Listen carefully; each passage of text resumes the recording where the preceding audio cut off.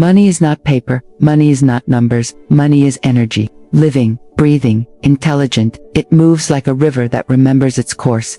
It listens like a loyal messenger to the voice that commands it. And today, you must hear this truth. Big money does not arrive because you chase it. Big money finds you because you are aligned with the secret law that calls it forth. What if big money has been looking for you all along, but your words and thoughts kept it blind? What if the very sentences you spoke under your breath closed the gate that was about to open? What if your own inner dialogue has been standing at the door, blocking the very supply that already carried your name? Florence Scovel Shinn taught that every word is a magnetic current. When you speak in fear, you create currents that repel.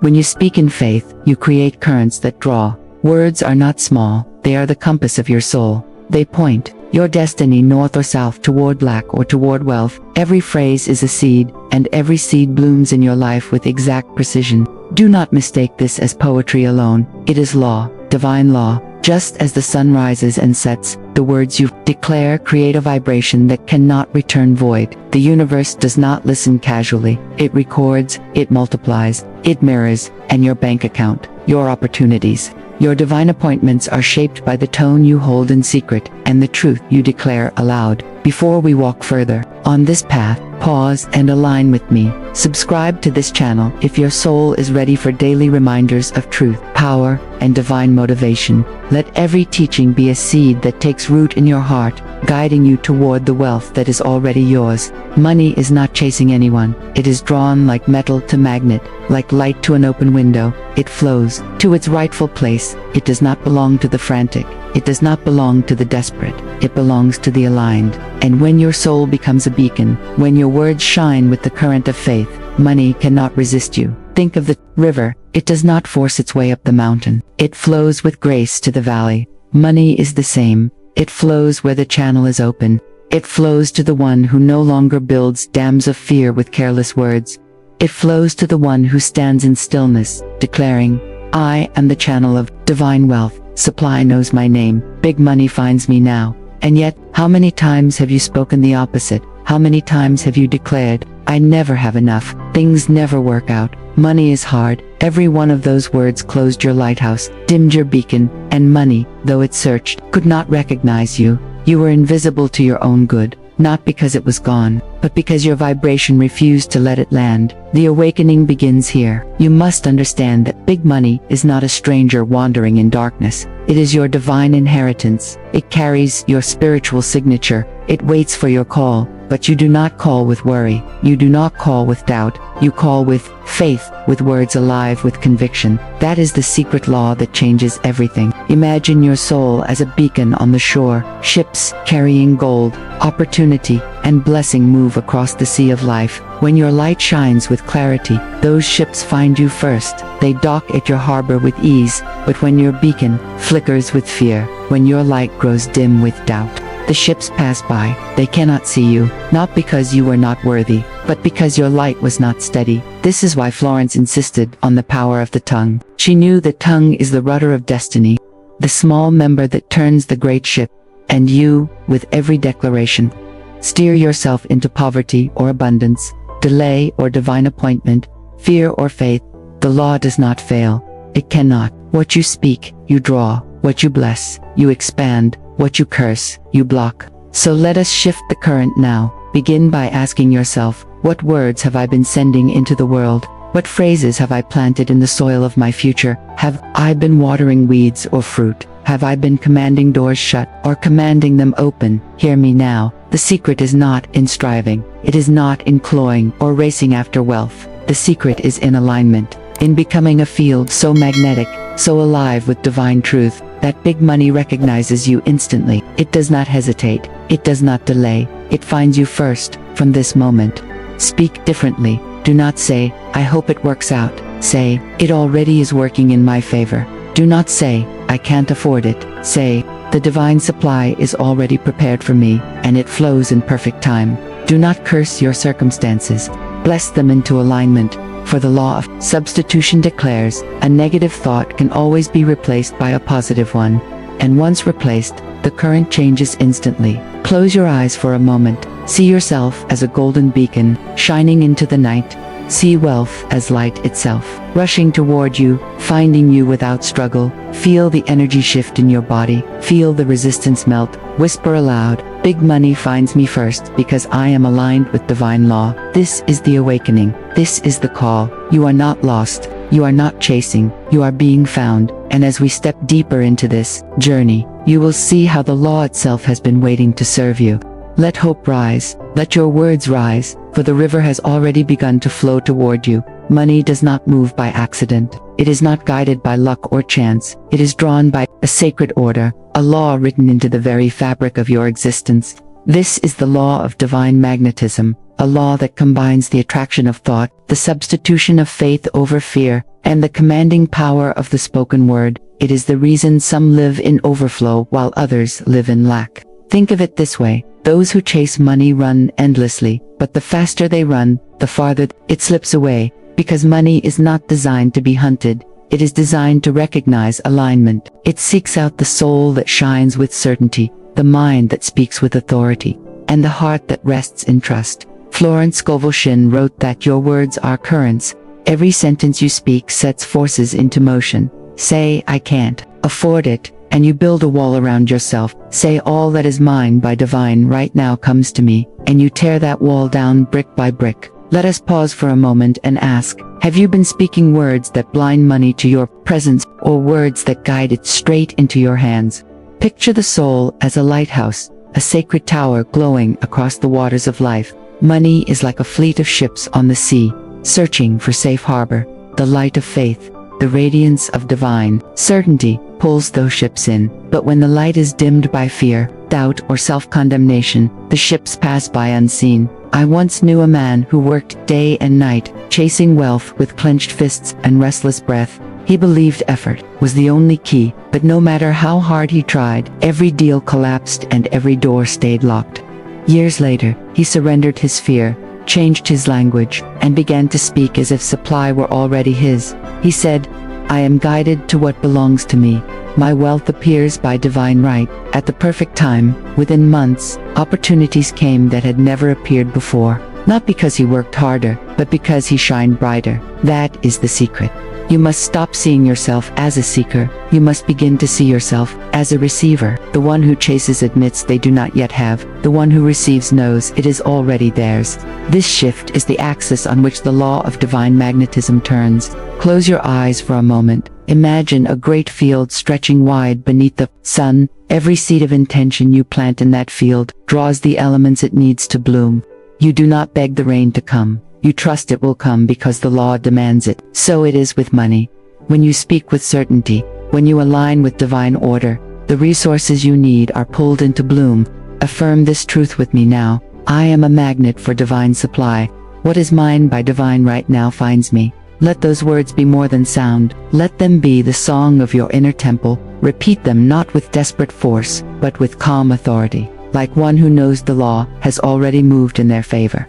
Here is the healing dialogue I want you to practice. When your mind whispers, I don't know how I'll make it, reply within, it is not my work to know the how, it is God's work to open the way. When fear says, what if I fail again? Answer, I walk by divine appointment. Every step is ordered, every supply is waiting. This is the law of substitution at work, replacing doubt with faith, fear with assurance, confusion with clarity. Remember this truth. The universe is not late. There is a divine clock, and when the hour strikes, no force on earth can keep your wealth from appearing. See it now in your mind's eye, the hands of that clock moving toward your appointed moment. Not a second early, not a second late, perfect timing, perfect order. You may feel a stirring within you right now, as if something hidden has been unveiled. That is because your soul knows this truth. It has always known. You are not here to beg for scraps of abundance. You are here to command divine wealth with the authority of your birthright. So walk as one who is already seen by money. Speak as one who is already recognized by wealth. Live as one who is already chosen by abundance. For you are the lighthouse, and the ships of prosperity are already on their way. And as we move forward, you will see how to align not just with money itself, but with the inner laws that hold it in place. If money is a living force that recognizes faith, why has it not yet recognized you?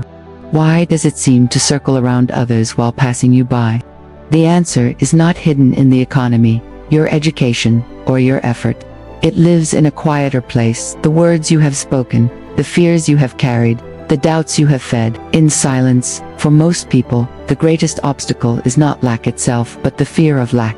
This fear does not whisper gently, it roars through your mind when bills arrive, when opportunities vanish, when the future feels uncertain, and with each fearful thought, a command is sent out into the unseen. Your subconscious listens, it records every word as truth, and begins to shape your world according to the script you give it. Florence Scovel Shinn called words boomerangs. What you release will always return. Say, I can't afford this, and the universe simply agrees. Say, money never stays with me, and your own energy drives it away.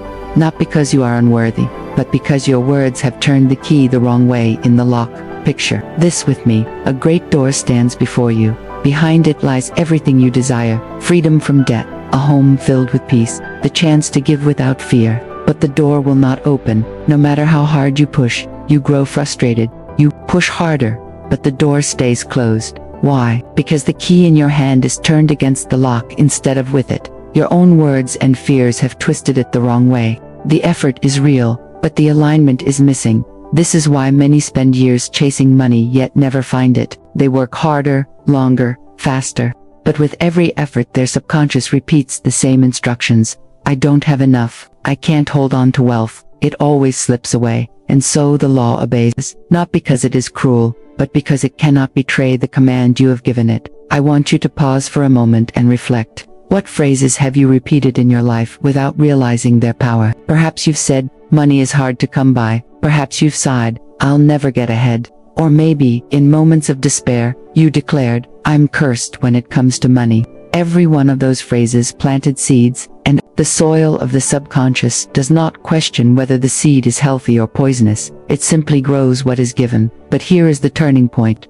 The same law that multiplied your fear will multiply your faith. The same door that once refused to open will swing wide when the key is turned with truth. Say these words now with me. Every word I speak plants seeds of wealth and divine order. Do you feel the difference? That affirmation is not begging, it is commanding. It does not point to lack, it declares alignment with the divine flow that has always existed. Think of the subconscious mind as a divine orchestra. Each word is a note played upon its strings. When you speak fear, the music is dissonant, clashing, creating chaos. But when you speak faith, the tones rise into harmony, guiding resources, opportunities, and ideas into perfect rhythm. I know some of you may be thinking, but I didn't mean it when I said those words. I was just frustrated.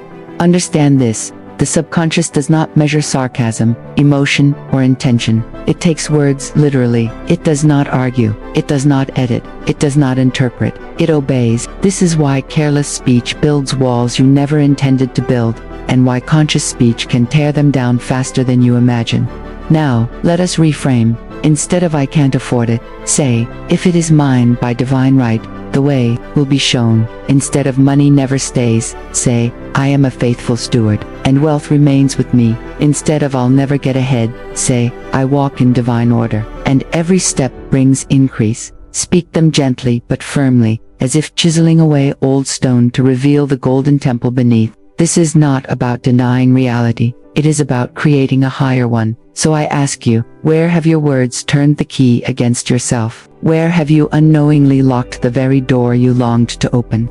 This realization is not here to shame you, it is here to awaken you. For the moment you recognize the power of your own speech, you also recognize that you can change it, and when you change it, everything shifts. Here is a short prayer you can carry in your heart. Spirit of truth, guide my tongue to align with your abundance. Let every word I speak open the gates of divine supply. Let no idle speech of fear take root in my life again. Breathe those words in. Let them settle into your chest. Feel how the energy shifts when the tongue becomes a compass pointing toward freedom instead of fear.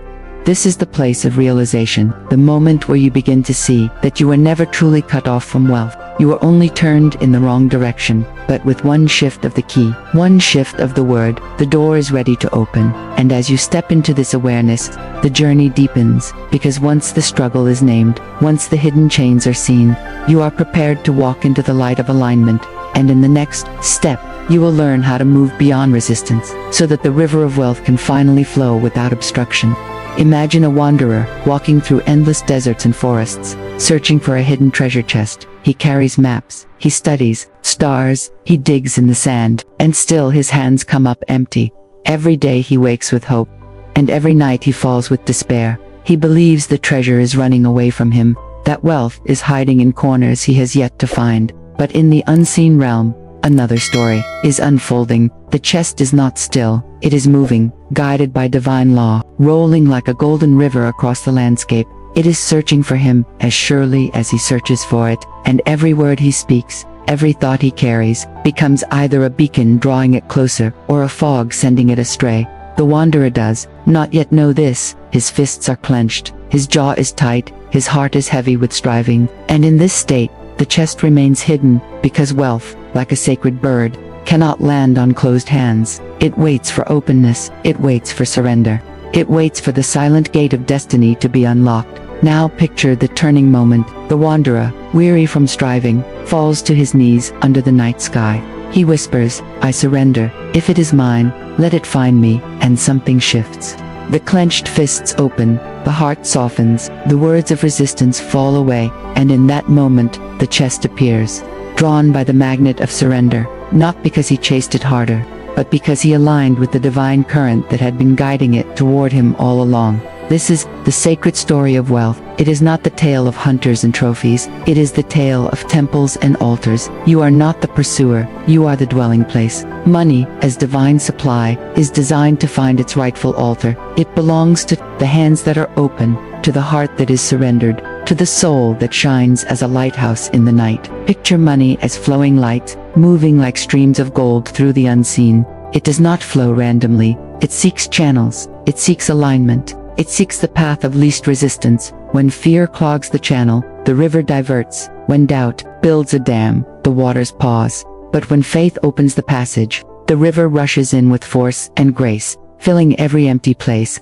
This is why chasing leaves you wary. You are running after what is already looking for you. The divine orchestra of life is not waiting for you to play every instrument. It is waiting for you to take your seat and allow the music to surround you.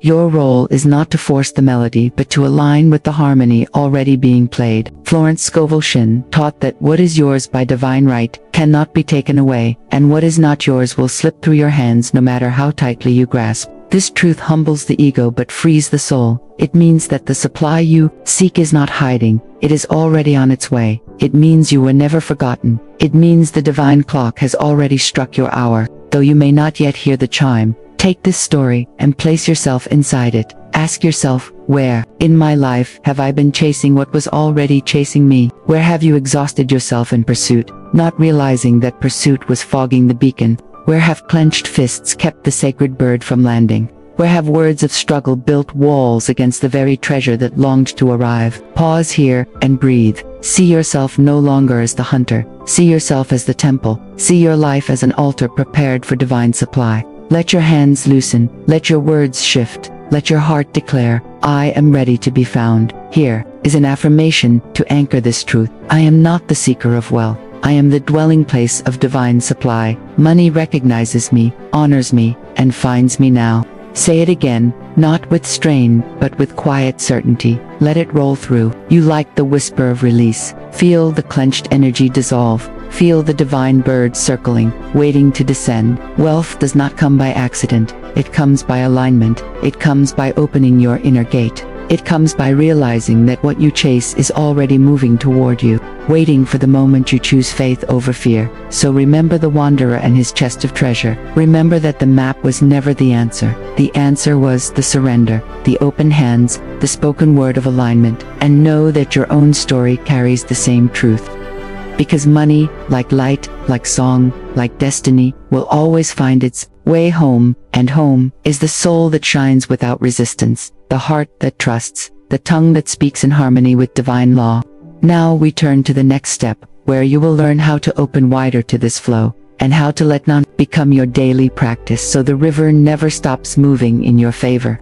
There comes a moment when the soul realizes that wealth is not something to be chased, it is something to be welcomed. It is something to be aligned with. It is something that has always been waiting at the silent gate of destiny, until your spirit was ready to open the door. This is where the law of non-resistance enters. Florence Scovel Shinn taught that what you resist, you strengthen, and what you bless, you release into flow. When you fight against your circumstances, when you clench your fists in worry, when you argue with life saying, "I never have enough," you unknowingly block the very supply that is seeking you. But when you release the grip, when you whisper, "God's supply is endless, and I live in it now," something miraculous occurs. The stream begins to move again. Wealth, like a river of gold light, flows back toward its rightful channel, and that channel is you. So let us walk the path of alignment together, not as beggars, but as temples of divine abundance, not as seekers, but as receivers of a law that never fails. Close your eyes for a moment, breathe deeply. See in your mind's eye a great stream of radiant light, pouring like liquid sunlight into your home, into your hands, into your bank account. This is not imagination. This is spiritual rehearsal. The subconscious mind does not distinguish between the real and the vividly imagined. What you feel with intensity becomes your inner law, and what becomes law within must take form without. Now, speak with me these daily affirmations, not as empty words but as declarations of truth. Divine wealth rushes to me now. Big money knows my name. I am the rightful receiver of infinite supply. Say it again, not with doubt, not with hesitation, but with the rhythm of certainty. Feel the divine orchestra moving as you speak. Each word strikes a chord in the unseen. Each phrase is a key turning in the lock of manifestation. Now, let us take this practice deeper. Take your journal and begin to write down the words you have spoken about money in your life. Be honest. Do not hide them. Perhaps you have written words like, "Money is hard to keep. I never have enough. Wealth is for others, not for me." These words may have felt casual at the time, but the subconscious does not treat them lightly. Every word is a seed, and seeds grow silently until harvest. Now, I invite you to rewrite them. Take each limiting sentence and transform it into divine truth. I never have enough becomes God's supply is endless, and I live in it now. Money is hard to keep becomes wealth multiplies in my hands with ease. Wealth is for others, not for me becomes I am divinely chosen to reveal abundance, and prosperity delights to stay with me. Do you feel the shift? This is not just writing. This is reprogramming the inner temple. Florence Scovel Shinn declared, "Your word is your wand." Your words are not powerless sounds, they are spiritual decrees. When spoken with faith, they cut through the invisible, like a sword of light, commanding substance to take form. But there is a secret most people miss. The subconscious requires two things to be persuaded: repetition and emotion. It is not enough to say the words once, cold and mechanical. You must say them daily, until they become the natural song of your soul. You must speak them with feeling, as if the truth has already unfolded in your life. For the subconscious mind, feeling is the language of acceptance, and once accepted within, the external world has no choice but to comply. Here is a simple practice to seal this alignment. Each morning, before the noise of the world enters your mind, place your hand on your heart and declare, "Divine wealth is my birthright. Big money finds me with grace. I am aligned with God's endless supply." Pause, feel the words, visualize the river of light entering your day, imagine your steps magnetized to opportunities, your words carrying power, your presence attracting supply, and each night, before you sleep, whisper a prayer of release. I rest in divine timing, I resist nothing, I receive everything meant for me. Let these words carry you into rest, so your subconscious can work unopposed in the silence of sleep. You may be tempted to ask, but what if I don't see results right away? That is where faith and non-resistance stand guard. The divine clock never ticks too early and never too late. When you try to force it, you disturb the harmony of the orchestra. But when you trust the timing, you begin to notice signs: small blessings, unexpected opportunities, open doors where walls once stood. Each is a whisper that the law is working, that supply is moving, that wealth is already on its way. Release the need to chase, release the fear of delay, release the inner resistance that argues with what is. Instead, stand in the temple of now, and declare, "What is mine comes swiftly and surely by divine right. I welcome it with joy." This is how big money finds you, not by frantic effort, not by anxious pursuit, but by alignment of thought, word, and spirit with the eternal law of supply. The treasure does not respond to struggle, it responds to surrender. The bird of wealth does not land on clenched fists, it rests only in open hands. So I ask you now, are your hands open? Is your heart unclenched? Have you stopped resisting what life is trying to give you? Because the secret is not in running faster, but in standing still with faith. The supply has always been on its way. It has always known your name.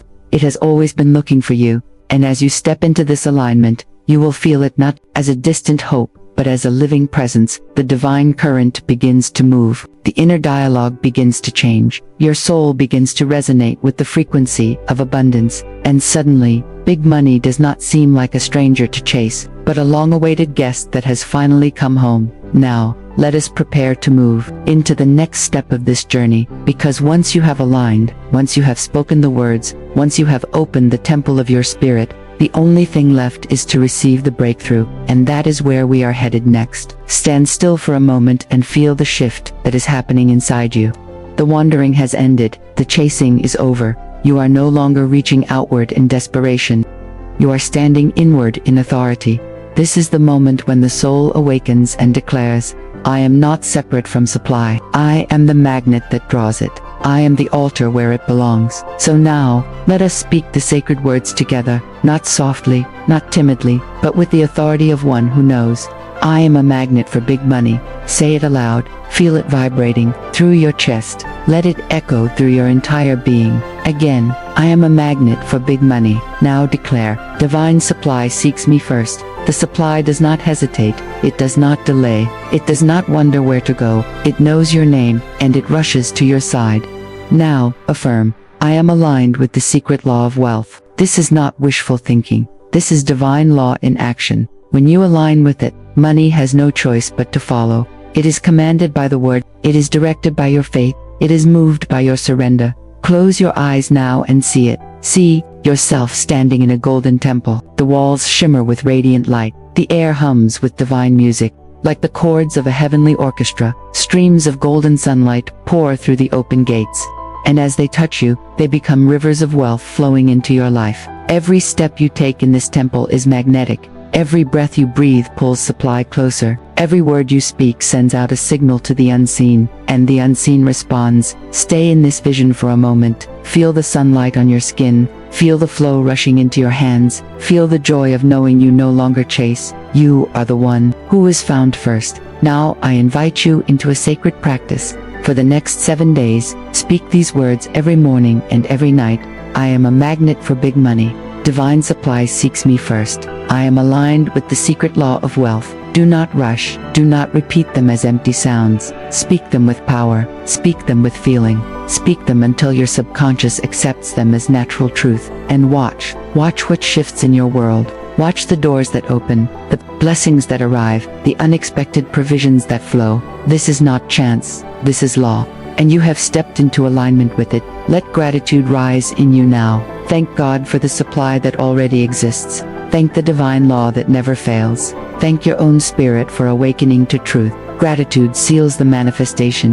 Gratitude completes the circuit. Gratitude prepares you to receive more. So, we close with this victorious declaration. Big money now finds you first. Not because of struggle, not because of luck, but because you have remembered the secret. You have spoken the word. You have opened the temple of your heart, and supply has recognized its home. You are no longer the seeker. You are the found. You are no longer the hunter. You are the magnet. You are no longer in lack. You are in divine flow. This is your soul's new identity. This is your sacred inheritance. This is your eternal law. And if these words have awakened something deep within you, if you are ready to live each day with faith, power, and divine alignment, then I invite you subscribe to this channel. Here you will find daily teachings that remind you of who you really are, daily truths that lift your spirit, daily words that shape your destiny, because your soul was not made for small living. Your soul was made for abundance, freedom, and divine prosperity.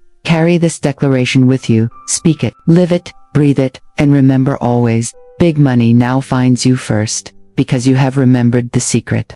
You cannot step into your future while clinging to your past. The old you must die for the new one to rise. This is the first truth, and though it cuts like a sword, it heals like light. Every day the world whispers to you, be louder, be brighter, be stronger, but never confront the shadows within. Society teaches you to polish your chains instead of breaking them. It tells you to decorate the tombs of your fear, to perfume the garments of your shame, to smile while suffocating under the labels you never chose. But the soul knows better.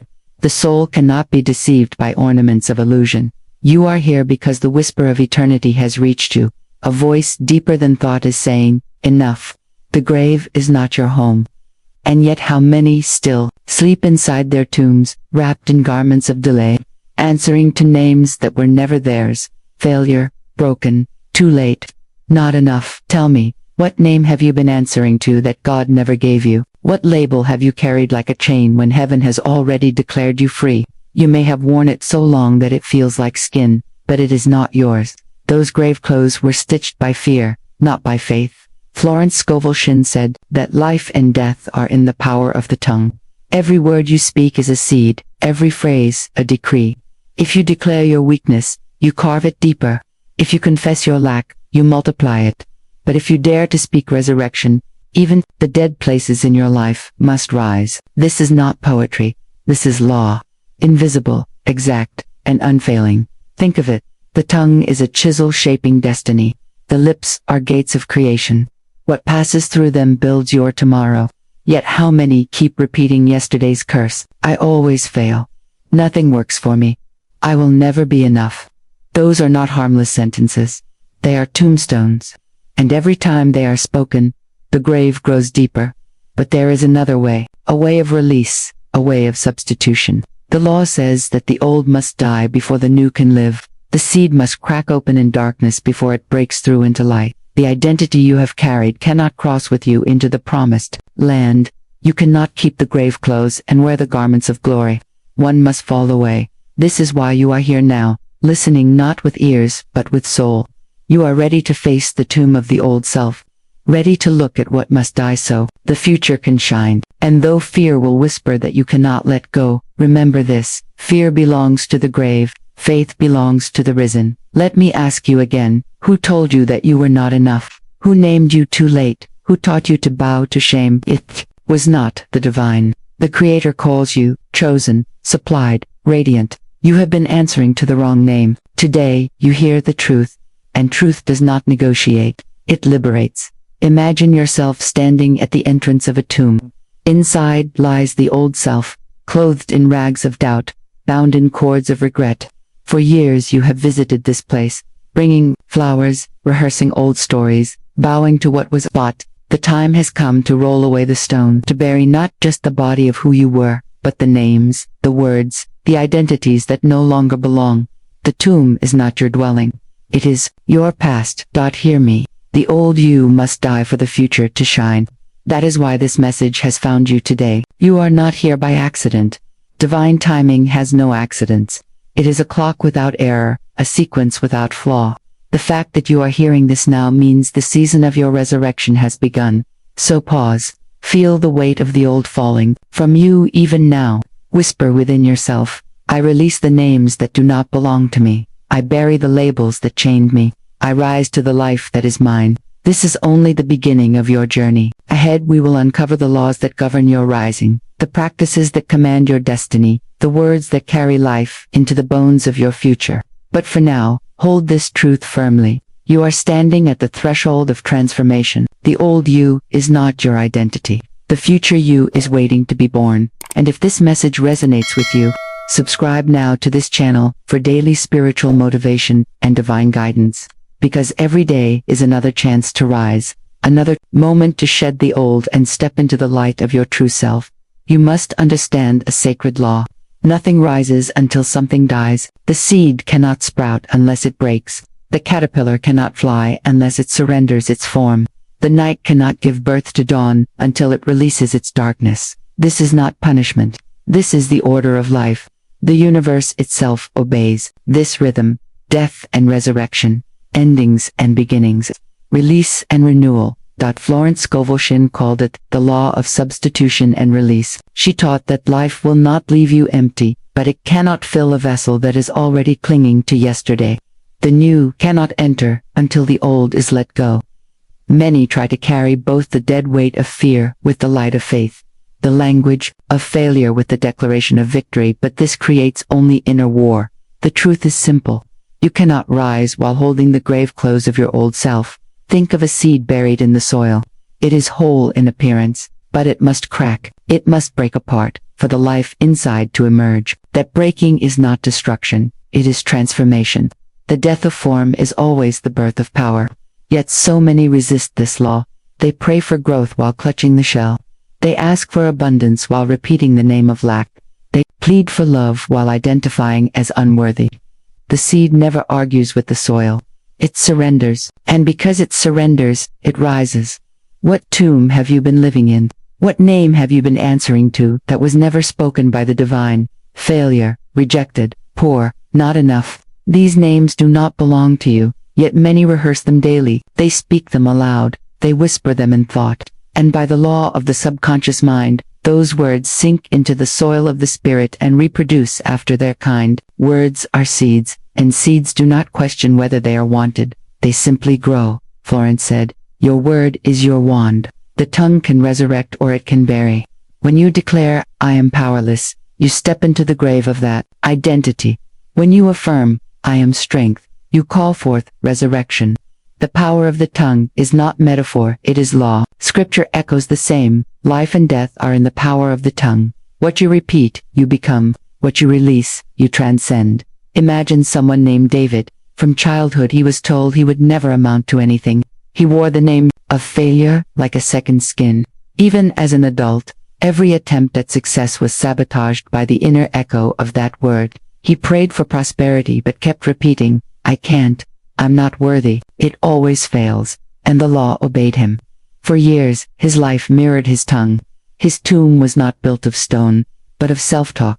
His resurrection began the moment he spoke a different name. I release what no longer serves. I am the structure of strength. My tongue resurrects power. At first the words felt foreign, even foolish. But repetition creates reality. Slowly the old identity cracked, like a seed breaking in the dark, and the new life within him began to rise. So I ask you again, what labels are keeping you buried? What story are you repeating that no longer belongs to you? And are you willing to let it die so that something greater can rise? The law of release is not gentle suggestion, it is divine command. To hold on is to suffocate. To release is to breathe. To cling to the past is to stay buried. To let go is to rise. This is why Florence insisted that every negative word must be replaced with its divine opposite. This is the law of substitution. For every I can't, declare I can. For every I am weak, declare I am strength. For every I am broke, declare I am provided for in divine abundance. You do not fight the darkness. You light the candle. Close your eyes for a moment. See yourself standing at the entrance of an old tomb. Inside lie the names you have outgrown. Shame, fear, scarcity. You no longer belong there. Say aloud, I release what no longer serves. See yourself removing those grave clothes one by one, each label falling to the ground, each fear dissolving, like mist. Then turn, walk toward the light. Feel the air of resurrection touch your skin. Whisper, I rise. This is the secret the soul has been waiting to remember. Death is not the end. It is the doorway. The old self cannot stay because the new self is already calling. The universe will never leave you empty, but it requires your surrender. The seed must break. The tongue must change. The name must be released. Do not fear this death. Embrace it. For in every surrender lies the seed of resurrection. And the moment you let the old self die, the new one does not hesitate. It rises, it shines, it declares, and it lives now. We stand at the threshold. You have buried the past. You have released the name. The next step is to step into resurrection itself. To not only let go of the old, but to live as the new.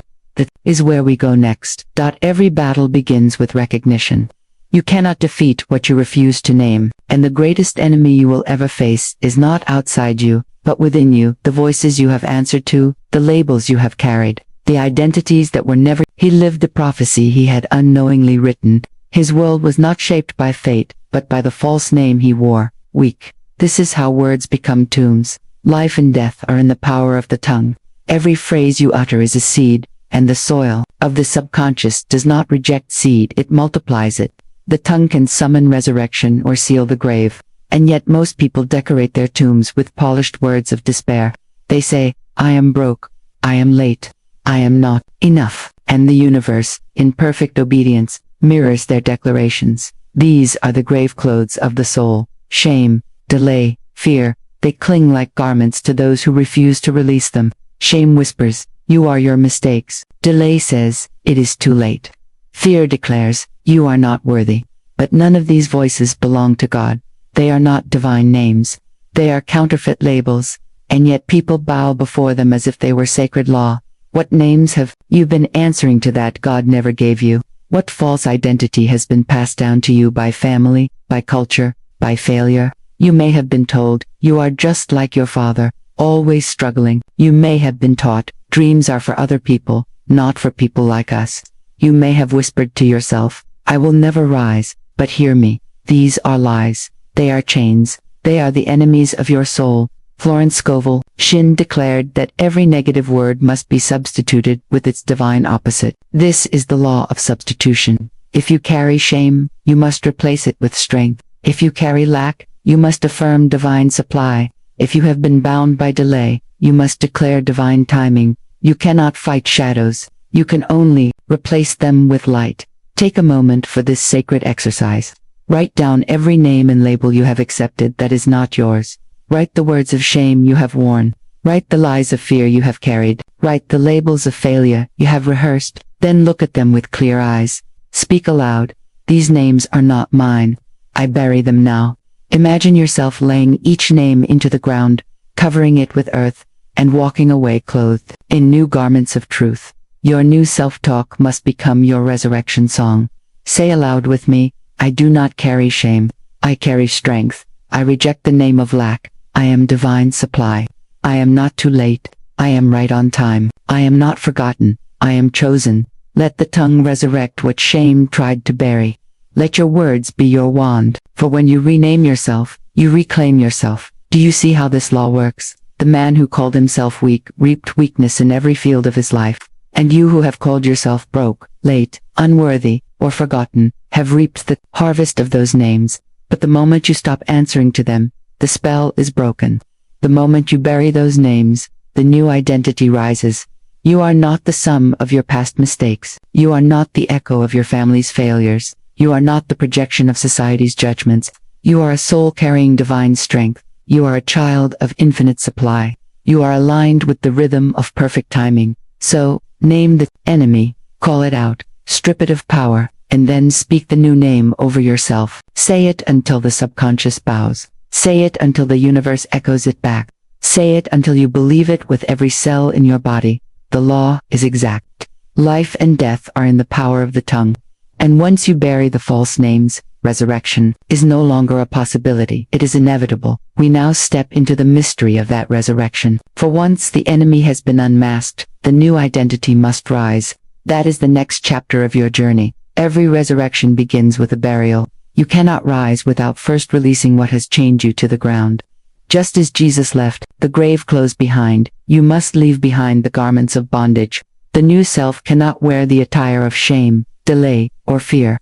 The grave must hold what no longer belongs to you, and the stone must be rolled away by your words. Close your eyes for a moment and see yourself standing before the tomb of your past. The walls are cold, the air heavy with silence, and at your feet lie the garments of the old self. These are the clothes of shame that whispered you were unworthy. These are the wrappings of delay that told you it was too late. These are the threads of fear that convinced you to stay small. And today, you do not wear them anymore. Today, you bury them. Speak this with power. I speak death to every old version of myself. I release shame. I release delay. I release fear. That self is not here. That self is finished. Let your voice be the hammer that seals the coffin.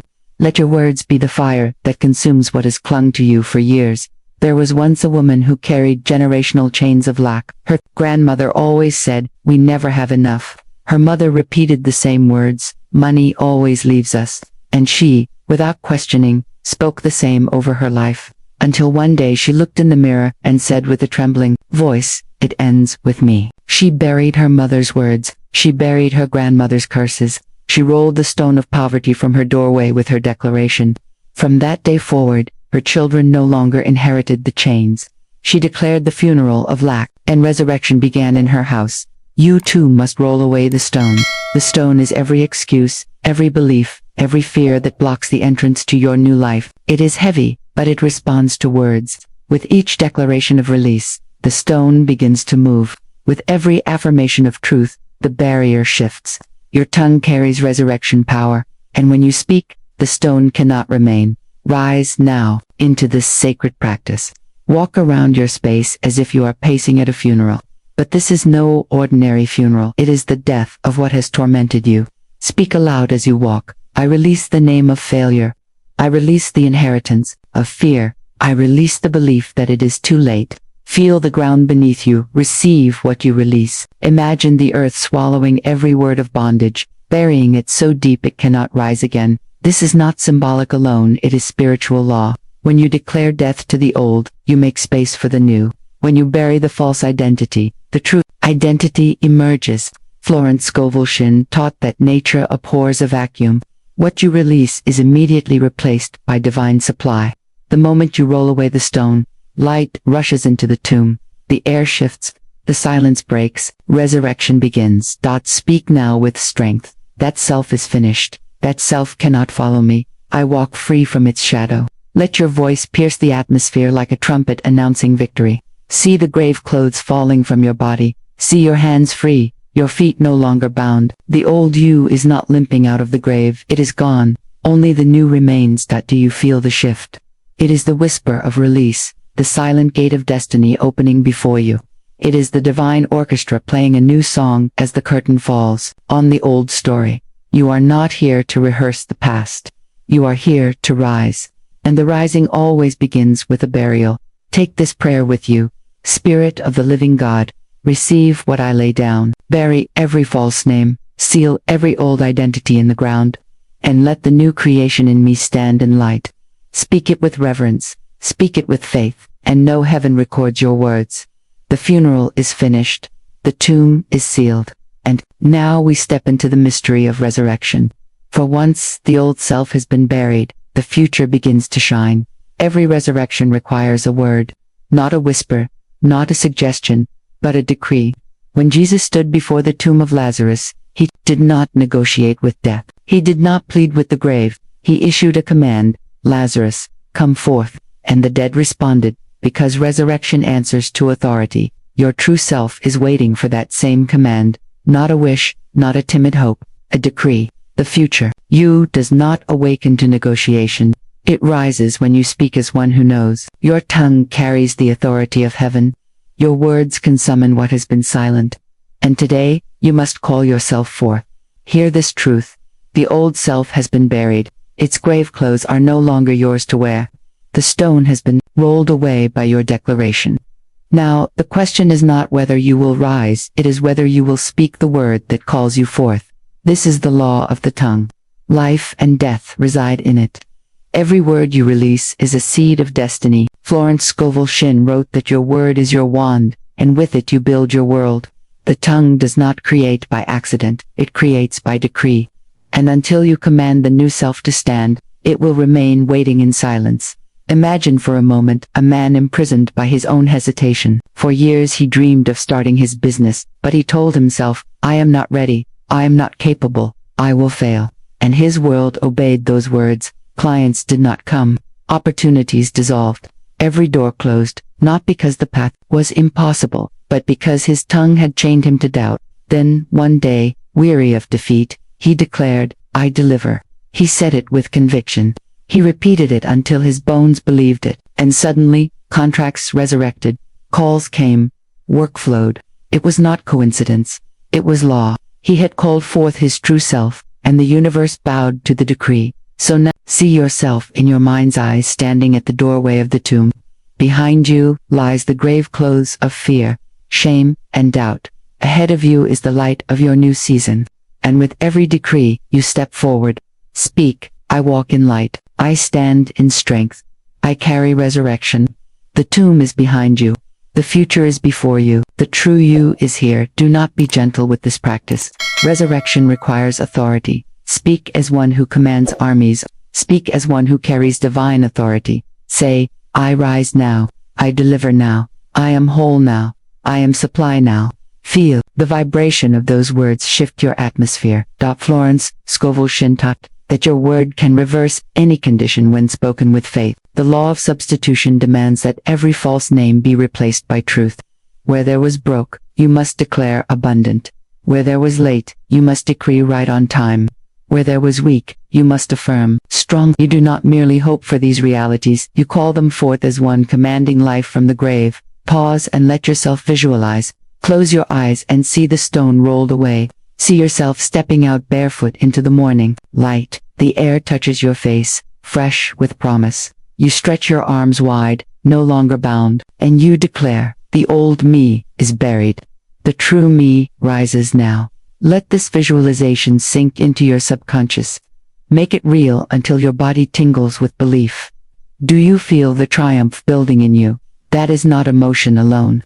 It is the soul answering to truth. It is the divine orchestra tuning its instruments as you step onto the stage of destiny. It is the silent gate of destiny swinging open because you dared to command it.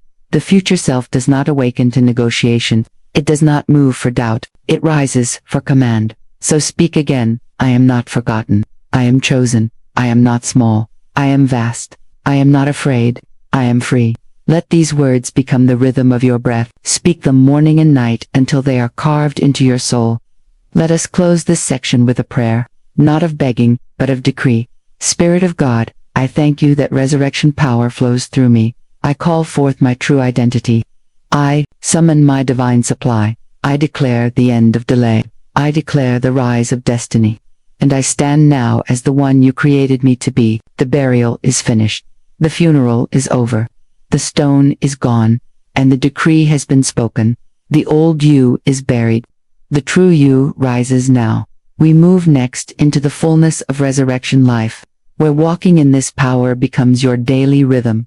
Every family carries a language. Some inherit songs of hope, others inherit whispers of fear. Words passed from parent to child are more than sound. They become the architecture of destiny. They are the unseen inheritance. Some families hand down houses, others hand down habits, but the greatest inheritance is not money, not land, not titles. It is words. The tongue is generational real estate. What you speak does not end with you. It plants itself into the soil of your lineage. A curse is not always a ritual. Sometimes it is a sentence repeated for generations. We never have enough. That's just how life is.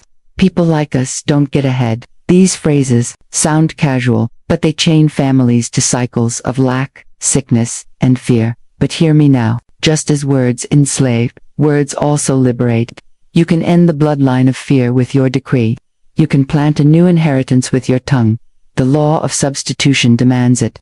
Every phrase of defeat must be replaced with a declaration of destiny. Where they said we are cursed, you must say we are blessed. Where they said life is hard, you must say life flows with divine ease. Where they said we are unlucky, you must decree we are chosen. There was a woman who grew up hearing lack echo through her childhood home. Her mother would sigh, we will never have enough. Her grandmother would say, money slips through our hands, and the echo repeated into her own adult life. Struggle seemed inevitable, like a script she could not escape, until one day, she stood in her kitchen, weary of recycled defeat, and she said aloud, my children will never hear me speak lack again. From that day forward, she spoke abundance in the face of bills. She declared provision in the face of delay, and slowly, the atmosphere shifted. Her children grew up hearing, we always have more than enough. Her bloodline pivoted because she had the courage to end the inheritance of fear. This is generational resurrection. When one voice dares to end the old song and begin a new one, you are not only resurrecting your own self, you are raising an entire lineage. You are summoning futures unborn. Your decree today becomes their foundation tomorrow. So declare this with me now. I am the first fruits of freedom in my family. Speak again. This bloodline now lives under grace, not grief. Let the vibration of those words shake the dust of old sentences from your soul. You are not only speaking for yourself, you are speaking for those who came before you, and those who will come after you. Florence Scovel Shinn taught that curses are merely words believed. They have no power until we give them agreement. The law of non-resistance tells us not to fight the past, but to substitute it with truth. So, instead of wrestling with what your family said, you replace it. If they said we can't, you decree we can. If they said we always suffer, You affirm we always rise. This is not denial. This is resurrection. Take a moment now for a sacred journaling practice. Write down the phrases you remember hearing in your family, the ones that still echo in your mind. Ask yourself, which ones end with me today? Do not be afraid to confront them. They have no life except the life you give them. Write them, cross them out. Then beneath them, write your decree of resurrection. Where it once said fear, let your pen declare faith. Where it once said poverty, let your ink announce prosperity. This act is not symbolic alone. It is spiritual law. The subconscious mind records new decrees when spoken and written with intention. Your journal becomes a contract of resurrection. Speak these affirmations with me now. The language of lack ends here. The pattern of fear ends here. My lineage is washed in grace. My family stands under divine supply. I call forth a new inheritance. Speak them until they feel carved into your bones. Speak them until they feel older than the curses. Speak them until your soul believes they always belonged to your family. See it in your spirit. Imagine your ancestors standing behind you, weary from battles they could not win. See your children, or the children of your lineage, standing before you, waiting to inherit. And picture yourself as the bridge. Your mouth is the gate. When you speak resurrection, you are rolling away the stone for all of them. You are ending a bloodline of fear and beginning a bloodline of freedom. Do not underestimate the power of this moment. You may think, I am only one voice, but one voice declared, let there be light, and creation obeyed. One voice cried, Lazarus, come forth, and death released its grip. One voice can end centuries of chains and begin centuries of blessings. That's all. Let us close this section with the decreeper spirit of God. I thank you that my words are not small. They carry the inheritance of heaven. I release every curse spoken by my ancestors. I forgive their ignorance, and I substitute every sentence of defeat with declarations of victory. From this day forward, my bloodline is blessed. My family walks in grace. My lineage dwells in abundance, and I stand as the resurrection of a new inheritance. The chains have been broken. The old words are buried. The new language is alive. This is generational resurrection. And from here, we step into the revelation of divine inheritance, where what belongs to you unfolds in full measure. The stone has been rolled away, the old garments are buried, and now, the risen self stands in the light. This is not theory, this is transformation. The shift has already begun within you. The voice that once trembled with fear now carries authority. The heart that once bowed to delay now beats in divine timing. The hands that once reached with desperation now extend with calm dominion. This is the beauty of resurrection. The contrast is sharp and undeniable. The old self lived under shame, delay, and doubt. It wore grave clothes stitched with fear. But the risen self radiates clarity, abundance, and unshakable peace. It wears garments woven by grace. You are no longer a prisoner of shadows. You are a child of light. Picture the contrast in your own life. The old you woke with anxiety, bracing for lack. The new you rises with decrees that set the tone of the day. Imagine beginning each morning by speaking aloud, I am risen. I walk in divine timing. I live as the Word made flesh. These are not empty affirmations. They are spiritual decrees that summon your future into the present. The law of substitution teaches us that we cannot simply resist fear, we must replace it. The old self reacted with panic when money seemed short. The risen self answers with faith. Divine supply meets me at every gate. The old self delayed decisions, afraid of failure. The risen self declares, I no longer delay. I now deliver. The old self bowed to the weight of shame. The risen self lifts its head and says, I am the righteousness of God, clothed in dignity. Your daily life becomes the garden after the grave. Once barren, now blooming. Once silent, now singing. The weeds of old words have been uprooted, and the soil of your spirit is fertile with decrees of life. Every choice you make, every word you speak, carries the fragrance of resurrection. This is where divine timing reveals its glory. The risen self does not force doors open, nor does it sit paralyzed in hesitation. It listens to the silent gate of destiny and moves with the rhythm of heaven. Opportunities align. Conversations flow. What once seemed delayed now arrives on time because you are aligned with divine order. Do you see it? The risen self is not chasing. The risen self is attracting. It is not begging. It is commanding. It is not lost. It is led. This is dominion not over others, but over the chaos that once ruled within. Take a sacred pause now and imagine your day as the risen self. You wake with gratitude. You speak your decrees. You walk into work or into the world, carrying yourself with calm strength. Someone questions you, but instead of shrinking, you respond with clarity. A challenge arises, but instead of panic, you lean into peace. You become the embodiment of resurrection in motion. Say these affirmations with me. I am risen. I walk in divine timing. I live as the Word made flesh. Speak them until they sound like your natural language. Speak them until they replace the inner monologue of fear. Speak them until your soul stands taller. Florence Scovel Shinn often reminded her students that the invisible becomes visible when spoken with faith. This is your moment to live visibly as what was once invisible. The garden of your future is blooming. Do not wait for permission to walk in it. Step into it now. I invite you to seal this moment with action. Write in the comments, I rise. This is not for me. This is for you. When you type those words, you anchor them in the natural realm. You take what is invisible and give it form. I rise becomes more than a statement. It becomes a signature of resurrection. Now, let us make one final sacred declaration together. Close your eyes, breathe deeply, and speak aloud. The old me is gone. The true me has risen. My future shines with the light of God. Feel the energy shift as those words settle into your spirit. This is not just language. This is law. The old grave has no claim on you. The stone is rolled back. The garden blooms. The divine orchestra plays a new song, and you are its living note. Walk forward. Live risen. Shine with the brilliance of one who knows their place in the divine story, because the truth is simple and eternal. The old you is gone. The true you has risen, and your future shines with the light of God. Every time you touch money, you are touching energy, not paper, not coins, not numbers on a screen. Energy, living, breathing, circulating energy. What words do you speak when money passes through your hands? Do you bless it, or do you curse it, without even knowing? Do you treat it as a friend carrying blessings to your future, or as an enemy that slips away no matter how tightly you hold it?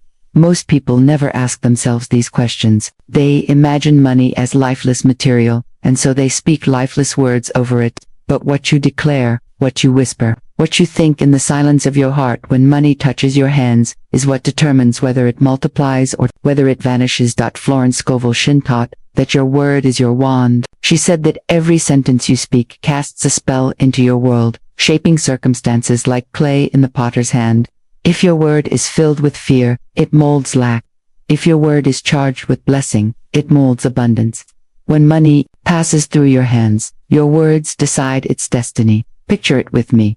A farmer stands in the field. In his palm rests a seed. He can crush it, curse it, toss it away with bitterness, or he can plant it, bless it, water it, and wait for its multiplication. That seed is money. The harvest is determined not by its size but by the spirit with which it is sown. Every time you hand over a bill, you are planting a seed. Every time you receive money, you are receiving seed back into your field. The words you speak at that sacred moment decide the harvest. Speak in fear, and the seed withers. Speak in blessing, and the seed multiplies beyond what the eye can imagine. Now, pause. Think of the last time you touched money. Did you sigh? Did you complain? Did you whisper lack over it without even realizing? Or did you bless it? Did you call it holy? Did you thank God for the seed and release it to return with increase? Your subconscious hears every syllable. Your spirit records every vibration. Money carries the frequency of the words you attach to it, and it always obeys the command. It leaves you either chained to cycles of scarcity, or it returns to you as a river of abundance. This is the mystery most people never see. They think money is math, but money is music, a divine orchestra responding to the conductor's command. And you, through your words, hold the baton. The melody can be fear, or it can be faith. What song have you been conducting in the silence of your exchanges? Florence said that words are alive, that every word is a seed in the invisible. If you want your life to bloom with wealth, you must first sow the right speech. To say I never have enough is to sow famine. To say my money blesses and multiplies is to sow harvest. The soil of the universe makes no judgment. It simply produces what is planted. Perhaps you have wondered why money seems to slip through your fingers.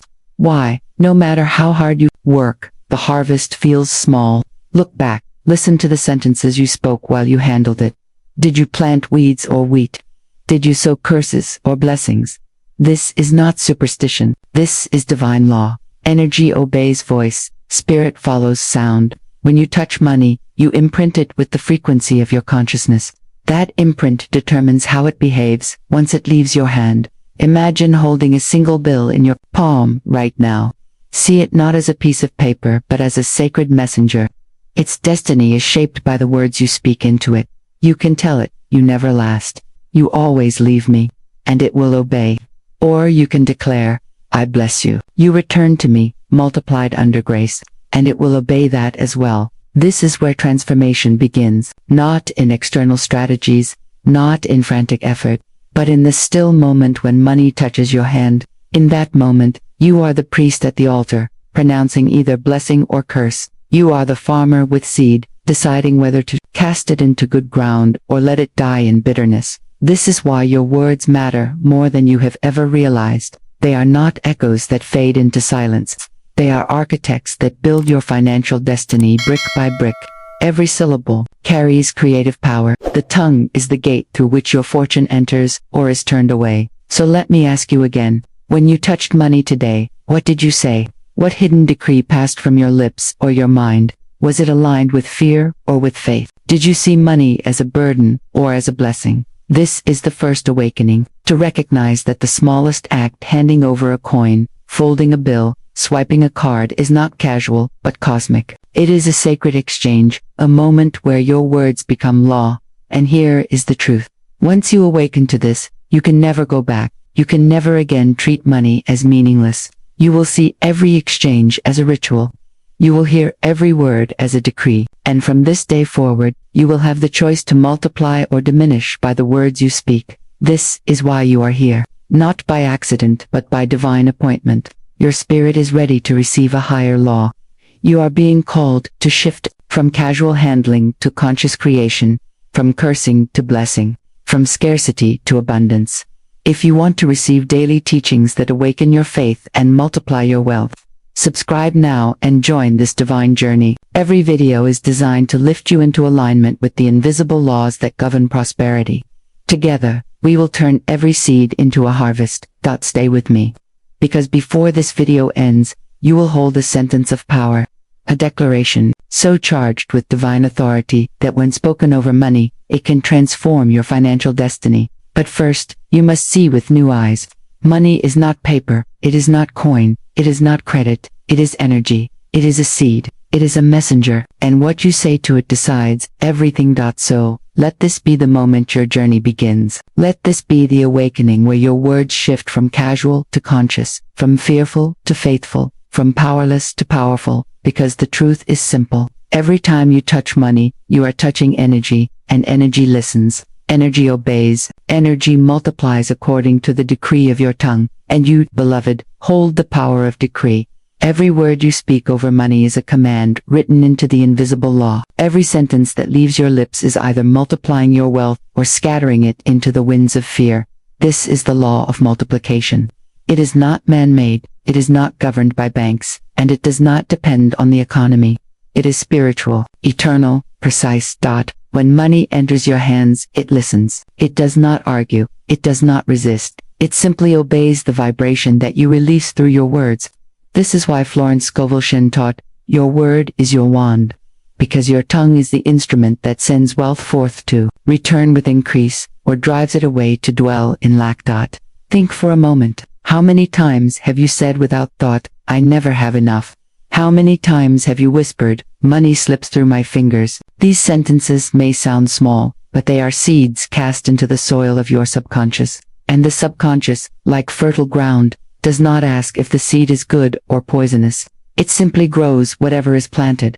This is why so many live in cycles of lack, not because God has denied them, not because opportunity is absent, but because the words they speak over money send it away, like a bird frightened from the hand.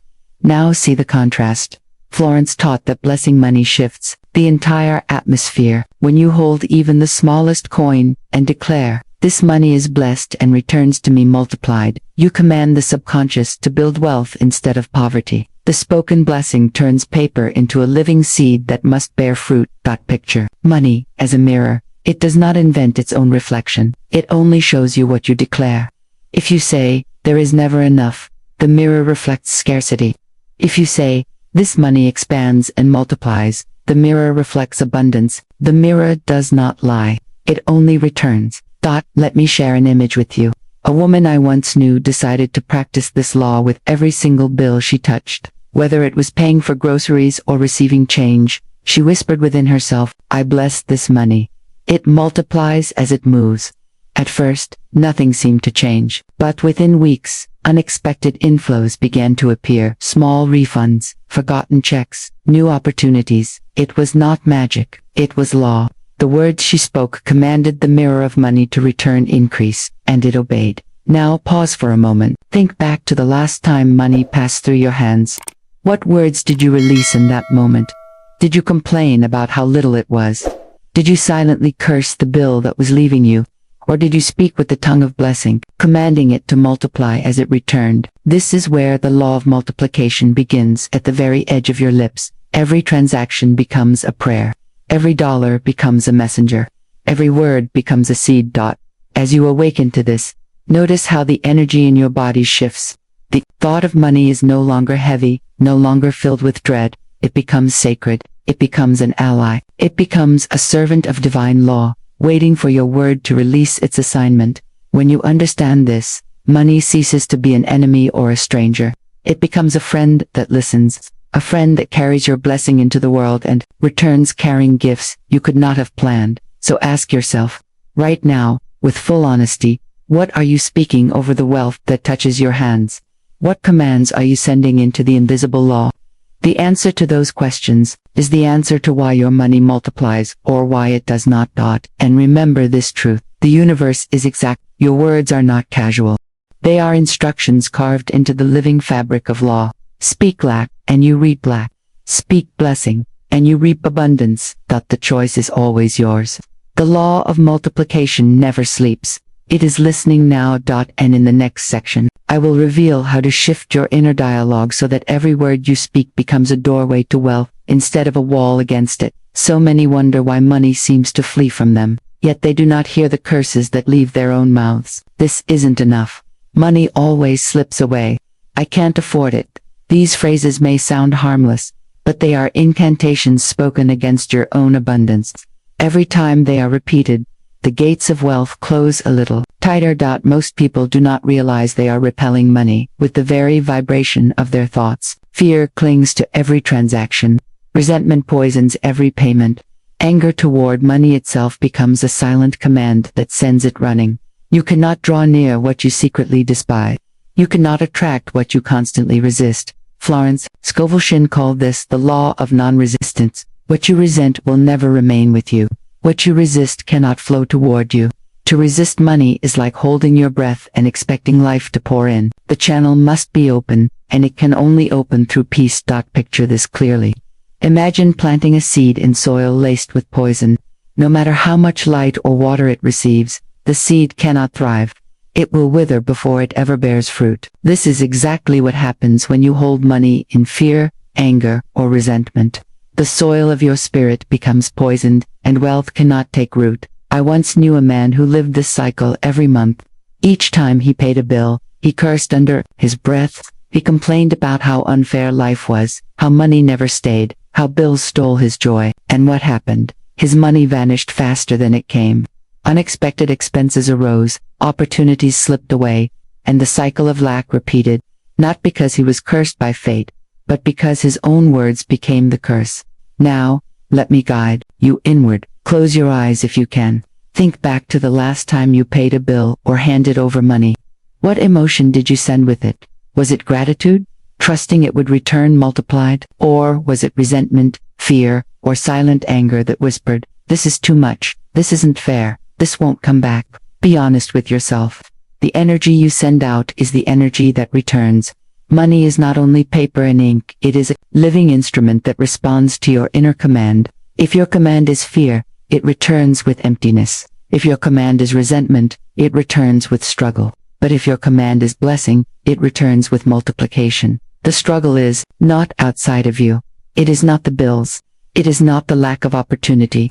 The struggle is within the poisoned soil of fear and resistance. And until the soil is cleansed, no seed of wealth can thrive. Yet here lies the good news. You can choose again. You can cleanse the soil with peace. You can release resentment. You can speak blessing instead of complaint.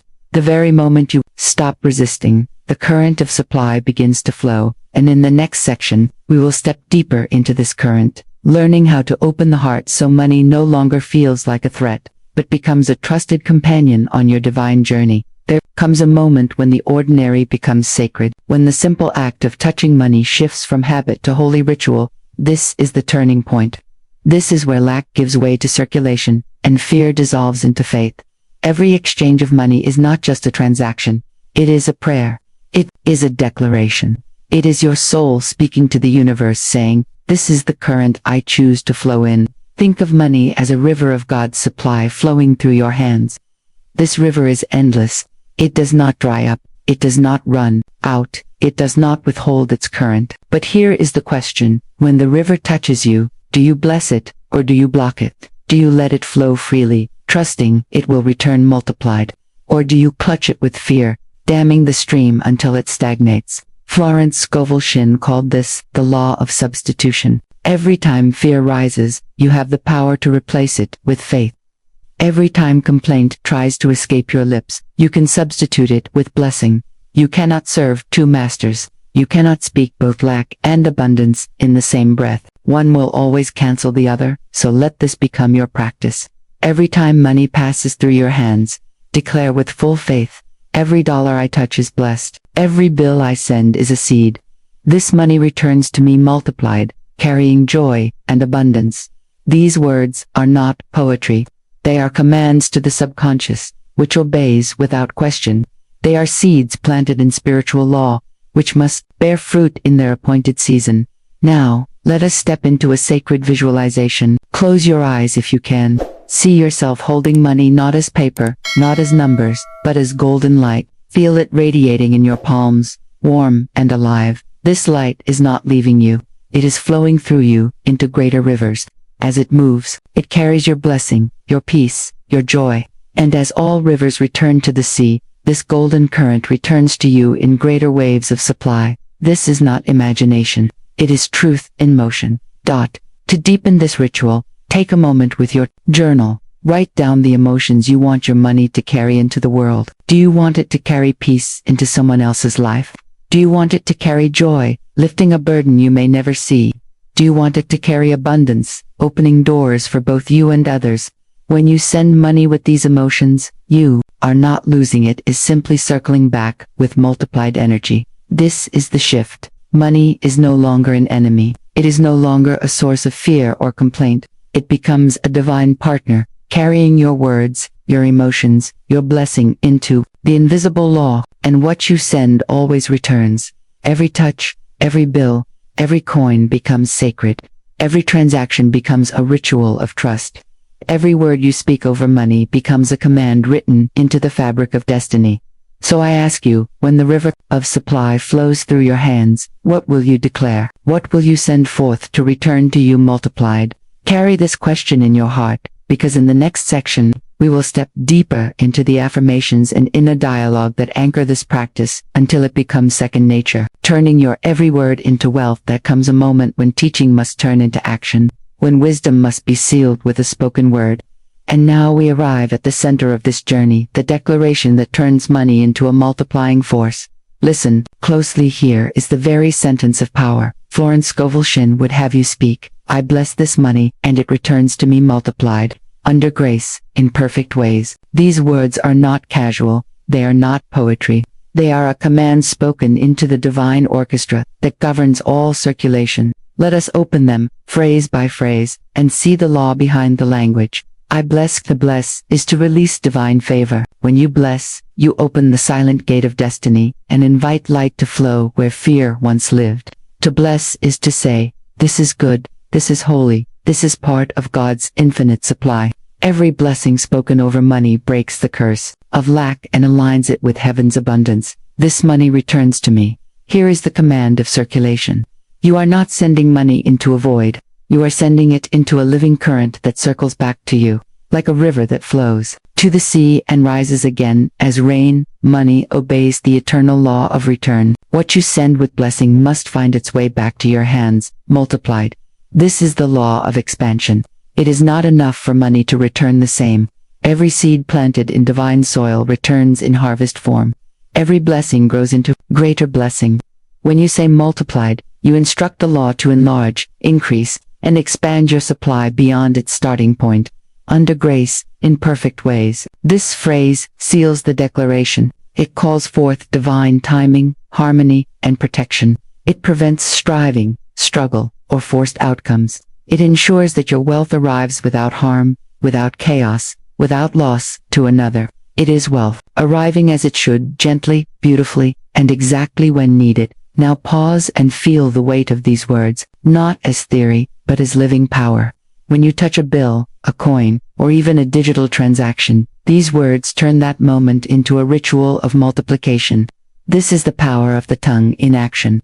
This is heaven's law speaking through your lips. Here is your challenge. For the next 7 days, every time money passes through your hands, speak this declaration aloud or within your heart. I bless this money, and it returns to me multiplied, under grace, in perfect ways. No exceptions, no transactions are too small. Every cent carries the vibration of your word. Every dollar becomes a seed of blessing. Notice what shifts within you as you practice. When fear tries to rise, the declaration becomes your sword. When complaint whispers, the blessing silences it. When doubt comes near, the law of return answers back with peace. And here is the deeper invitation. Ask yourself, how does my heart feel when I bless money instead of fearing it? You may notice your chest opening, your breath deepening, your spirit softening. You may feel a release, like chains falling from your hands. This is the inner proof that the law is working not only on your money, but on your soul. Because blessing money does not just multiply wealth, it multiplies peace, it multiplies joy, it multiplies trust in divine supply. And as your inner world shifts, your outer world cannot help but follow. So let this declaration be your companion. Let it live on your tongue. Let it echo in your mind. Let it anchor in your spirit. Each time you speak it, you are not repeating empty words.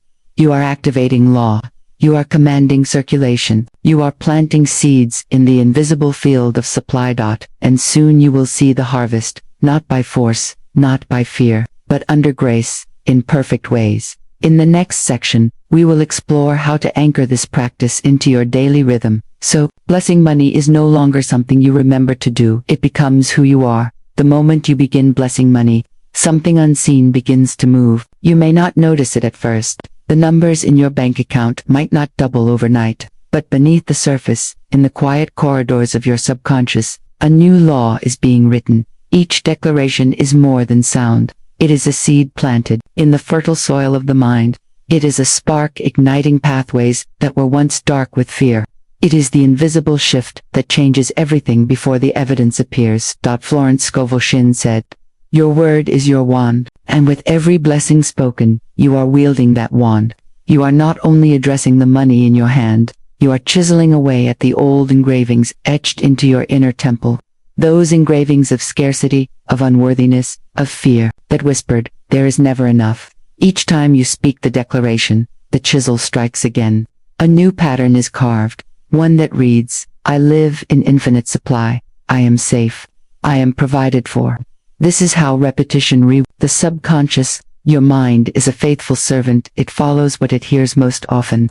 When lack has been the loudest voice, lack has ruled your reality. But when blessing becomes your daily language, the subconscious shifts allegiance. It begins to serve abundance instead of fear.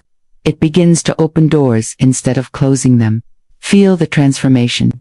Where once you looked at a bill with dread, now you can hold it and say, I bless this money and it returns to me multiplied, under grace, in perfect ways. That moment rewrites the memory attached to money.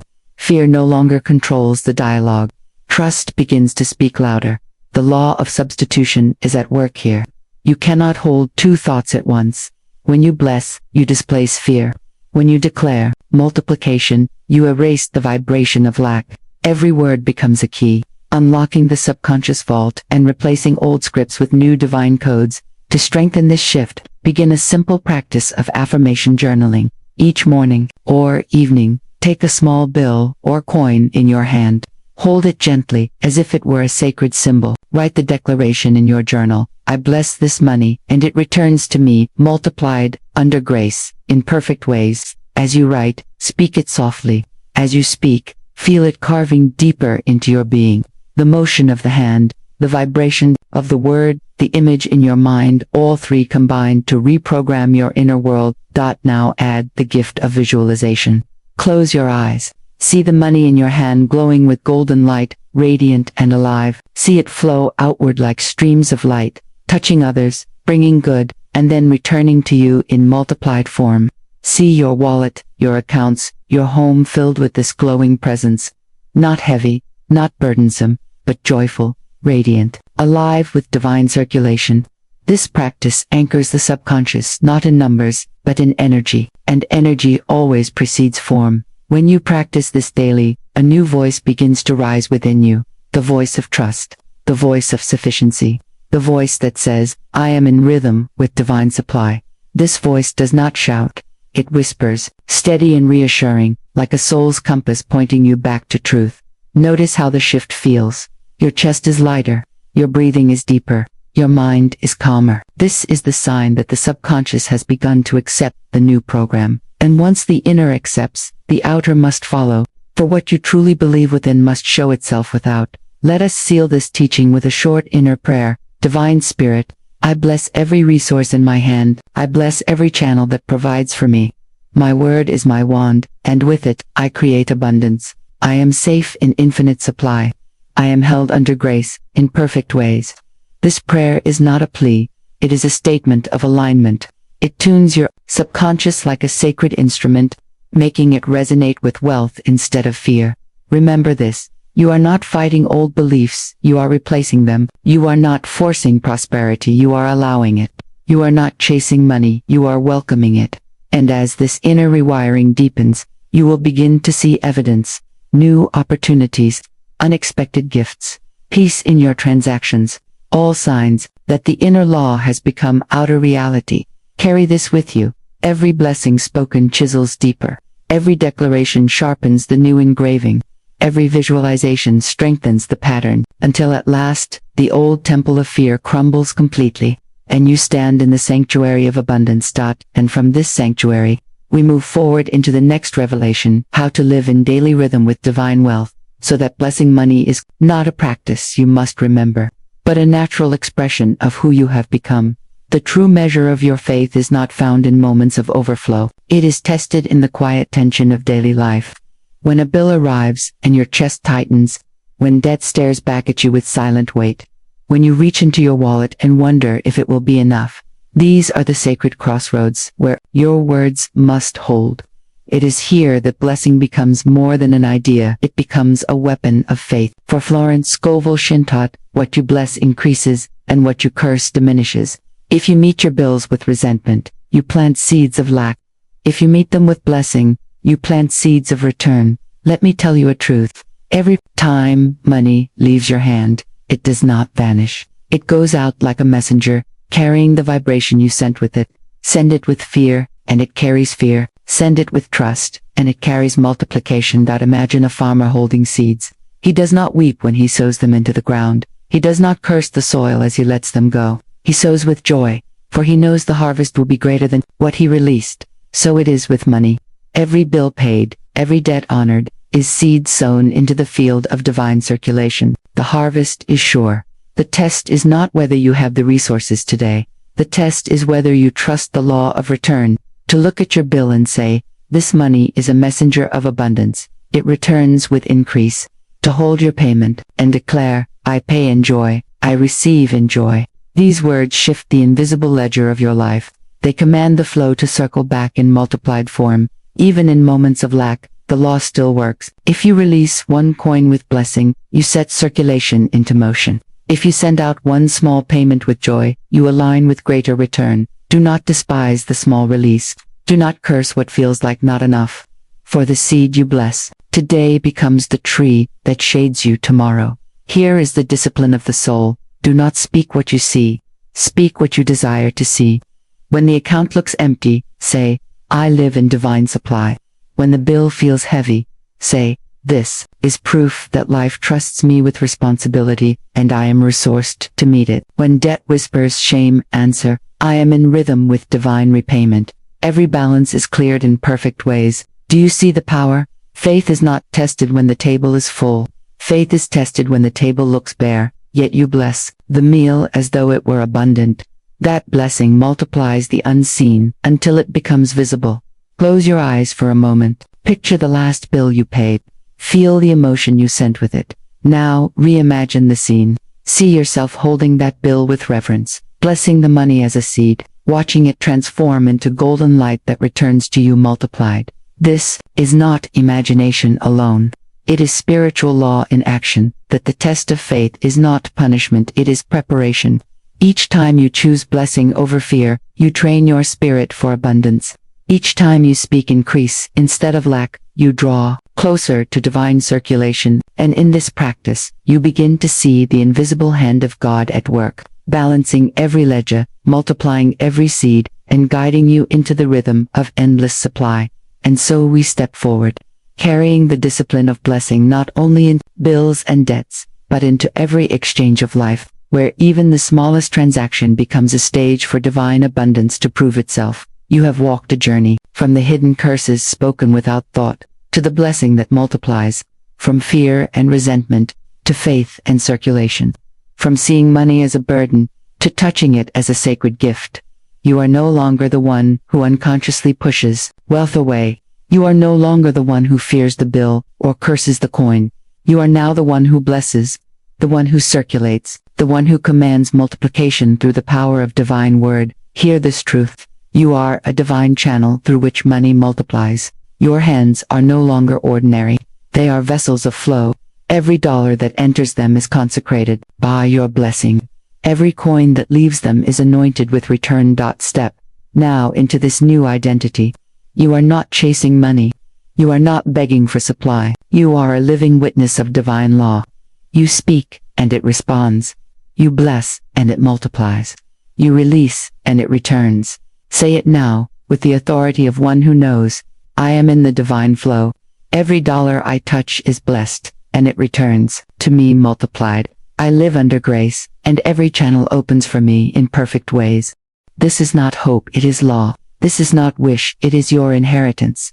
Can you see it? Your future self, standing tall, free from the weight of lack, debt erased, bills no longer a burden, abundance flowing as naturally as breath, generosity pouring from your hands like water from a fountain. This is who you are becoming, and even now, the transformation has begun. Let your heart feel it. Let your body believe it.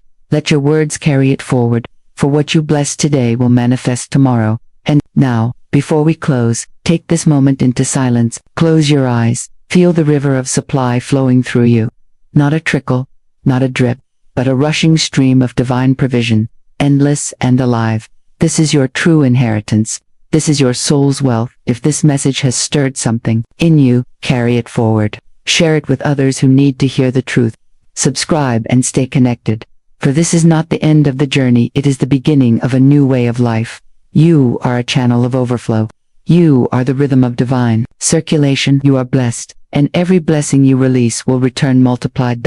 And so it is. What if one sentence spoken at night could turn tomorrow into your miracle? What if a few whispered words carried the power to change the shape of your destiny before dawn even breaks? What if the moment you close your eyes, heaven opens its ears? Midnight is not only another hour on the clock, it is a sacred gate, a threshold where the world of matter grows silent and the invisible laws of spirit begin to stir. When the hands of the clock strike 12, the seen and the unseen overlap. The world sleeps, but heaven listens. The house grows quiet, but the soul awakens. The subconscious, your silent architect, is no longer guarded by the busy mind. It waits like fertile soil, open to receive every word planted within it.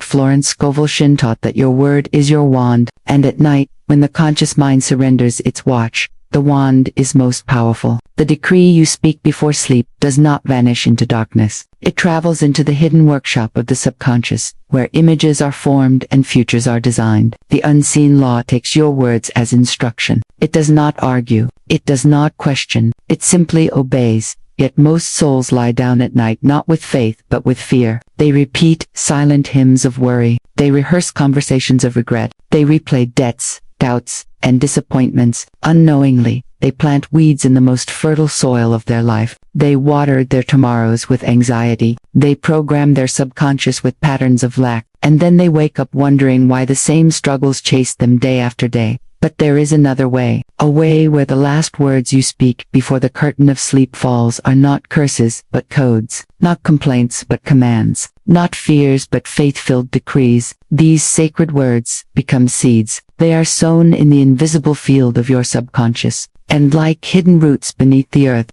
they move silently through the night until they burst forth as visible miracles.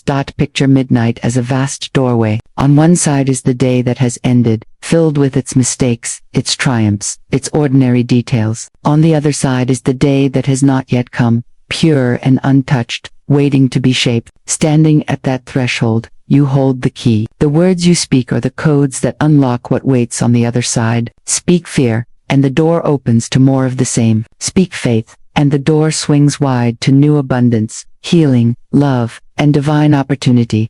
This is not superstition. This is spiritual law. The subconscious accepts what it is told at night with unquestioning obedience. It is the law of substitution. Whatever words are most deeply impressed before sleep will substitute the patterns of the day. Fear can be replaced with faith. Lack can be replaced with supply. Sorrow can be replaced with joy. Your words carry the authority to command the change. So I ask you now, what words do you release into the silence? Do you close your eyes with a heart heavy from the past? Or do you stand at the midnight gate as a conscious creator, ready to plant seeds that must return as miracles? Florence Scovel Shinn declared that nothing stands between you and your divine inheritance except the wrong word. Every right word spoken in faith moves unseen forces to act on your behalf. Every right word uttered before sleep calls the invisible law to work through the night.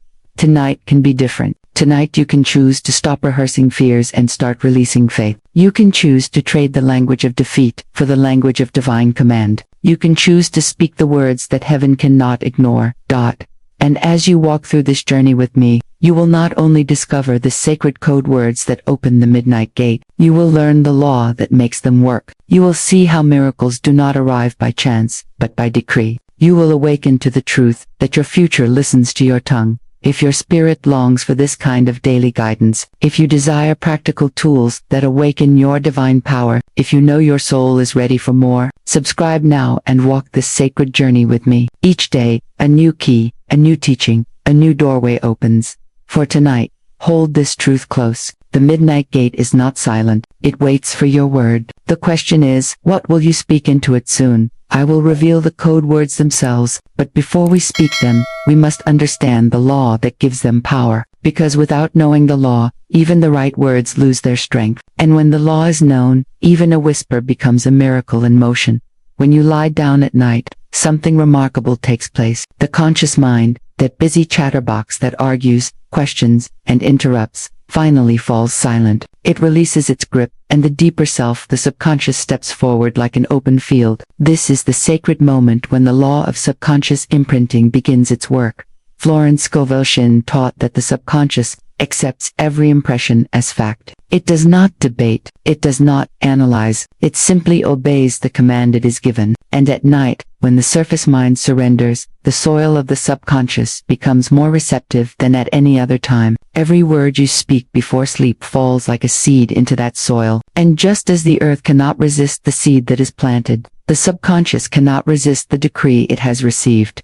The law is exact. A word spoken in faith cannot return void. It must take root. It must multiply. It must create after its kind. If the seed planted is fear, fear will grow. If the seed planted is faith, faith will bloom into miracles. The night is the soil, your words are the seed, and dawn is the harvest. Think of this truth in your own life. How many nights have you closed your eyes, replaying mistakes, or worrying about tomorrow's needs? How many times have you rehearsed conversations of regret until they echo inside your mind? Those words were not harmless. They were instructions, and the subconscious, faithful to its duty, carried them out with precision. The next day mirrored the same anxiety, the same lack, the same closed doors. Now consider a different story. A woman once found herself overwhelmed with debts and burdens. Every night she rehearsed her worries, and every morning she awoke to greater fear. But one evening she remembered Florence's teaching and made a new choice. Instead of whispering worry, she spoke gratitude as if her needs were already met. Her words became a decree.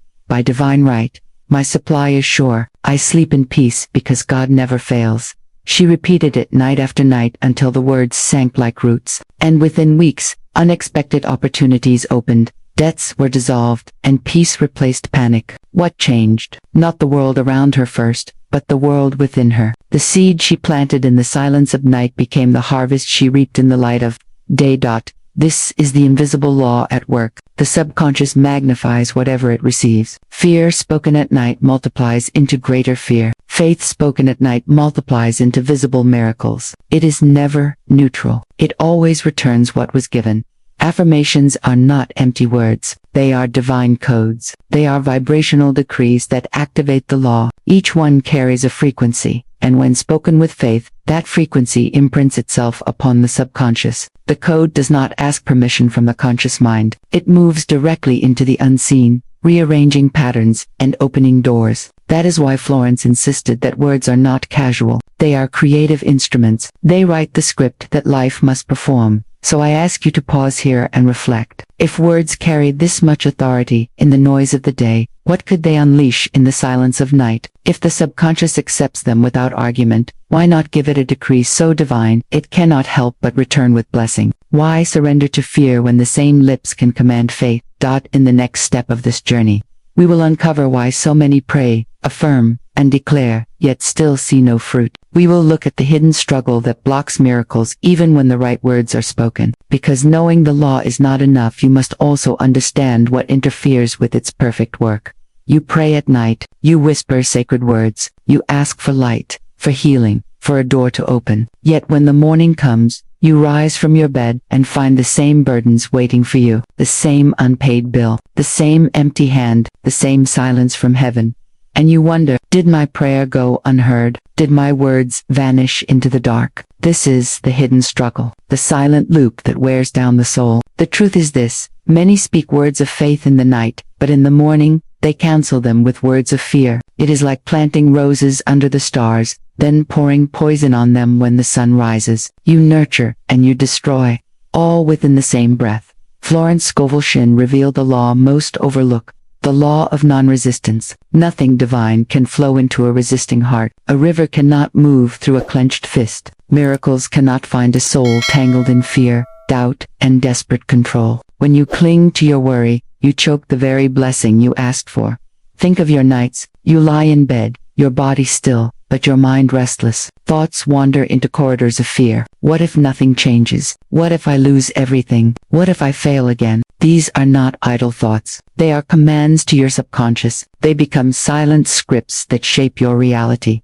And this is why miracles delay. Not because God is distant, not because the universe is cruel, but because faith and fear cannot occupy the same chamber. The heart cannot sing two songs at once. Maybe you know this cycle too well. You speak words of faith, then moments later you whisper your doubts. You envision a blessing, but then you replay the memory of loss.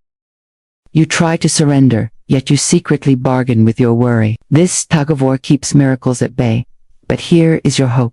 The block is not permanent. Resistance is not your destiny. The very moment you align your words with divine truth, the channel clears. Like clouds parting after a storm, light floods in instantly. You do not have to wait years. The shift can happen tonight.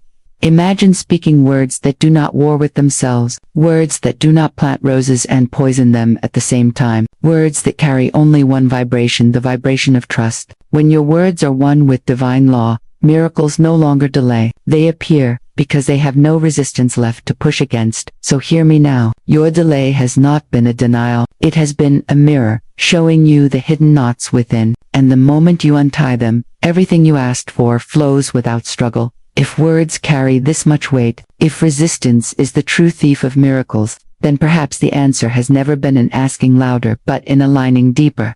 And this is where the mystery begins to unfold. For there is a way, a sacred key, a spoken code that untangles resistance and opens the door wide. What happens when a soul discovers those words? What shifts when the tongue becomes an instrument of release instead of fear? That is where we now turn.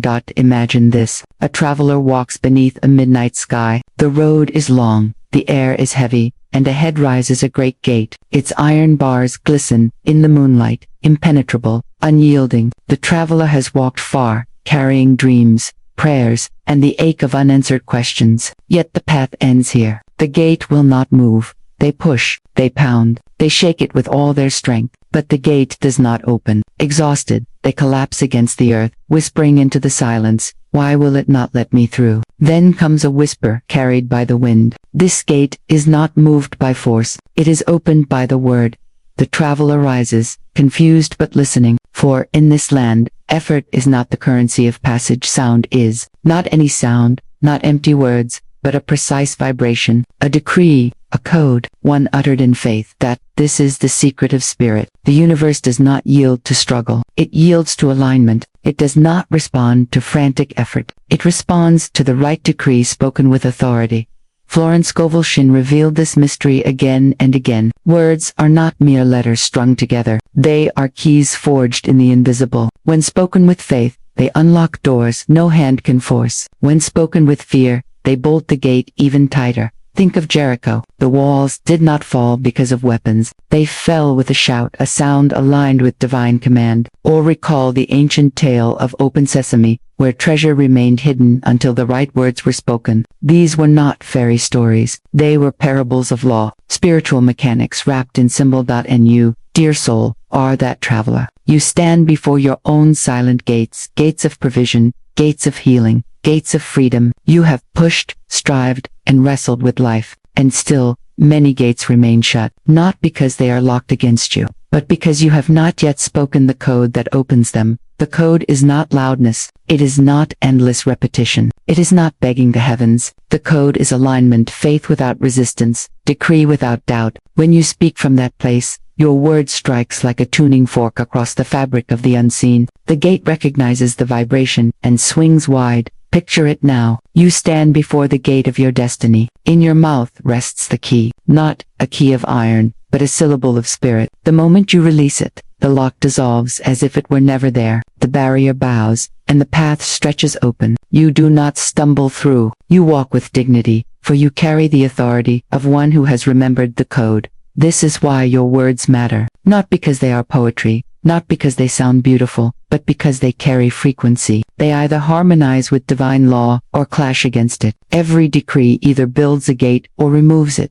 And here lies your awakening. You are not empty. You have never been. The code has been within you, waiting on your lips. Each night you stand again at the silent gate of destiny, and each night you are given the choice: speak fear and remain outside, or speak faith and walk through. So I ask you, what gates in your life stand waiting? What treasures lie behind them, untouched, not because they are denied, but because the key has not been spoken? The night is the perfect time, for when the world grows quiet, the soul remembers. And in that silence, a single word of truth, a single decree of faith, becomes the password that turns the lock. The story of the traveler is your story. The locked gate is your circumstance. And the code is your word. Speak it rightly, and miracles move toward you as rivers rush to the sea.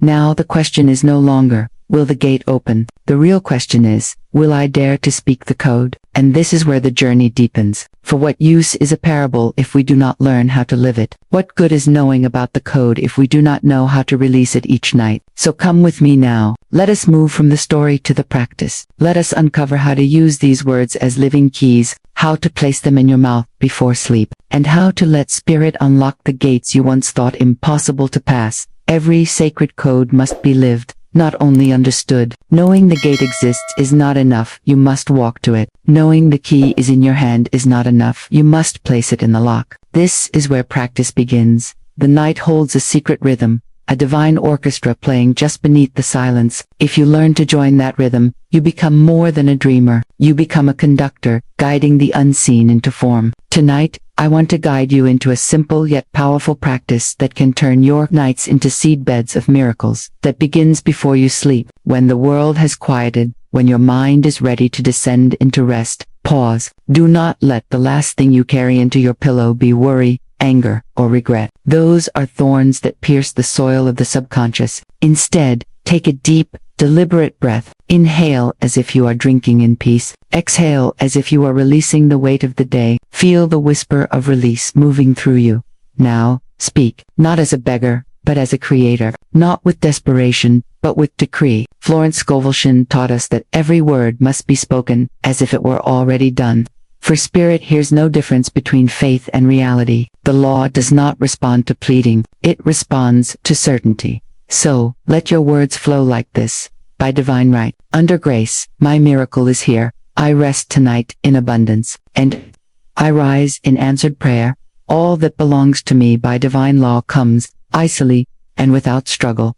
These are not mere sentences, they are codes. They are frequencies that echo through the corridors of your subconscious, shaping tomorrow before the sun rises. When spoken in faith, they do not drift into emptiness. They plant themselves in the silent soil of your inner world, waiting to bloom. To deepen this practice, add the gift of vision. After speaking your decree, close your eyes and imagine light wrapping around your words, carrying them like glowing seeds into the field of your subconscious. See those seeds fall gently into fertile soil. See the soil close over them with reverence. Feel the assurance that by morning, growth has already begun, unseen but unstoppable. If your mind resists with questions, if the old dialogue rises, what if I fail? What if nothing changes? Meet it with a reframe. Speak back to your own thoughts with compassion and authority. Say, what if God's law has already answered? What if the miracle is already on its way? The subconscious listens not only to what you declare aloud, but to how you answer the whispers of doubt. This is the practice of non-resistance, letting fear rise and dissolve without clinging to it.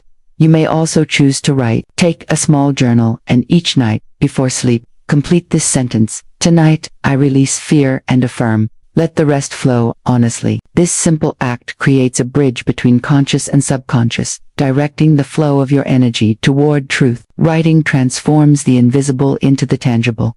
Think of this practice not as duty but as sacred ritual. Just as the body requires food, the soul requires decree. Just as the earth requires seeds, your destiny requires words. Every night you have the chance to plant again, to align again, to speak yourself into harmony with divine law. Do this with reverence, and you will feel the difference. Sleep will no longer be an escape, but an initiation. Dreams will no longer be random, they will be responses, visions, seeded by your decree. Morning will no longer feel like the continuation of struggle, but the unveiling of what was planted in the night. Now, hear this truth. Speaking the code is only half the miracle. The other half is how you live when you wake. If you decree abundance but live as if lack is your master, you build contradiction in the soil. If you affirm health but hold on to bitterness, you uproot what you planted. Night decrees must be matched by day alignment. Only then does the divine orchestra play in full harmony. So tonight, when the clock nears its silent gate of destiny, remember this. The soil of your soul is waiting.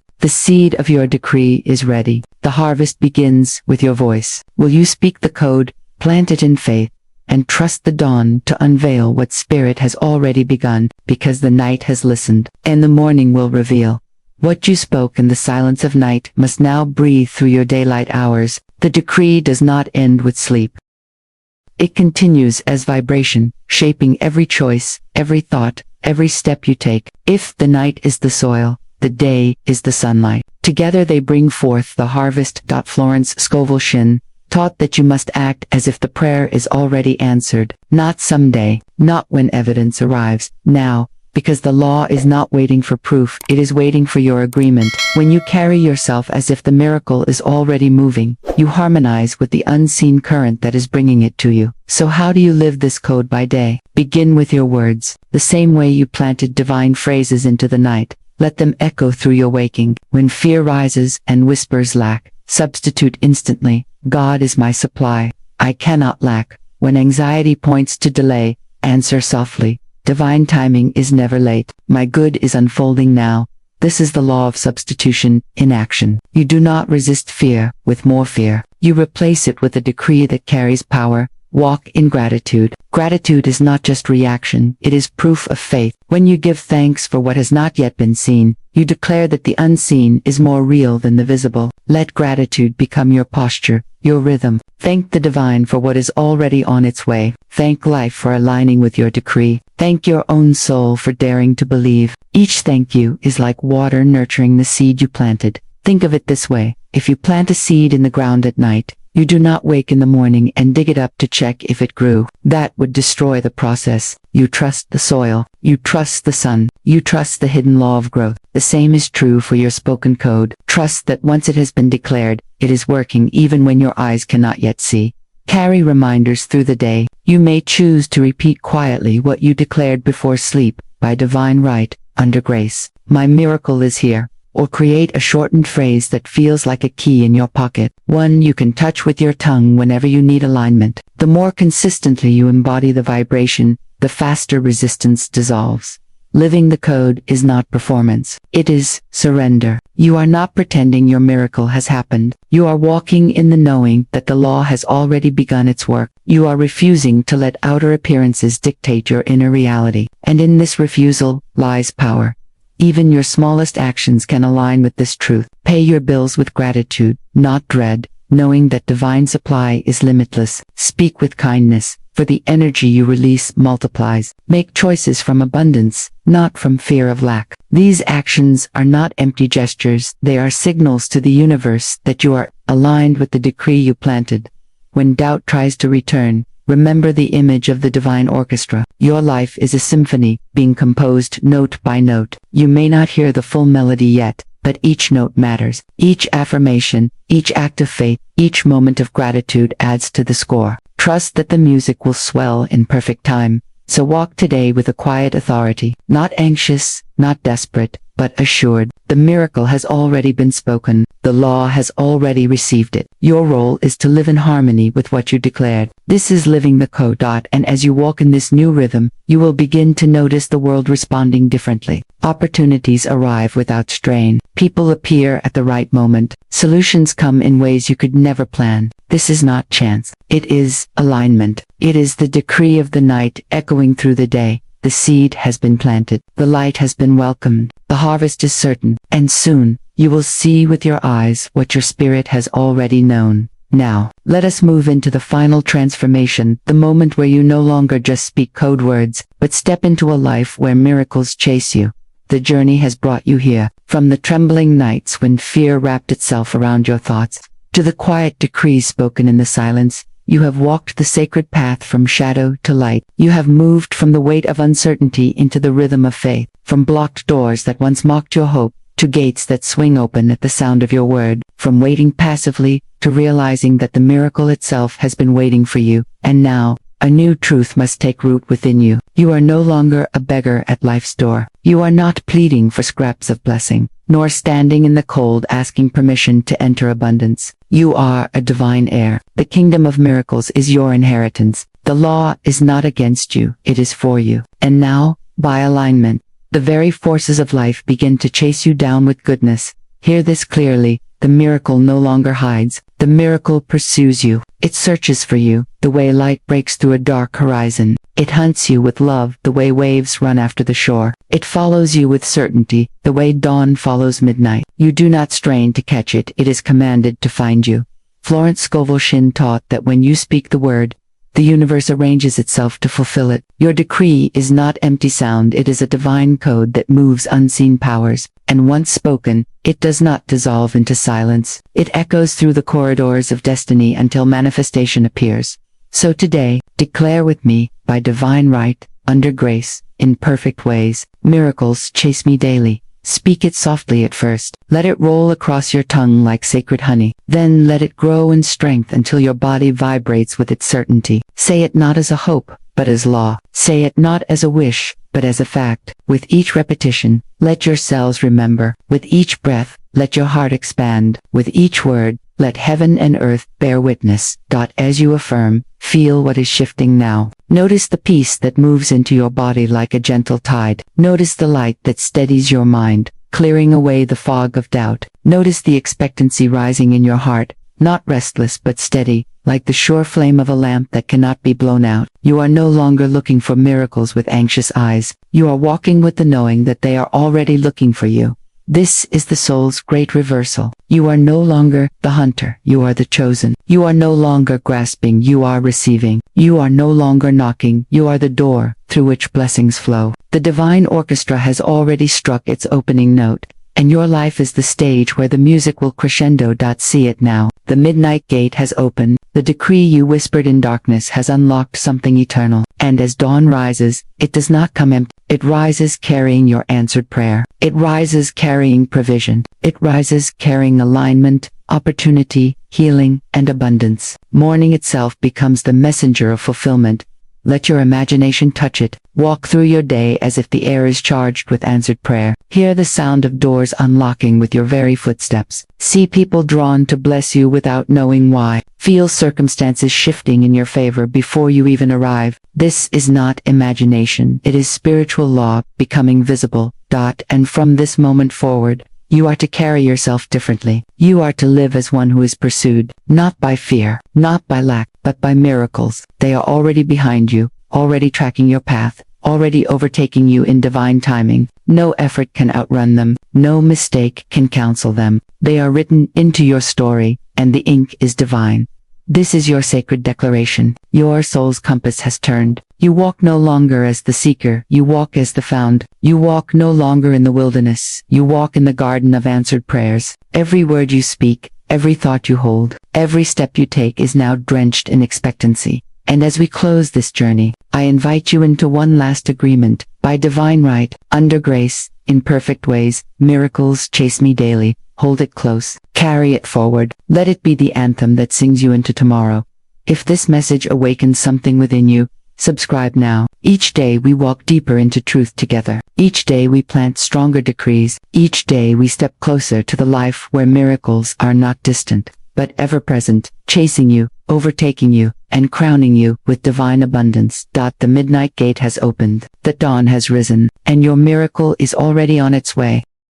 The reason you are not rich yet has nothing to do with the economy. It has nothing to do with your education. It has nothing to do with how hard you have worked, how long you have waited, or how much you have struggled. It is because one law of the universe has been ignored. There is a law as exact as gravity. It does not care if you believe in it or not. It does not bend itself to pity or excuse. It simply works. And the moment you align yourself with it, your life begins to overflow. For centuries, people have chased money as if it were running from them. They worked themselves weary. They push, they force, they beg, they fear. Yet money slips through their fingers like sand through an open hand. Not because they are unlucky, not because they are unworthy, but because they do not understand the law that governs wealth. Florence Scovel Shinn called it the divine law, the invisible law of supply, the hidden gate of wealth. It is not written on the walls of banks or in the textbooks of schools. It is not taught in the noise of society. It whispers only to those who are willing to listen.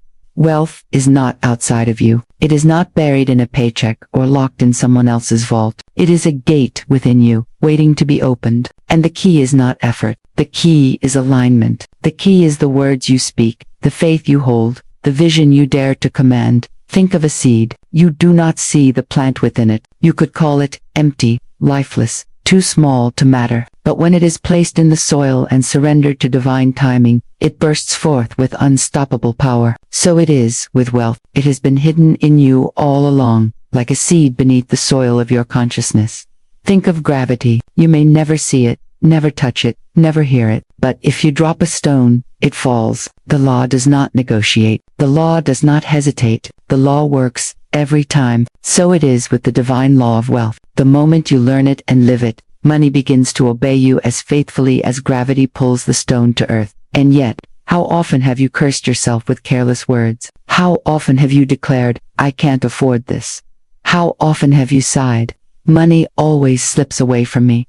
Every word becomes a seed, every thought becomes a command, and the universe, impartial and exact, simply obeys. What if money has been waiting for you all along? What if wealth was never outside you but in the words you speak? What if the vault of riches is not locked against you but is waiting for you to utter the right decree? Picture it now, a great vault standing before you, heavy doors sealed with divine precision. You push with your hands, and it does not move. You cry, and it does not open. But then you speak the word aligned with the law, and suddenly the locks turn, the doors swing wide. The treasure was never far. It was always there, waiting for the command of spirit through your voice. Do you feel the stirring within you? The whisper that says you are standing at the threshold of a new life, that the gate of abundance is not miles away, but here, within your very breath. You are not listening to this by accident. The law itself has drawn you here, because it is time for you to remember who you are.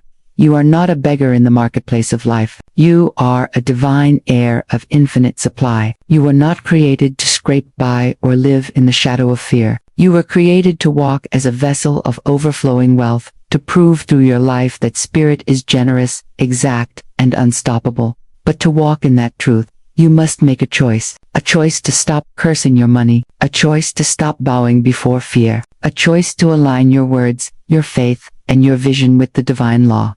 If you are ready to unlock this law and step into a new chapter of wealth, make sure you subscribe right now. Every day I share spiritual keys that will lift you higher. Every day I guide you back to the laws that cannot fail. Do not let another day slip away in ignorance. The gate is before you. The key is in your hand. It is time to open it. Close your eyes for a moment and imagine. A great divine orchestra is playing the song of your life. Each instrument represents a law. Some you have ignored, and the melody has sounded broken. But the moment you align with the law of wealth, the music shifts, the violins rise, the drums steady, the horns declare victory. Suddenly the whole song of your life begins to move in harmony. This is the moment of awakening. This is the moment you stop striving and start aligning. This is the moment you trade the language of lack for the decree of wealth. Say softly with me now. I open the hidden gate of wealth within. I align with the divine law of supply. Money comes to me by right of consciousness, by decree of spirit, by the law that cannot fail. Feel the words move through you, not as a wish, but as a command, not as hope, but as law. You are not asking, you are aligning, and alignment is the gate that no man can shut. Now, let us uncover the first layer of this divine law that can make anyone rich when understood. There is a law that governs wealth as faithfully as the sun governs the day. This law does not sleep. It does not take sides. It does not favor one person over another. It responds to the one who knows how to use it. The secret divine law is this. Money follows the command of spirit expressed through your words, your thoughts, and your faith. It does not follow effort alone. It does not follow worry. It does not follow fear. It follows the vibration you release when you decree with certainty. Florence Scovel Shinn revealed it with such clarity. She declared that your spoken word is your wand. It creates or it destroys, it blesses or it curses. Every sentence you utter carries the seed of your future, and the harvest never fails to appear. Think of an architect standing before an empty plot of land. Nothing is there but bare soil. But the architect holds a blueprint, a sacred drawing, invisible to everyone else. Brick by brick, line by line, the design takes form. So it is with your words. They are the blueprint of your financial life. Your speech sketches the walls of your prosperity or the cracks of your lack. The divine law does not argue with you. It does not ask if you really meant the words you spoke. It obeys them, like a servant carrying out instructions, like a compass that turns in the direction you set. Your tongue is the steering wheel of destiny. It guides your subconscious, which then guides your steps, your opportunities, and your results. This is why some who work tirelessly remain poor, and why others who work less but decree wealth walk in abundance, because the law does not respond to toil, it responds to command. It responds to faith. It responds to alignment. Consider this contrast. A man says, I never have enough. Money always leaves me, and so the law agrees, and his experience reflects his decree. Another says, money flows to me in rivers of abundance, and though he may begin with little, the law rearranges people, opportunities, and channels to fulfill his spoken command. One curses himself unconsciously. The other blesses himself deliberately. Both are obeyed because the law is impartial. This is not wishful thinking. It is psychology joined with spirit. Your subconscious mind cannot resist a word spoken with conviction. It accepts it without question. And once it accepts, it begins to move your entire life into harmony with that command. This is why careless speech is so dangerous, and why deliberate decrees are so powerful. Hear me now. Every time you say, I am, you are issuing a decree to your subconscious. I am broke in Graves' poverty. I am always struggling Etch's limitation. But I am rich in spirit and rich in supply plants, the seed of wealth that cannot be uprooted. The law takes that seed, waters it with unseen energy, and brings it to pass. Do not think this law belongs to a chosen few. It belongs to anyone who dares to speak in alignment with spirit. It is not luck. It is not favoritism. It is divine mathematics, exact, unfailing, precise. Now breathe deeply and say with me, I speak only words of wealth, and wealth obeys me. Again, I speak only words of wealth, and wealth obeys me. Let it echo in your chest. Let it vibrate in your bones. This is not a request. It is a decree. It is the language of alignment. From this moment forward, listen to yourself with sacred awareness. Catch the words that slip from your lips. Are they sketching the blueprint of poverty or the architecture of prosperity? Are they curses spoken without thought, or are they codes that unlock the vault of abundance? Every sentence is a seed. Every declaration is a design. Every I am is a command written into the silent gate of destiny. The divine law of wealth will never argue with you. It will simply fulfill what you decree. This is why you must treat your words as treasures. They are not casual sounds. They are keys. They are codes. They are the voice of spirit shaping the matter of your life.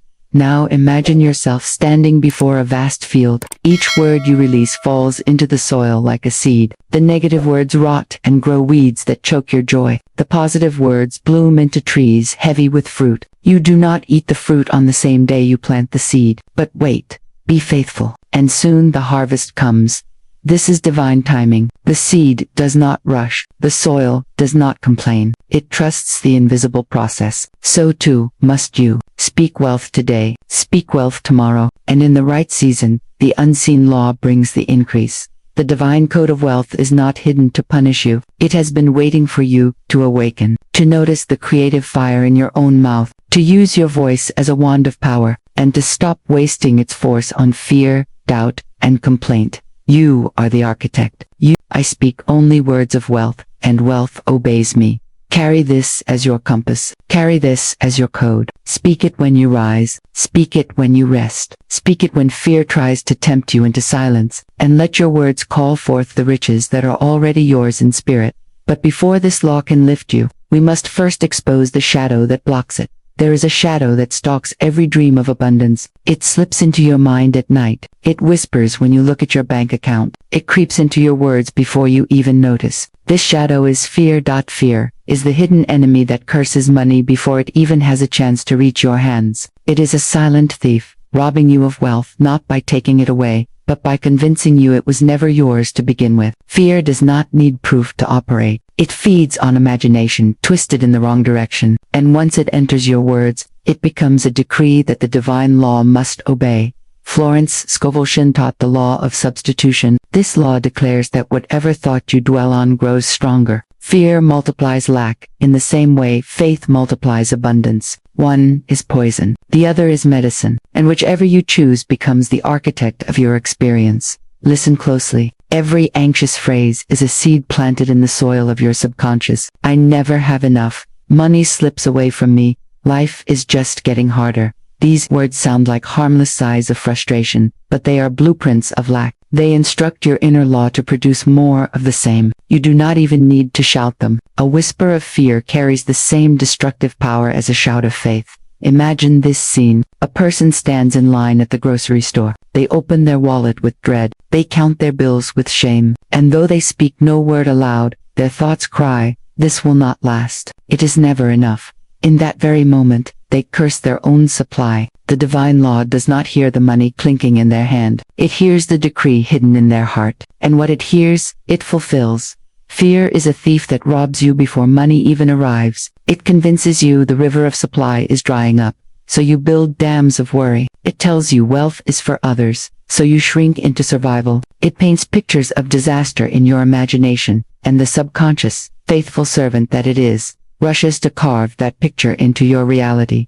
But hear this truth. Fear is not a prophet. It is a liar. It shows you a counterfeit image of your future, then dares you to bow before it. And every time you bow, you hand over your authority. But every time you stand in faith, you reclaim your throne.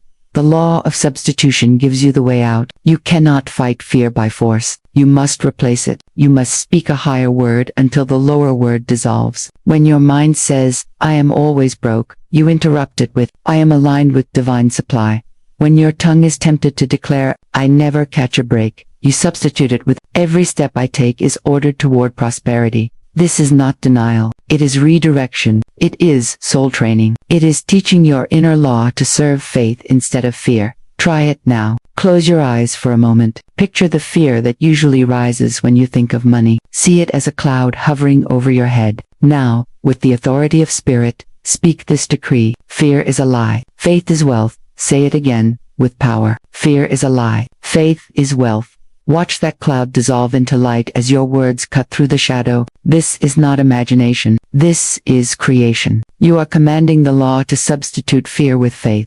Your inner dialogue is the gatekeeper of your destiny. If you let fear guard the gate, only lack enters. If you place faith at the gate, abundance flows freely. Every day, you are either feeding the thief or feeding the blessing. The choice is yours. Hear me well. Fear curses money because it declares separation from supply. Faith blesses money because it declares union with divine source. You cannot serve both. You cannot say in one breath, I am broke, and in the next, I am wealthy. The law will follow whichever command you repeat with the most conviction. So let us practice a new rhythm of speech. When fear whispers lack, you answer with wealth. When worry paints disaster, you answer with vision. When dread rises as you touch money, you bless it instead. Hold a single coin in your hand and say, you are divine seed, multiplying without end. Bless your wallet, bless your bills, bless your bank account, not with desperation, but with faith. This is how you reverse the curse. This is how you train your soul's compass to point toward prosperity instead of poverty. Repeat this with me now. I bless my money with faith, and my money blesses me in return. Again, I bless my money with faith, and my money blesses me in return. Feel the shift in your body. That is fear losing its grip. That is the divine law turning in your favor. The shadow of fear has been exposed. It can no longer hide behind your careless words. It can no longer disguise itself as common sense or responsible worry. You see it for what it is, a curse that you no longer consent to. And now that we have exposed the curse, let us step into the demonstration of the blessing. The law of wealth does not hide in theory. It reveals itself in demonstration. It shows its power through stories, through miracles, through the undeniable proof of spirit answering words of faith. Florence Scovel Shinn never spoke of wealth as chance. She spoke of it as law. And time after time, she witnessed ordinary men and women become living demonstrations of this truth. Let me share one such story. A woman came to Florence in great need. Her purse was nearly empty, her heart heavy with dread. But instead of speaking lack, Florence guided her to speak supply. She taught her to declare, God is my unfailing source. My supply appears now. The woman repeated these words, not with trembling, but with quiet conviction, and within days, unexpected money appeared. It came not from her calculation, not from her labor, but as if carried by the invisible current of grace. Her small seed of faith grew into a harvest of provision. This is not fantasy. This is law, and it does not stop at little things. What the law does in small, it does in great. For spirit is no respecter of size. The current that carries a leaf down the stream is the same current that carries ships across the sea. Let us lift the vision higher. Another man once faced collapse in his business. Every door seemed closed, every effort returned void. But instead of bowing to fear, he began to decree, I am guided by divine intelligence. I am prospered in all I undertake. He spoke it daily, faithfully, as though speaking to a silent gate of destiny. And soon, the very door he thought was shut forever, swung open. A new partnership emerged. What seemed like ruin became renewal. The law worked not only in coins but in contracts, not only in survival, but in expansion. Here lies the secret. The divine law does not measure the size of your need. It measures the authority of your decree. It multiplies whatever you speak with faith.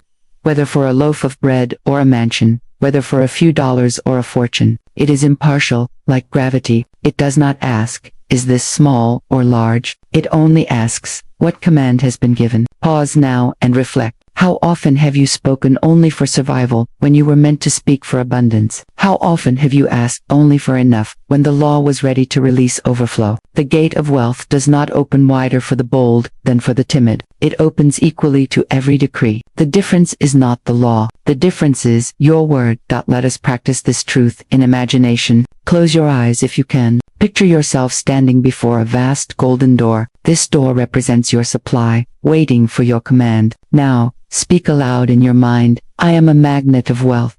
See the door respond. See it swing wide. See rivers of opportunity flowing toward you. Jobs, ideas, gifts, business breakthroughs, divine alignments. Watch as everything you once chased now turns to chase you. The decree has been spoken, and the law obeys. Take another step in this vision. See yourself holding money in your hands, not just a small sum, but an overflow. See yourself blessing it with these words.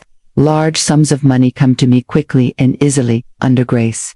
Feel the vibration of that phrase in your chest. Do not rush it. Let the words ripple through your being as if they were the notes of a divine orchestra. Hear the universe itself tuning to match your declaration.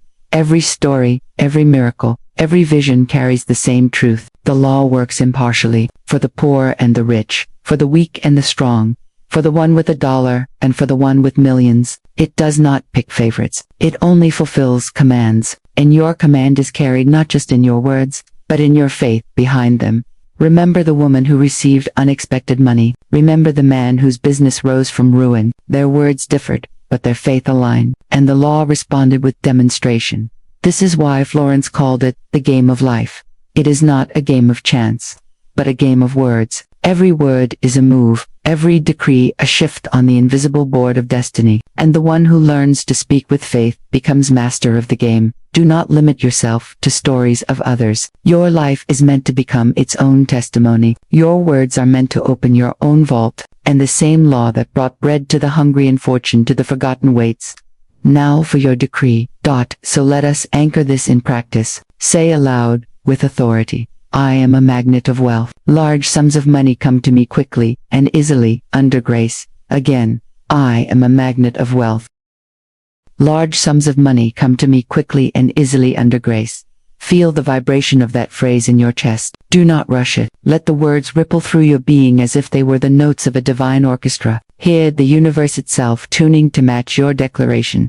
Every story, every miracle, every vision carries the same truth. The law works impartially, for the poor and the rich, for the weak and the strong, for the one with $1 and for the one with millions. It does not pick favorites. It only fulfills commands, and your command is carried not just in your words, but in your faith behind them.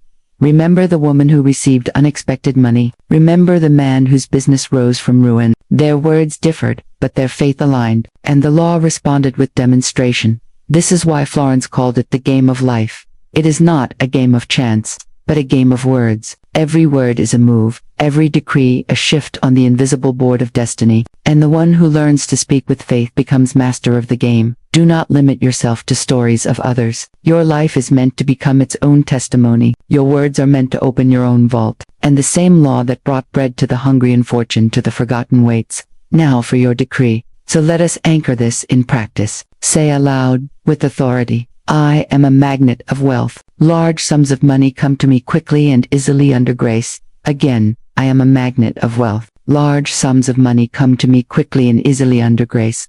Let those words root in your subconscious as living seeds. They will not return void. They will sprout. They will grow. They will manifest in forms beyond your planning.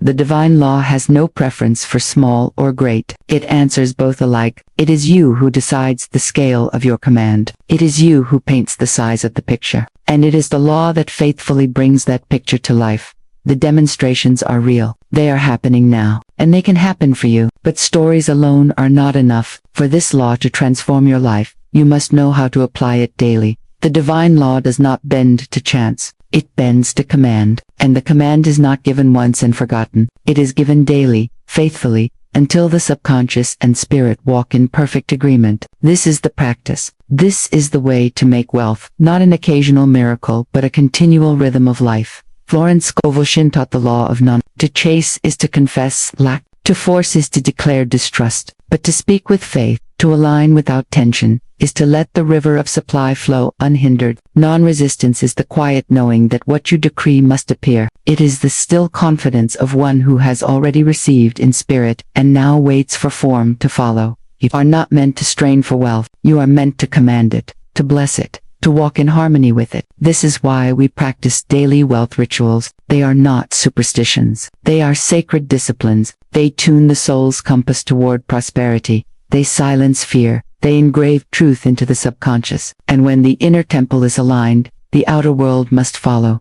Let us walk through these practices together. Take them not as suggestions but as sacred weapons, as instruments of divine orchestration. Each one is a note in the symphony of wealth. Each one is incense rising before spirit, shaping tomorrow with the fragrance of today's decree.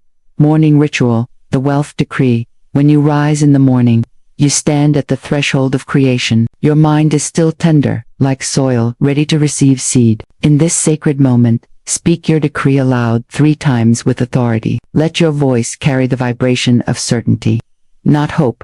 Here is a practice you can begin with. I am rich in spirit, and therefore rich in form. Say it once with clarity. Say it again with conviction. Say it a 3rd time as though the words were chiseling themselves into the very walls of your subconscious. Do not rush. Do not mumble. Speak as one addressing the universe itself. If you wish to expand, you may add, my purse is always full. It can never be empty. Let the words linger in the air. Feel the shift within you. This is not empty repetition. This is the divine law being commanded into action. Evening ritual. The visualization of wealth. As the day closes and your body prepares for rest, your subconscious becomes most open. This is the silent gate of destiny, the moment when the seeds of thought drop into the soil of the night. Before sleep, close your eyes and visualize abundance. See yourself holding money. See yourself blessing it. See yourself living in a state of overflow, not with greed but with gratitude. Whisper a decree as you drift into sleep. I am guided into prosperity. Every step I take is ordered by divine intelligence. Let this whisper be the last vibration your mind carries into the night. The subconscious will carry it as a torch, illuminating pathways while you rest. And when you rise, opportunities will seem to meet you without effort. For you have set the law in motion. The journaling practice. Words of wealth each evening. Take a few moments with your journal. Ask yourself this question. What words am I speaking about money? Write down what you recall from the day. Did you speak fear? Did you lack? Did you bless or curse your own supply? Do not condemn yourself. This is not punishment. This is awareness, and awareness is power. For once you see the words you have spoken, you can substitute them with higher decrees. Turn, I cannot afford this into, if it is for me, supply is already on its way. Turn, money always leaves me into, money is loyal to me because I am loyal to spirit. In this way, your journal becomes an altar. Your words become incense rising before the divine, and each page becomes a record of transformation. Affirmations of the inner temple. Affirmations are not magic spells. They are inner real. They are declarations that remind the subconscious of its true master. Each time you speak one with conviction, you open the inner temple and release fragrance before spirit. Let these examples guide you. I am rich in spirit, and therefore rich in form. My purse is always full. It can never be empty. All doors of supply are open to me under grace. Speak them with reverence, not as demands but as acknowledgments. You are not begging for wealth. You are commanding alignment with what already exists in the invisible, the rhythm of non-resistancing. These practices, remember the law of non-resistance. Do not force results. Do not measure by the clock. The divine orchestra plays on perfect timing. Your task is not to control the music, but to keep your instrument tuned. Every decree, every visualization, every journal entry is a note played in harmony with spirit. In time, the full melody will reveal itself. This is how you embody wealth daily, not in desperate striving, but in consistent alignment, not in fear, but in faith, not in force, but in flow. Pause and let this truth settle. Your words are not scattered noise. They are commands. They rise like incense in the inner temple. They shape tomorrow even as they are spoken today. And the more faithfully you practice, the more naturally wealth answers your call. So let us anchor this section with a prayer. Divine Spirit, I align my words with truth. I align my thoughts with faith. I align my heart with supply. Let every decree I speak rise before you as fragrance, shaping a tomorrow of abundance. Let me walk in the rhythm of non-resistance, knowing that what I decree in spirit must appear in form. Amen. And now, as you continue this path, you will notice something profound. The more you practice, the more an inner shift begins to unfold. Not only does money answer your call, but your soul itself becomes rich. And this inner richness is the true foundation of outer wealth. There comes a moment on every spiritual journey when the old identity can no longer survive. The identity of lack, of struggle, of begging. It clings to you like a shadow, whispering lies about who you are and what you deserve. But the law of spirit declares something greater. You were never born to crawl for scraps. You were born to inherit kingdoms. This shift is not just financial. It is psychological, emotional, spiritual. It is the rebirth of yourself. Until now, you may have lived like a beggar, believing wealth was outside of you, owned by others, withheld from your grasp. But today, you step out of that illusion. You step from the dark cellar of lack into the radiant sunlight of freedom. And as the light touches your face, something awakens within you. You remember who you are, not a beggar, not a victim, not a slave to money, but a divine heir of infinite riches. Florence Scovel Shinn declared that man's supply is not in the hands of people, it is in the hand of spirit. When you know this, you stop bowing to fear. You stop pleading with circumstances. You stop asking, can I afford this? Instead, you rise and declare, all my needs are met by divine supply. The words themselves feel like wings lifting you higher. They cut through the fog of doubt and place you firmly in the atmosphere of faith. This shift begins in the mind. Every time you worry, you return to the beggar's posture. Every time you affirm, you return to the heir's throne. The posture of a beggar is low, eyes cast down, hands open in desperation. The posture of an heir is upright, eyes lifted, heart open in certainty. Which will you choose? For the law is impartial. It magnifies whatever posture you embody. Close your eyes for a moment. Imagine yourself clothed in the garments of royalty. See a radiant crown resting on your head, not a crown of gold alone, but a crown of divine wealth. It glimmers with faith, it shines with freedom, it sparkles with supply. This is your true inheritance. It has always been waiting for you, not in some far-off heaven, but within you now. Whisper within yourself, I walk as a divine heir of infinite riches. Feel the words roll through your body like a current of power. Not tomorrow, not someday. Now, your inheritance is not postponed. It is present. It is eternal. It is your birthright. Think of how a beggar approaches life. He asks, what can I take? But an heir asks, what can I give? For one who knows he is supplied has no fear of giving. He knows the river never runs dry. This is the shift that must occur in you. No longer hoarding, no longer fearing, no longer clutching tightly at coins, but opening your hand, blessing others, blessing yourself, walking in generosity born from certainty. The soul that shifts into heirship begins to see the world differently. Obstacles no longer appear as walls but as doors disguised. Bills no longer appear as curses but as invitations for supply to reveal itself. Even delays no longer stir fear but deepen trust in divine timing. This is what it means to walk in the sunlight of freedom. You are not asking life for permission anymore. You are claiming what is already yours. Let us declare together, I walk as a divine heir of infinite riches. My supply is endless. My inheritance is secure. I do not beg. I do not chase. I receive under grace. Let this affirmation echo in your spirit until it rewires the very chambers of your mind. Let it sweep through your nervous system like a wave of release. You are no longer a beggar. You are no longer asking life to feed you. You are dining at the banquet of spirit, where the table is never empty and the wine of abundance never runs dry. Feel this shift as more than words. Feel it as your new identity. Every time fear rises, see yourself wearing the crown again. Every time doubt whispers, place your hand upon your heart and remember, I am not forgotten. I am an heir. All that the Father has is mine. And notice what happens as this shift deepens. Your decisions change. You no longer shrink from opportunity. You no longer ask if you can afford to follow your dream. You know that provision flows to vision. You know that what spirit births in you, spirit also funds. So you move with confidence. You live with authority. You give with joy, because heirs never fear running out. Let us anchor this in prayer. Divine Source, I release the shadow of lack. I step into the sunlight of my true inheritance. Crown me in remembrance of who I am. Let me walk not as a beggar, but as your beloved heir. Let my words, my thoughts, and my actions reflect the riches you have already given me. And as I walk, let my life shine as a testimony of your endless supply.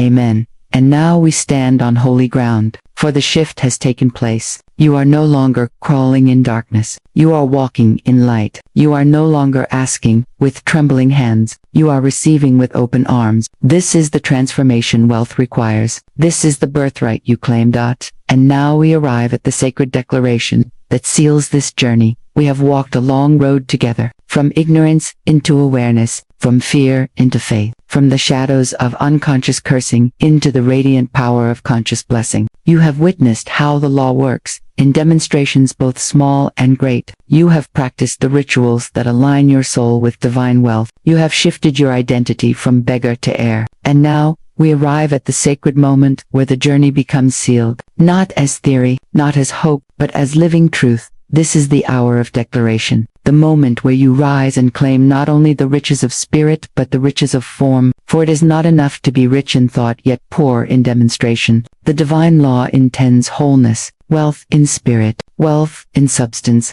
wealth in money, wealth in opportunities, wealth in life. Florence Scovel Shinn reminded us that words are not mere sounds, they are decrees, they are codes, they summon the invisible into the visible. They take what is already yours in spirit and bring it forth in substance. And so we will speak together, not timidly, not softly, but with authority, with reverence, with certainty. Repeat this declaration with me now. I am now rich in spirit, rich in substance, rich in money, rich in opportunities, rich in life.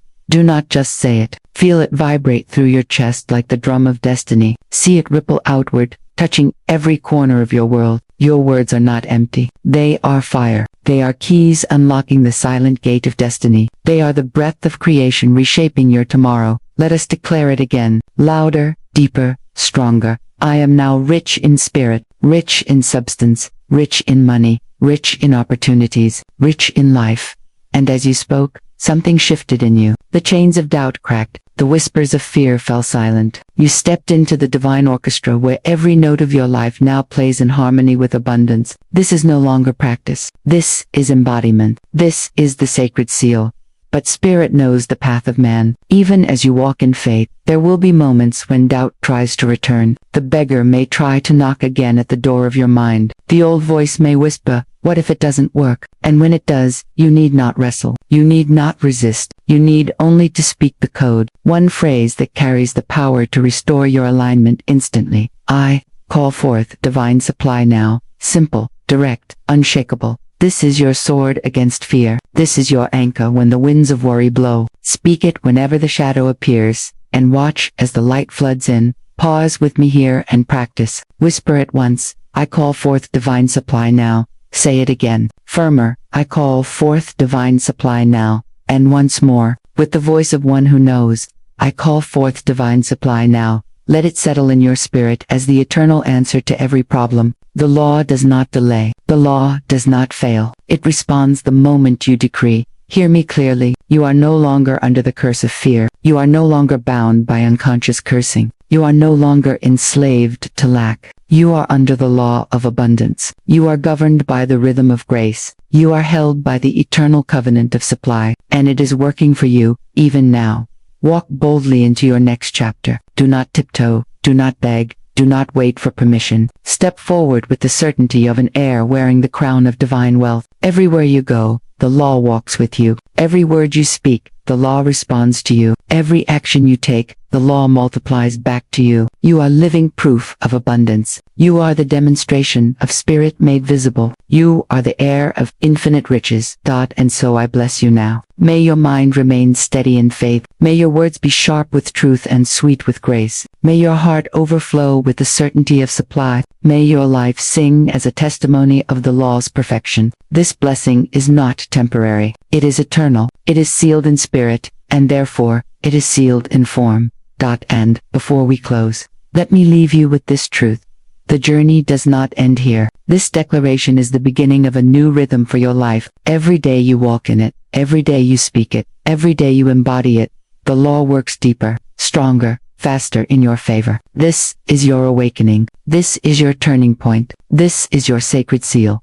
So now, rise. Rise as one who is rich in spirit. Rise as one who is rich in substance. Rise as one who is rich in money, rich in opportunities, rich in life. It is done. It is now. It is yours. And if these words have spoken to your soul, I invite you to stay on this path with me. Subscribe for daily teachings, so that every morning you are reminded of the law. Every night you are anchored in truth. Your journey is not just a video, it is a transformation, and the next step is waiting for you. What if the financial breakthrough you have been praying for is already on its way, and God has been sending you signs all along? What if the very delays you mistook for rejection were actually divine arrangements preparing the soil of your destiny? What if heaven has already answered, and the only question is whether your spirit can recognize the signs? Have you felt it? That quiet stirring that will not leave you alone, that unshakable inner nudge telling you something new is approaching. Have you noticed a strange calm when your circumstances suggested you should be afraid? Or the sense that invisible doors are about to swing wide even though you cannot yet see their hinges?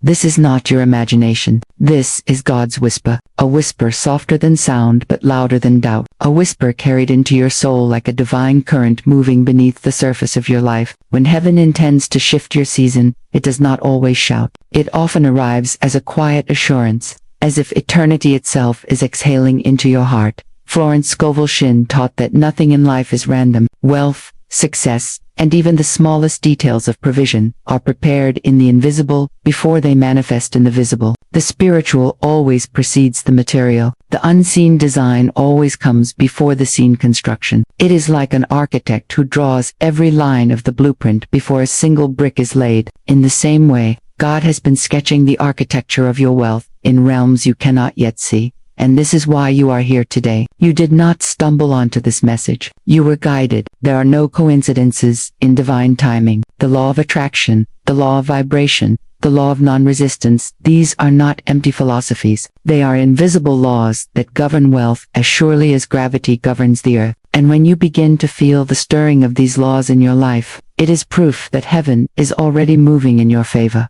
Pause for a moment and reflect. When was the last time you felt a deep inner knowing without logic to explain it? A knowing that you were being carried somewhere higher. That is the whisper of release.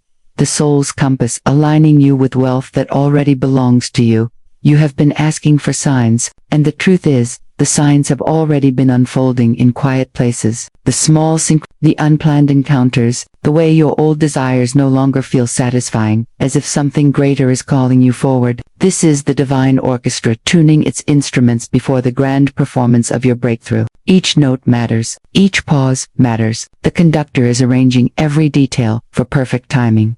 I want you to lean into this moment, breathe deeply, and imagine your life as pieces are moving even when you cannot see the hand that guides them. A knight shifts here, a rook advances there. It may look scattered to you, but to the master, it is a perfect strategy. What feels like delay is often divine positioning. What feels like an ending is actually the opening move toward wealth. Hear this clearly. Wealth is not merely money. Wealth is peace in your spirit, freedom in your choices, and abundance flowing in every direction of your life. Money is part of it, but true wealth is larger than coins or paper. It is the unfolding of divine order. When God positions you for wealth, He is aligning your words, your thoughts, your relationships, your timing, and your path. Florence Scovel Shinn wrote that every word you speak is a decree. Every decree summons your destiny. So when you feel that urge to speak faith in the middle of lack, that is not random. It is a sign that your spirit is already stepping into wealth. Your words are opening the gates that circumstances tried to close.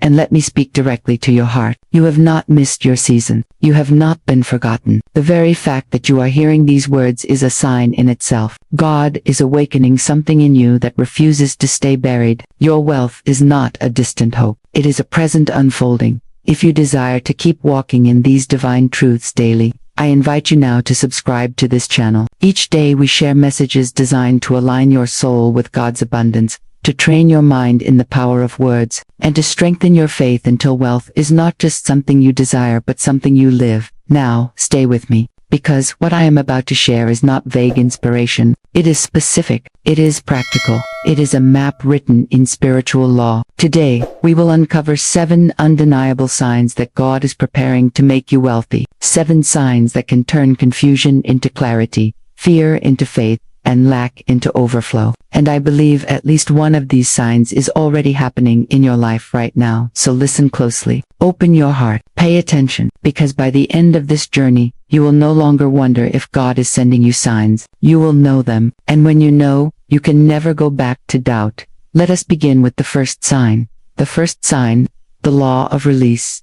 Wealth does not enter a clenched fist. It does not pour into a vessel already full of what no longer serves. The paradox is this: abundance flows only when space has been cleared. Wealth arrives not when we clutch tighter, but when we surrender what has already finished its purpose. Many resist this truth because release feels like loss, but Florence Scovel Shinn revealed the law of non-resistance, teaching us that what we resist persists, and what we willingly release creates room for the divine. Holding on in fear blocks the new from entering. Letting go in faith opens the silent gate of destiny. Perhaps you have walked through this. A job you depended on suddenly ended. A relationship you built your identity around fell apart. In that moment, panic rose like a flood. You asked, why did this happen? How will I survive without it? Yet later, with the gift of time, you saw that what ended was not punishment, but preparation. The release was the doorway through which abundance entered. The space left empty became the soil where greater provision could grow. Imagine a divine gardener walking through an orchard. Some branches are heavy with fruit, others tangled and lifeless. The gardener takes the shears and begins to prune. To the tree, it feels like loss. But the gardener knows the truth. Every cut is an act of faith in the future harvest. Every branch removed allows more light, more strength, more fruit to flourish. So it is with you. God prunes not to harm but to multiply. When release comes, fear often whispers, you will never recover. What you lost was the best you had. But faith answers, this is not an ending. This is an opening. Your soul's compass points not backward but forward. The whisper of release is an announcement that wealth is near. Take a moment now, breathe deeply and ask yourself, what am I still holding on to that God may be asking me to release? It might be an old belief that money is hard to come by. It might be a toxic relationship draining your energy. It might be shame over past mistakes. Whatever it is, it cannot stay. For the new to arrive, the old must be surrendered. Here is your affirmation.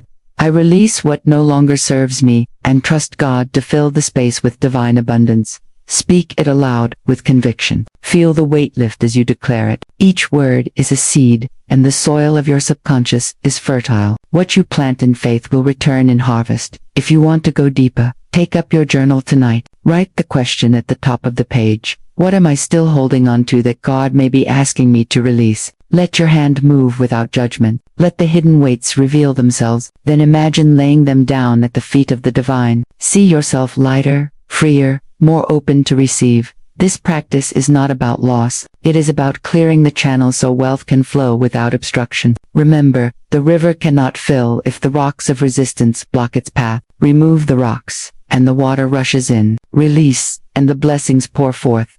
The law of release is always the first sign. When God is preparing to make you wealthy, He first clears the ground. He removes what no longer fits the architecture of your destiny. If something has fallen away recently, do not despair. Celebrate, for it is a sign that wealth is already moving toward you. And when you release, you begin to notice the second sign. The second sign, an unexplainable inner peace. There comes a moment on the journey to wealth when noise begins to fade. Not the noise outside you, but the restless storm within, the endless questioning, the heavy weight of doubt, the chase that always seemed just out of reach, and then, without explanation, something shifts. A quiet certainty rises in your chest. It is not excitement, it is not frenzy, it is peace. This peace is not passive. It is the most powerful confirmation that the divine is at work. It is the whisper of heaven saying, you no longer need to force, the way has already been made. Florence Scovel Shinn taught that every word of faith slices through fear at the root. When the sword of faith cuts clean, peace blossoms like a garden untouched by winter. It is this soil of stillness where wealth takes root and begins to grow. No seed thrives in panic, but in peace, prosperity unfolds as naturally as spring returning after frost.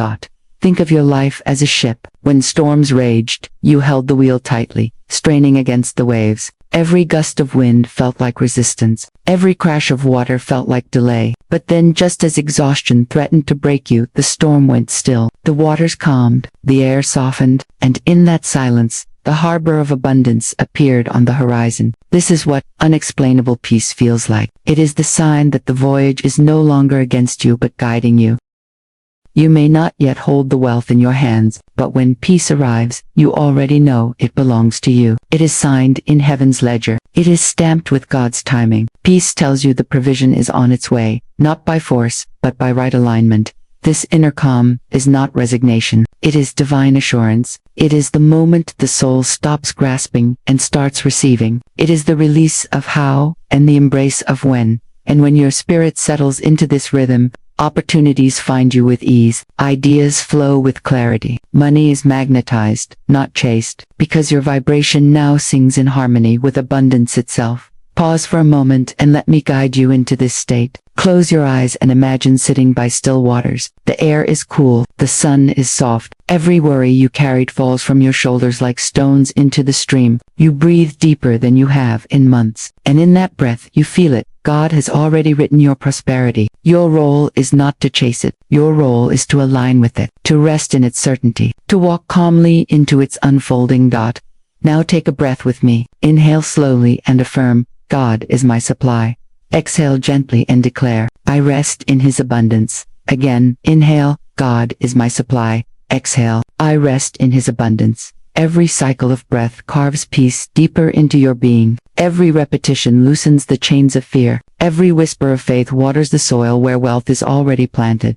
This is how you know the second sign has arrived, not through outer evidence, but through the inner shift. It is the calm before provision, the certainty before manifestation, the peace that tells you the gates of abundance are already swinging open. And when you feel this peace, hold it close, protect it from fear, from doubt, from the noise of the world, because this peace is not fragile. It is your fortress. It is the atmosphere in which God multiplies all that belongs to you. Stay with this calm, rest in this knowing, because peace is not the end of the journey, it is the bridge. It is the sacred crossing from struggle into flow, and once you stand upon it, nothing can push you back into the storm. And with this peace, a new energy begins to move through you. The third sign, divine connections appear. Wealth does not arrive in isolation. It comes through doors opened by people, through words spoken in passing, through encounters that seem ordinary but are secretly extraordinary. When heaven moves, it rarely drops coins from the clouds. Instead, it sends you a person, an idea, an introduction, a conversation that feels like nothing at first but proves to be everything. This is the third sign. Divine connections begin to appear. You find yourself at the right place, at the right time, speaking to the right person, and something shifts in your path. This is not coincidence. This is the hand of God weaving your life into the larger tapestry of destiny. Florence Scovel Shinn taught that your word, spoken in faith, does not return empty. It goes forth like a magnet, drawing to you what already belongs to your soul. When you declare your abundance, it does not only shape your inner world, it moves people into place, aligning them to meet you, bless you, and carry you further along your divine assignment. Your faith does not just call forth wealth, it calls forth your own, your tribe, your destiny partners, your divine connections. Think about it. Have you ever crossed paths with someone and later realized that meeting shifted the course of your life? A new job, a business opportunity, a word of encouragement, a door that you could not have opened alone. These encounters were not accidents. They were appointments written into the scroll of your destiny long before you even knew to ask for them. What you called chance was actually choreography, heaven arranging its dancers upon the stage of your life. Picture God as the master weaver. Every person, every place, every moment is a thread. Some threads cross early, some wait until later, but in His hands, not one is wasted. The divine fabric of your journey is crafted through these intersections, and when wealth is near, these intersections increase. You meet the right mentor. You receive an unexpected call. You encounter someone who holds the very key to the next door of your destiny. At first, it may feel small, a brief conversation, a name mentioned in passing, But soon you realize, this was no small thing. This was alignment. This was heaven's network moving on your behalf. Many people miss this sign because they are waiting for money to appear in their hands. But wealth flows through channels, and those channels are people. An investor, a client, a teacher, a friend, a stranger with a word that redirects your life. Do not dismiss these moments. They are divine signals that prosperity is threading itself toward you.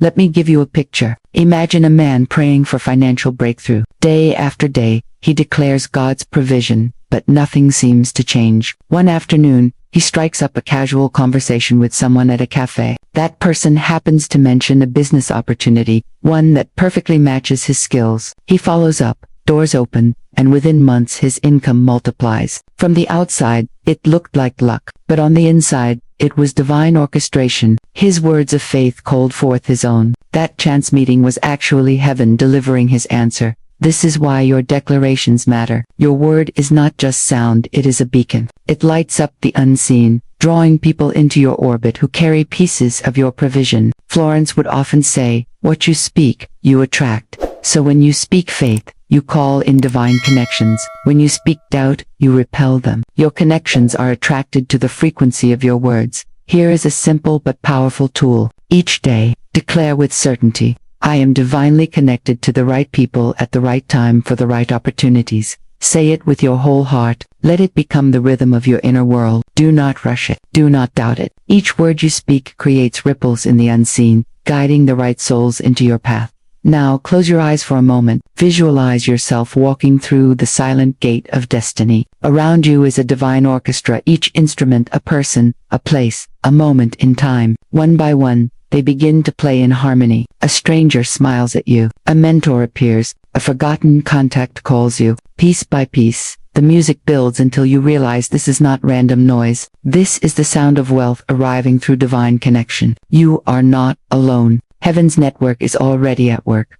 Perhaps you have felt overlooked in the past. Doors closed, contacts went silent, opportunities vanished. But when the third sign appears, the opposite begins to happen. Conversations spark, people remember you. Someone who once ignored you, now seeks you out. This is not by human effort. It is the flow of divine timing. It is the universe aligning you with the very souls designed to carry blessings to your hands. And if you are listening now, let this be your comfort. You do not need to chase connections. You need only to align with them. When you walk in peace, speak in faith, and move in trust, divine connections seek you out. They find you. They cannot miss you because they are assigned to you.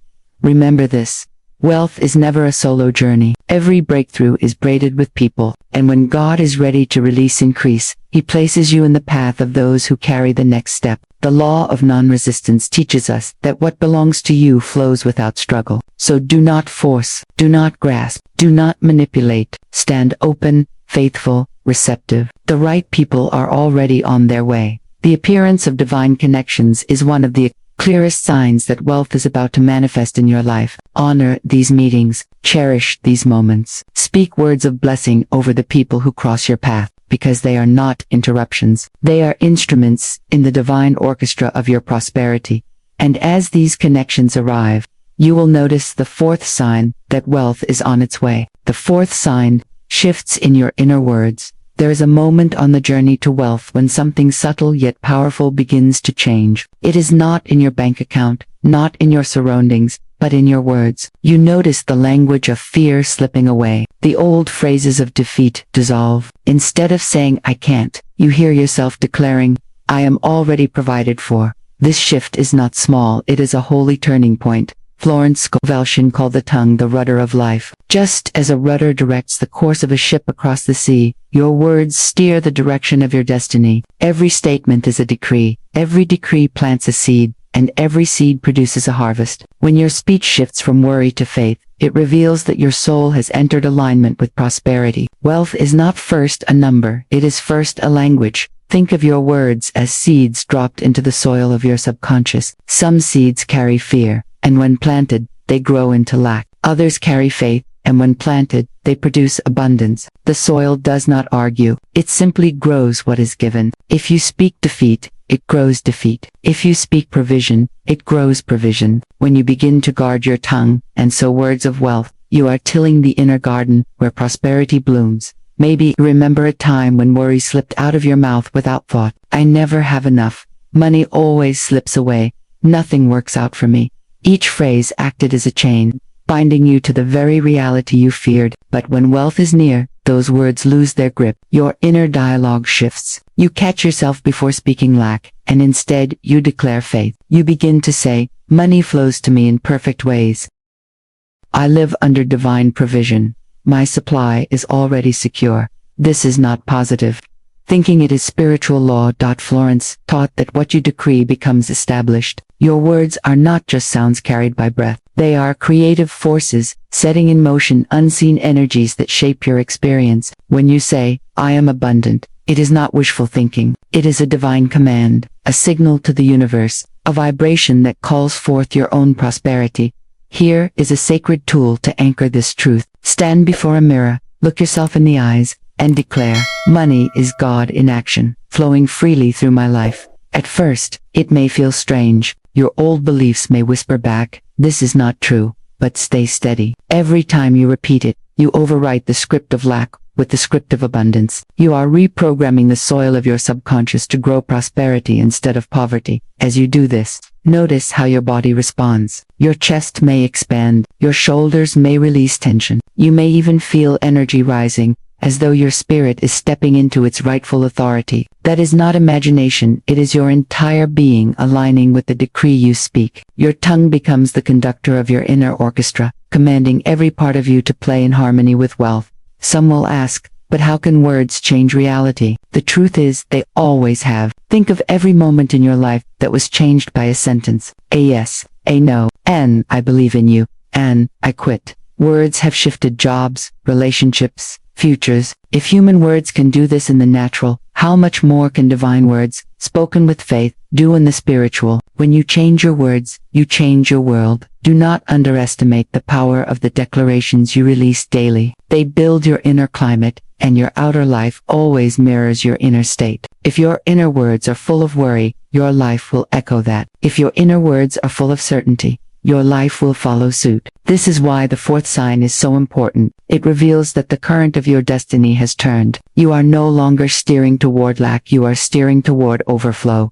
Pause here and check your language. What do you say most often about money, about life, about your future? Are your words sowing seeds of fear or seeds of faith? Write them down. Replace every phrase of defeat with a declaration of victory. Let your tongue become a sacred instrument, playing the melody of wealth long before it arrives in form. Remember this, the shift in your words is not a small detail. It is the universe announcing your harvest is near. When your speech changes, it is evidence that your subconscious has already accepted wealth as reality. And once your inner world believes, your outer world must follow. As your words change, so do the visions in your spirit. That brings us to the fifth sign. The fifth sign, vivid dreams and inner symbols.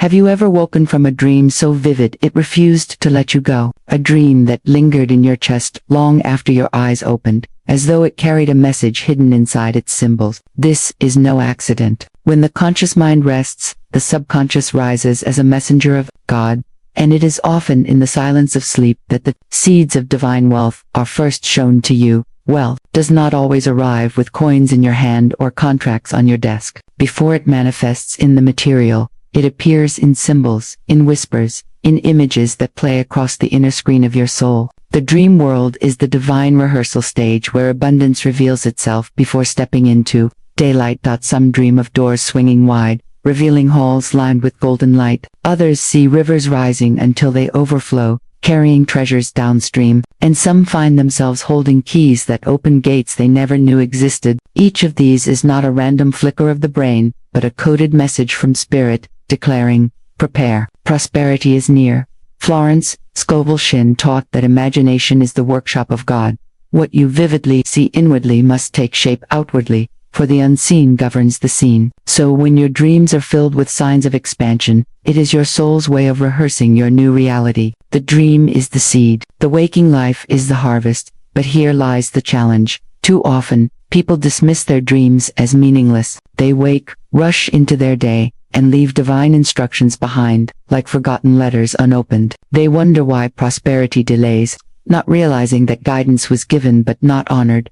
Beloved soul, every time you dream of a key, ask yourself, what doors am I being called to open? When you see overflowing water, ask, where in my life is abundance, ready to burst forth? When you walk through halls filled with light, ask, what opportunities are being prepared for me? The answers will not shout, they will whisper, yet those whispers, if followed, lead you to the very path of wealth you have been praying for.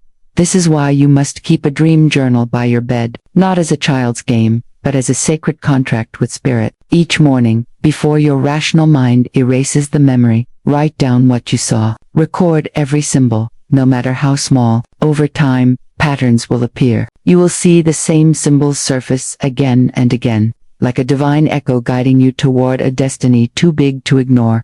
And what of visions, those flashes of inner sight that come when you are wide awake? They too are part of this fifth sign. A sudden picture in your mind of signing a check, of living in a home filled with light, of speaking before a crowd. These are not daydreams, they are previews of a reality already forming. Spirit allows you to glimpse it so that you may align your faith with what is unfolding. The subconscious is the bridge between your prayer and God's answer. It is the silent gate of destiny, carrying images from heaven into your earthly experience. Guard it, nurture it, and above all, believe it. When fear tells you, it was just a dream, respond with truth, it was a prophecy. When doubt whispers, it means nothing, declare, it means everything, for God has chosen to speak through me in symbols. This is the language of divine wealth, a sacred alphabet written not in ink but in images. Let this affirmation anchor in your soul. My dreams and visions guide me to divine prosperity. Repeat it as you rise, speak it as you sleep, for the more you honor your inner symbols, the faster they take flesh in your reality.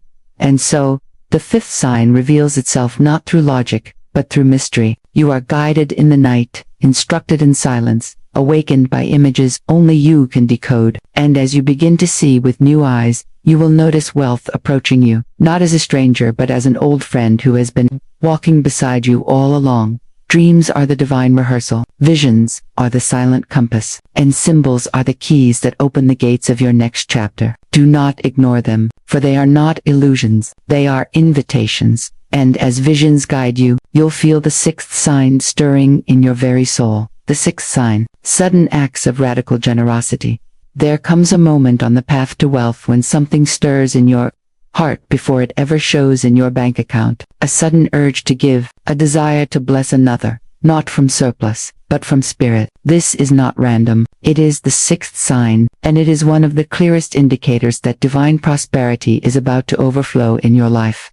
For the law is simple, yet sacred. Giving precedes receiving. Just as a farmer must release the seed into the soil before the harvest rises, so must the soul release what it clings to if it desires increase. Florence Scovel Shinn declared, giving opens the way for receiving. When the hand opens, the heavens open. You may notice this sign appear in unusual ways. You see someone struggling, and without hesitation you share what you have. You feel an inner nudge to donate, to help, to serve, and you obey even when it feels inconvenient. It is the soul's compass pointing you toward a higher truth, that the river which flows cannot stagnate. Water that moves remains pure. Wealth that moves remains alive. Let me tell you a story. A woman once found herself with only a few dollars left. Fear told her to guard it tightly, but faith whispered otherwise. She chose faith. She gave her last dollar to a hungry child, believing somehow that God would replenish her. Within days, she received unexpected money far beyond what she had given. That act of radical generosity was not loss, it was prophecy. The universe mirrored her open hand with open doors. This is the mystery of the law of circulation. Whatever you withhold shrinks. Whatever you release multiplies. And when your heart overflows in generosity, it signals that abundance is already flowing toward you. Perhaps you have felt this stirring recently. An impulse to tip more than usual, a sudden thought to gift something precious, a desire to bless someone who cannot repay you. Do not ignore this. It is not weakness, it is strength. It is the whisper of release, announcing that you are stepping into overflow. When you give, you are declaring to the universe, I trust the source of my supply. Money is not my master. God is my endless reservoir, and the one who trusts the infinite cannot run dry. Generosity shifts the vibration of your soul. Fear says, I must hold on. Faith says, I let go and I am multiplied. Every act of giving is like striking a chord in the divine orchestra. The sound reverberates back to you, in blessings, in opportunities, in wealth that finds its way home. So here is your practical tool. Begin today with an intentional act of giving. It does not have to be large. What matters is that it is done with joy, with faith, with expectancy. Give a meal, share your time, bless a stranger, send a gift. Each act is prophetic, announcing that increase is already on the way, and do not give in fear, hoping to bribe the universe. Give with celebration, knowing that giving is its own reward, and knowing that return is already written into divine law. Let this affirmation anchor in your spirit. I give with joy, and abundance returns to me multiplied. Speak it as you release. Speak it as you share. Speak it until it becomes your natural rhythm.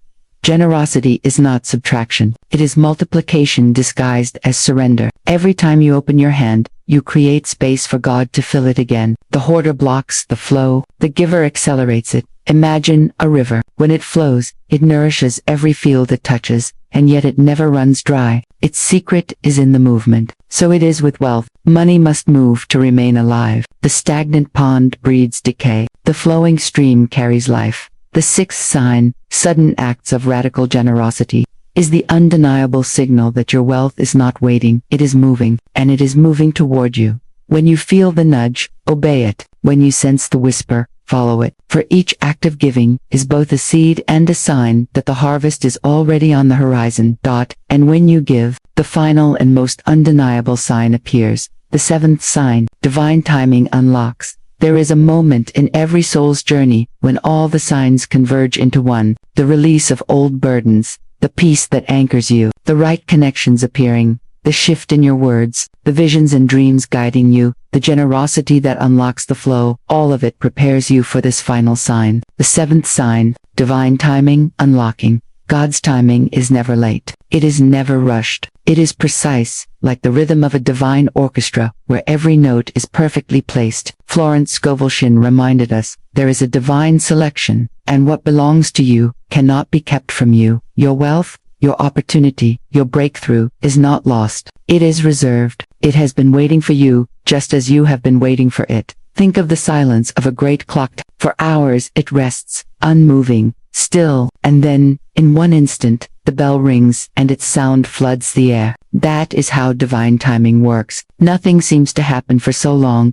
and then suddenly everything opens. Doors swing wide. Opportunities collide. The waiting ends in a single moment of destiny. This sign is unmistakable. You will feel it in your spirit before you see it in your hands. There is a holy acceleration that sweeps through your life. Calls are returned. Resources appear. Alignments happen without your forcing. It feels as if the silent gate of destiny finally swings open, and the path that once felt blocked becomes illuminated. Do not mistake delays as denial. Divine timing means every delay was preparation. Every pause was positioning. The universe has been aligning the people, the places, the provisions that you could not see. Just as a seed germinates in the soil unseen, your wealth has been germinating beneath the surface of your life. The seventh sign is when the sprout breaks through, visible for all to see. Here is a spiritual tool for you. Close your eyes and imagine yourself standing before a golden gate. It is tall, radiant, shimmering with light. You have waited long for it to open. You have prayed, affirmed, surrendered, and given. And now, you see it begin to move, slowly at first, then fully, until it swings open before you. Step through in faith, for this is God's perfect time. Wealth flows to you, not by your striving, but by divine alignment. Let this affirmation anchor your heart. I am aligned with divine timing, and wealth flows to me in perfect order. Say it until your spirit believes it. Say it until your fear dissolves. Say it until you feel the rhythm of heaven moving in your favor. You no longer need to push. You no longer need to force. When divine timing unlocks, it feels effortless. The heavy yoke lifts. The resistance ends. The right people show up. The right opportunities meet you. The work you did in faith now blossoms in fullness. This is the victory moment. You are no longer waiting on abundance to arrive. You are walking in it. You are breathing it. You are living inside the rhythm of divine wealth. The seventh sign declares that the waiting season is over. The bell has struck. The gate is open. The river flows. Hear me clearly, you are not preparing for prosperity anymore, you are positioned in it. The signs have led you here for a reason. Release prepared your spirit, peace anchored your mind, connections aligned your path, words reshaped your destiny, dreams guided your vision, generosity opened your flow, and now, divine timing has unlocked the fullness of your wealth. So declare it with boldness, I am no longer waiting, I am walking in the rhythm of God's wealth. The signs are here. My abundance is not tomorrow, it is now. If this word resonated with your spirit, do not keep it to yourself. Like, subscribe, and share this message so others can awaken to the truth of divine wealth. You are part of this sacred ripple. You are helping the world remember that God's timing is perfect, and the gates of abundance are open for all who believe. The seventh sign has appeared. Divine timing is here. Your season of lack is over. Step boldly into the rhythm of wealth. It is yours. It always has been. If this video has appeared in your path, it is not chance. You have been called. There is a silent gate in life that only opens when your soul is ready, and right now, it has opened for you. This is the whisper of destiny, the divine orchestra moving in perfect timing, arranging every note until you arrived here in this moment. You may think you stumbled upon this video by accident, but Spirit does not operate in accidents. Spirit operates in alignment. Your presence here is evidence that the wealth written into your soul before birth is now calling to be remembered. The fact that these words are reaching your ears proves you are ready to awaken what has always belonged to you. Not everyone will hear this call. Many scroll by, many dismiss what their heart longs to receive, but not you. You are here because there is something within you that refuses to stay asleep. Something within you knows you were created for more than struggle, more than fear, more than repeating cycles of lack. Something within you recognizes that the old story has expired, and a new story is waiting to be written. The world may tell you otherwise. The world says you are limited. The world whispers that you are behind, that you are not enough, that wealth is reserved for someone else. These are the illusions of lack. They are shadows meant to keep you small. Yet truth speaks louder than shadows. Truth declares that you are chosen. Truth says you are not behind. You are right on divine time. Truth says you are not forgotten. You are marked.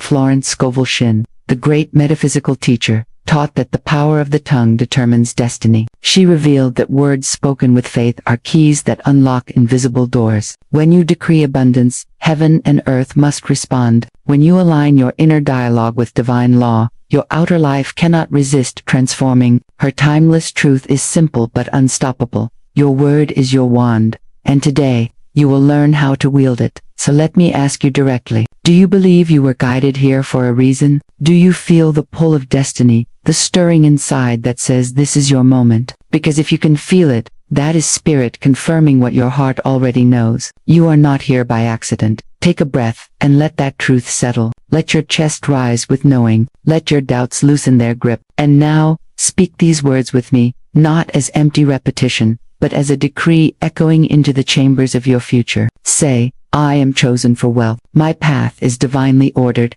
Let it roll from your tongue as a command. Say it again, I am chosen for wealth. My path is divinely ordered. One more time, with full conviction, I am chosen for wealth. My path is divinely ordered. Feel how your body shifts as you declare it. Feel the energy in the air begin to move. Your words are not bouncing into emptiness. They are shaping reality. They are engraving a new script onto the fabric of your life. This is the moment the illusion of lack begins to dissolve. You are stepping into the truth of abundance. The old fear that money is distant begins to crumble. The old thought that you are unworthy begins to melt. And in its place rises the recognition that you have always been marked for overflow. The law of divine timing has brought you here at the perfect hour. Not a minute too soon. Not a moment too late. The universe is precise. The soul's compass never misleads. And right now, your compass has aligned with this teaching because you are ready to cross the threshold into your inheritance. This is not about chasing wealth, like the world chases. This is about awakening to wealth that already exists for you in the unseen. It is about realizing that heaven has already signed your name on abundance. You are not begging for scraps at life's table. You are seated at the feast. This video is not a coincidence. It is the invitation card delivered to your spirit, announcing that your seat is ready. And I want you to walk with me through this journey. Every word in this video is designed to dismantle the illusion that has held you back. Every teaching is crafted to remind you of your power. Every affirmation is a hammer striking down the walls of fear so that the cathedral of your true wealth may be revealed. Before we go deeper, let me ask you to do something simple, something that is not about algorithms or numbers, but about alignment. Subscribe to this channel, not because a platform requires it, but because when you do, you are saying yes to daily reminders of your divine inheritance. You are declaring that your soul is committed to staying awake. When you subscribe, you are not just clicking a button. You are entering into a rhythm, a sacred practice of being fed daily with truth that aligns you with the abundance already flowing toward you. This is your awakening call. Hear it not with your ears alone, but with your spirit. You are not here by chance. You are not one of many. You are the chosen, and wealth has already marked you. Now breathe deeply, feel the shift, and prepare to step further, because what comes next will reveal the hidden law that makes the unseen become seen, and once you know it, you will never see life the same again. Before gold glitters in the palm, it must first exist in the unseen. Before a door swings open, the key must be shaped. Wealth, like every divine gift, is first invisible, waiting for the voice that dares to call it forth.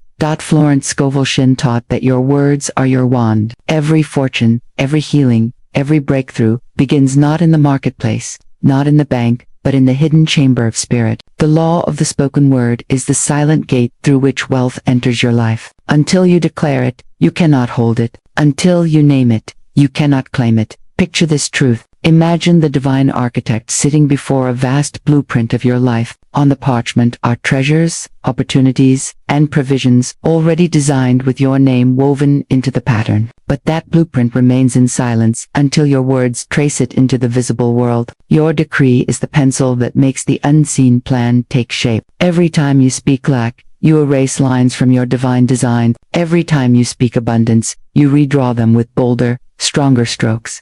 And here lies the struggle most souls face. They stare at appearances, at unpaid bills, at doors closed in their faces, at empty accounts, and they allow what they see to dictate what they say. They repeat debt instead of declaring wealth. They magnify rejection instead of affirming divine favor. They bow to appearances rather than commanding the invisible law that rules over appearances. But appearances are shadows. Only the decree is substance. Let me give you a picture that will live in your spirit. Imagine a sleeping heir, a child who has grown into adulthood, believing he is poor. He wanders the streets, begging for scraps, laboring for pennies, never knowing that a vast fortune has been waiting for him since birth. One day, someone shakes him awake and places in his hands the sealed letter of his inheritance. The wealth was always his, but until he was awakened to it, he could not receive it.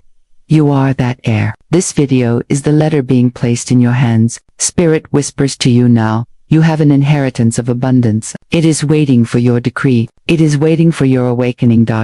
Close your eyes with me for a moment. Breathe deeply, and step with your imagination into a vast treasury. See golden light pouring from its walls. Feel the stillness of that sacred chamber. On every chest, on every vault, your name is engraved. You reach out and touch one of them. It opens effortlessly. Inside you see wealth, freedom, provision, opportunities, all shimmering like radiant jewels. This treasury belongs to you, not by chance, not by struggle, but by divine right. Whisper these words as you stand there in your inner vision. All that is mine by divine right now comes to me in perfect ways, again, but with deeper conviction. All that is mine by divine right now comes to me in perfect ways. Feel the vibration shift as you say it. Your words are opening doors that your hands have not yet touched. Your decree is summoning substance from the invisible into the visible.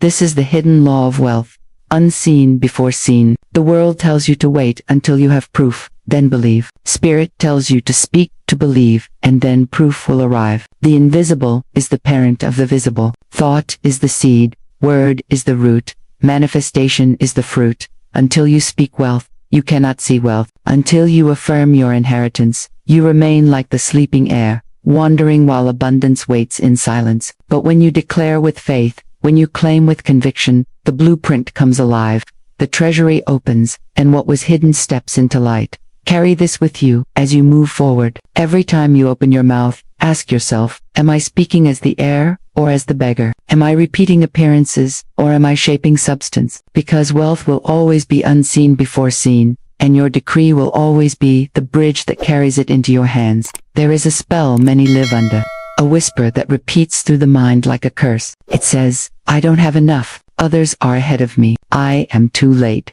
Maybe you have heard this whisper, maybe you have carried it so long it feels like your own voice, yet it is not truth, it is the shadow of illusion pressing against your soul. Think of Plato's cave, where men watched shadows flicker on the wall, and believed the shadows were reality. Lack is one of those shadows. It seems solid, but it vanishes the moment you turn and walk toward the light. True wealth is not in the shadows of appearances. True wealth is the sun that waits outside the cave, radiant and unchanging.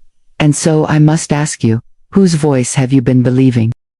The one that tells you to compare yourself, to measure your worth against another person's timeline, or the one that says you are a child of the king, heir to a kingdom that cannot be measured in hours, rankings, or numbers on a screen? Florence Scovel Shinn taught that appearances are nothing but false evidence. They hold no power until you bow before them. When you resist appearances, when you fight them, fear them, or beg them to change you, give them strength. But when you release them through the law of non-resistance, when you look them in the eye and say, you are not my truth, their grip dissolves like smoke. Let me paint you a picture. A beggar sits outside a golden gate. He has been told since childhood that his role is to wait for scraps. He watches princes ride in and out, their tables overflowing, their halls echoing with laughter. He believes himself an outsider, unworthy, forgotten. What he does not know is this: the gate bears his family's seal. The table inside was set for him all along. The moment he stands and walks in, the lie collapses. The beggar becomes the child of the king.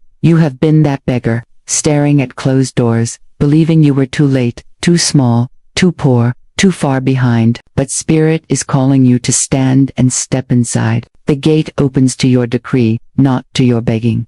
Here is where transformation begins. I want you to take out a piece of paper, or if you cannot, hold the words in your mind. Write down one belief that has changed you. It might be, I will never get out of debt. It might be, others are more gifted than me. It might be, my time has passed. Write it down, or see it clearly before you. Now, we break the spell. Next to that belief, write or speak aloud a decree of truth. If you wrote, I will never get out of debt, declare, I live in divine abundance. Wealth flows through me now. If you wrote, others are more gifted than me, decree, I am uniquely chosen, and my gift makes room for me. If you wrote, my time has passed, affirm, I walk in divine timing. Nothing is late, nothing is lost. This is not denial, this is command. You are not pretending the shadow does not exist. You are naming it for what it is, an illusion, and replacing it with the sun of truth. Repeat this affirmation with me now. I do not fear appearances. I decree truth. Abundance flows to me freely.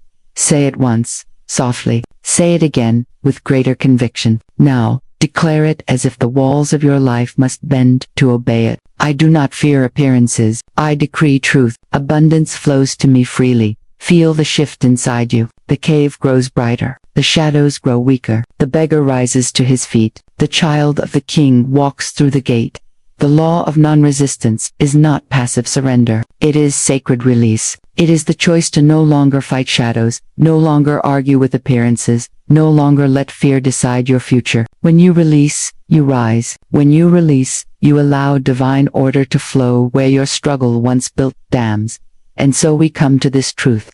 Lack loses its grip the moment truth is spoken. Appearances dissolve when you decree the reality of spirit. You are no longer at war with shadows. You are no longer at the gate, begging. You are seated at the table, heir of abundance, welcomed home to the wealth that has always been yours. This is the breaking of the spell. And from here, the path opens to even greater laws, to even deeper truths that will carry you into the full measure of your inheritance.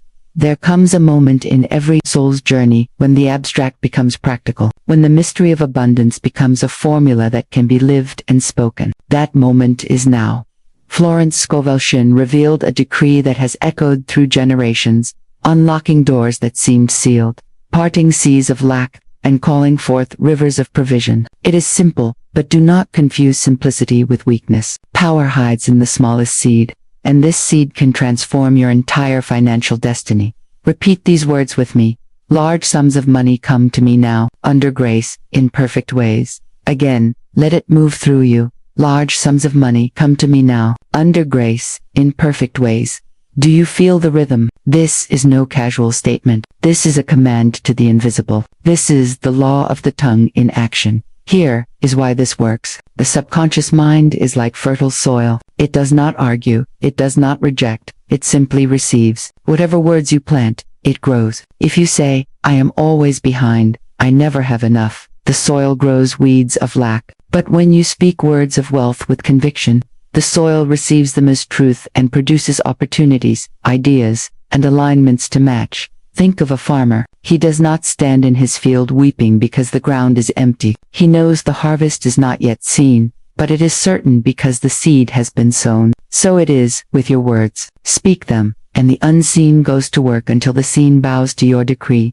Let me share a story. A woman once came to Florence overwhelmed by bills and convinced her life was collapsing. Florence gave her this formula of words, instructing her to speak them daily, not with begging but with authority. Days later, unexpected opportunities arrived. A forgotten debt was repaid. Doors opened she could not have forced with all her effort. The tide turned because her words shifted her world. She did not wait for appearances to change before she believed. She spoke, and then she saw. This is where the law of substitution becomes your ally. Fear will rise, doubt will whisper. In those moments, do not argue with fear. Do not fight it with frantic energy. Substitute it. Replace it instantly with truth. When fear says, you are failing, declare, I walk in divine supply, and all that is mine arrives on time. When worry says, it will not work for you, speak, everything works together for my increase. The law is not to resist fear but to transform it. Shadows cannot remain when light is spoken. Let us anchor this with practice. I will give you 3 wealth affirmations, short and rhythmic. Speak them with me, and let them imprint into the soil of your soul. First, money flows to me with ease and joy. Say it aloud, again, once, more, until it feels natural. Second, I am aligned with the treasury of heaven. Let it resonate. Repeat it now, again, with conviction. Third, all that I need arrives in perfect time and perfect form. Breathe it in, speak it out, anchor it as law. Do not keep these words locked inside the pages of a notebook or a moment in this video. Use them as living tools. Speak them in the morning when you rise, before the day takes hold of you. Speak them at night before you sleep, so your subconscious works while you rest. Speak them as you walk, as you drive, as you stand in line. The rhythm of your life becomes the rhythm of your words, and soon, your words become the rhythm of your reality. Do not think of these affirmations as spells or wishes. They are not magic tricks. They are law. Just as gravity does not ask your permission, the laws of spirit respond to decrees of faith. Your words call unseen substance into order, and it must obey.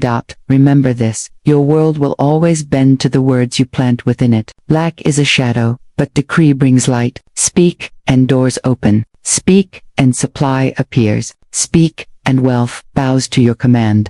This is the formula of wealth. It is not hidden from you. It is placed in your hands, on your tongue, ready to be lived now. As you walk forward, you will discover that wealth is not earned through struggle but commanded through truth. And the next step on this journey will reveal the deeper keys that sustain and expand the abundance you have begun to call wealth. Is not something you chase. It is something you recognize. Until you see yourself as the rightful heir, abundance cannot find a permanent dwelling in your life. The law of recognition is unshakable. What you refuse to recognize, you unconsciously reject. Picture a crown resting silently in a velvet case. It belongs to you. It carries your name, your lineage, your divine inheritance. Yet until you place it upon your head, you walk the streets like a stranger, unaware of your authority. The crown waits, the throne waits, but only recognition awakens the heir. There is a story whispered through the ages. A hidden heir, born of royal blood, lived as a servant, sweeping floors, thinking himself small. But the day came when his name was called, and he was brought to the palace gates. The inheritance had always been his, yet it was only sealed when he signed his name. Recognition transformed him from servant to sovereign. This is the mirror of your own soul. Wealth, influence, divine supply. It is written in your spiritual DNA. The Father has already decreed, all that I have is yours. But until you recognize it, until you walk in it, you live as though you were disinherited. Pause with me and ask yourself, who do you see when you look in the mirror? A beggar waiting for scraps, or a divine heir claiming the riches of a kingdom that has no end? The image you carry of yourself decides the reality you walk in. A king who forgets he is still king, but he lives like a pauper. This is the sacred shift. Identity precedes manifestation. Do not chase wealth, become wealth. Do not beg for abundance, embody abundance. Wealth is not outside of you. It is your essence. It breathes in your words. It shines in your posture. It echoes in the certainty of your self-recognition. I invite you now to a mirror practice. Each morning, each night, stand before your reflection and declare, I am the voice of wealth. I am the chosen heir. All that the Father has is mine now. Do not whisper these words like a question. Speak them as a decree. Say them until your soul believes, until your body aligns, until the world itself bends to the sound of your recognition. At first, the old self may resist. Doubt may rise like a shadow. That is when the law of substitution must guide you. When the whisper of poverty says, you are unworthy, replace it with truth. I am the chosen heir. When fear murmurs, it will never happen for you. Substitute instantly with light. All that the Father has is mine now. Your new name must drown the echo of the old. Recognition is not arrogance, it is remembrance. It is the soul bowing before its Creator, acknowledging the inheritance already given. To deny your divine wealth is to dishonor the giver. To accept it is to glorify the source. Imagine the divine orchestra tuning its instruments. Each note awaits the conductor's hand. You are that conductor, and recognition is the baton. The moment you raise it, the music of your inheritance begins to play. Doors align, opportunities appear. Wealth is magnetized, not because you chase it, but because you remembered who you are. So today, place the crown upon your head. Sign your name in faith. Look into the mirror not as a seeker, but as an owner. Identity is the seed of destiny. And when identity changes, reality obeys. Wealth does not take root through chance. It flourishes through practice, like a temple carefully built stone by stone. Every day you either reinforce poverty with careless thoughts or construct prosperity with conscious rituals. Rituals are not empty habits. They are anchors of faith, reminders that your soul is in covenant with abundance. To neglect them is to drift. To honor them is to stand firm as the silent gate of destiny opens before you. Think of it as brushing the soul. Just as you would not step into the day without cleansing your body, you must not step into life without cleansing the inner chamber where wealth begins. The temple of wealth is not built in banks or markets, but in the sanctuary of your daily rhythm. When the morning rises, begin with decree. Before the world touches you, let your words touch the universe. Stand, breathe deeply, and speak. Large sums of money come to me now, under grace, in perfect ways. Speak it not as a wish, but as law. Then close your eyes and visualize your day unfolding with overflow meetings that prosper, doors that swing open, unexpected gifts arriving like whispers of release. See yourself walking in peace, clothed in supply, guided by your soul's compass toward divine appointments. When night falls, your practice must turn to gratitude. The day may have been loud with demands, but the sacred hour of evening is for inventory of blessings. Take your journal and write 3 ways wealth showed itself today. It could be a small discount, an unexpected compliment, a solution appearing at the perfect time. The size does not matter. Recognition multiplies the seed. Gratitude waters it. Soon, what was small becomes magnificent. For what you notice expands. And here is your journaling prompt. One that reshapes your very identity. If I already had all the wealth I desired, how would I walk, speak, and decide differently today? Let your pen be honest. Let your answers reveal where you have been shrinking. Then, tomorrow, embody the new self. Walk taller. Speak with assurance. Decide as an heir, not as a beggar. This is the law of substitution, lived out, exchanging the old image for the true. Inheritance. Do not limit your practice to stillness. Wealth loves motion. As you walk, let your feet strike the earth with rhythm, and your voice declare, I walk in wealth. I move in overflow. Abundance flows to me and through me. Feel your body carry the truth, not just your mind. Let your stride become a declaration, your heartbeat a drumbeat of prosperity. The divine orchestra plays when you align thought, word, and movement. Consider the story of a woman I once knew. She was overwhelmed by debts, drowning in fear, but she decided to give herself to a simple ritual. Each morning she decreed, Each evening she wrote her gratitudes. Each walk became a prayer in motion. In weeks, her language shifted. In months, opportunities began to appear. Work she once thought beyond her.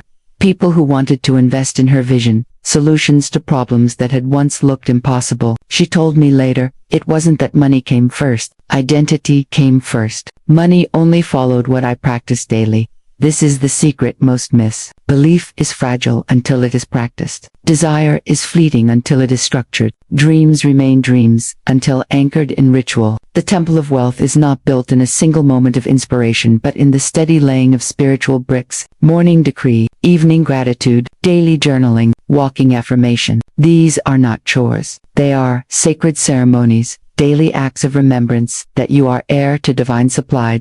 And as you keep these practices, belief matures into knowing. Wealth stops feeling like something you're trying to attract and starts feeling like the air you breathe, always present, always flowing, always yours, because daily practice does not only change circumstances, it changes you. And when you change, reality has no choice but to obey. There comes a moment in every spiritual journey where asking must end and commanding must begin. You were never designed to crawl at the gates of heaven begging for scraps. You were born to sit at the table as heir, speaking words that carry the force of divine law. This is the law of dominion, the sacred truth that what you decree with unwavering faith is established. When your tongue speaks with conviction, heaven and earth align to fulfill it. Picture the ancient king upon his throne. He does not whisper. He does not hope. He writes his decree, and at once it becomes law. The couriers rush out. The soldiers move. The realm bends to his word. So it is with you. You are not a beggar hoping God might notice. You are a child of the king. And when you decree in alignment with divine order, the universe itself rises to obey.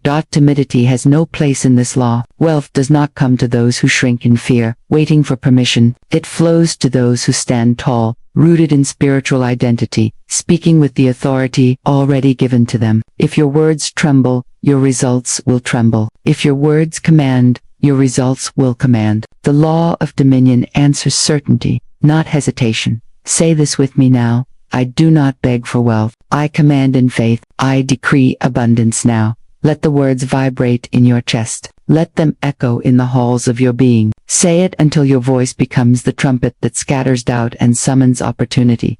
The mind may resist, whispering, "Who am I to command?" But that voice is the old illusion, the shadow of lack, pretending to hold power. You are not a servant bound by chains. You are a sovereign spirit clothed in divine inheritance. Dominion is not arrogance. Dominion is alignment. You do not command against God. You command with him, as his channel of authority on earth.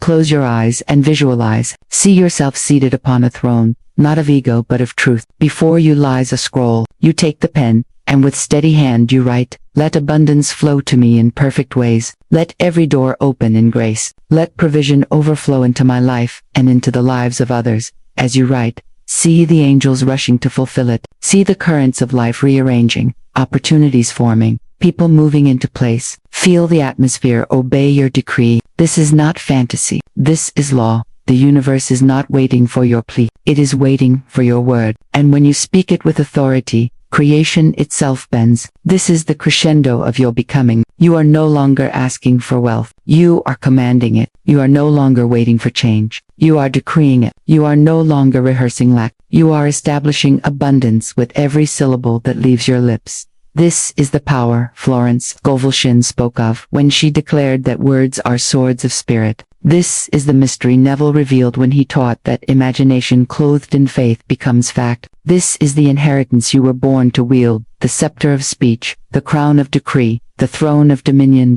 So rise, stand in the authority of your divine birthright. Command the wealth that already belongs to you. Write it upon your heart. Speak it into the atmosphere. Live it until reality itself bows up. Because wealth does not come by chance. Wealth comes by command.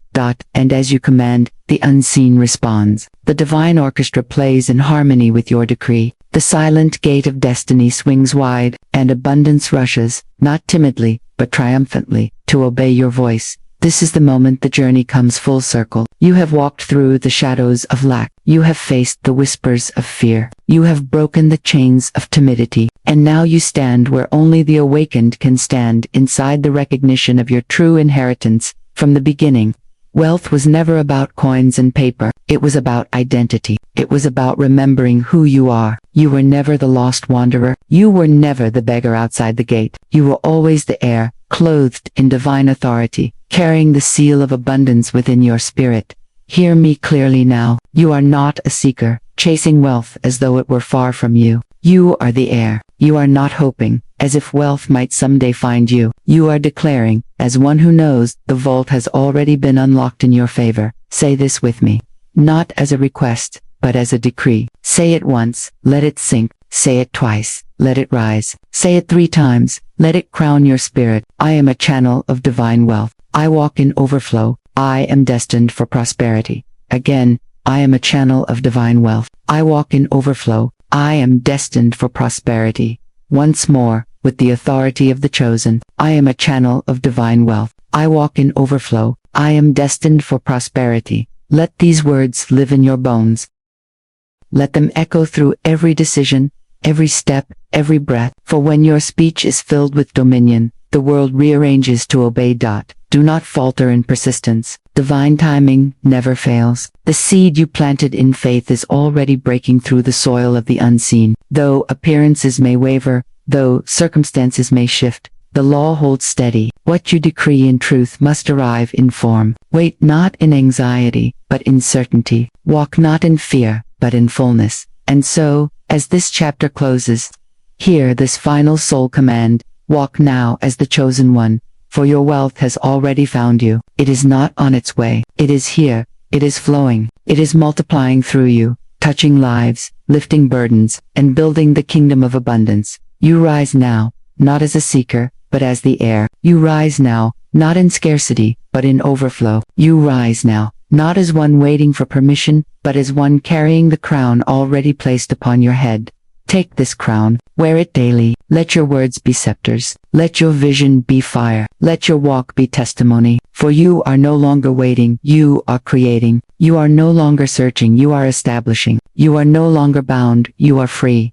Gratitude seals this truth. Give thanks for what is already yours. Give thanks for the doors opening, for the opportunities aligning, for the treasures revealed. Gratitude is the benediction that locks your faith into certainty. Whisper it now. Thank you, thank you, thank you. And as this blessing rests upon you, the journey is sealed. You are the heir risen. You are the chosen, awakened. You are the channel through which divine wealth flows without end. Go forth, walk as the heir, live as the heir, command as the heir. Your wealth has already answered. Your life is the overflow. You have been calling money the wrong way your entire life, and it has been obeying you. Every word you have ever spoken about wealth, every careless whisper about lack, every complaint of not enough money heard it, and it responded.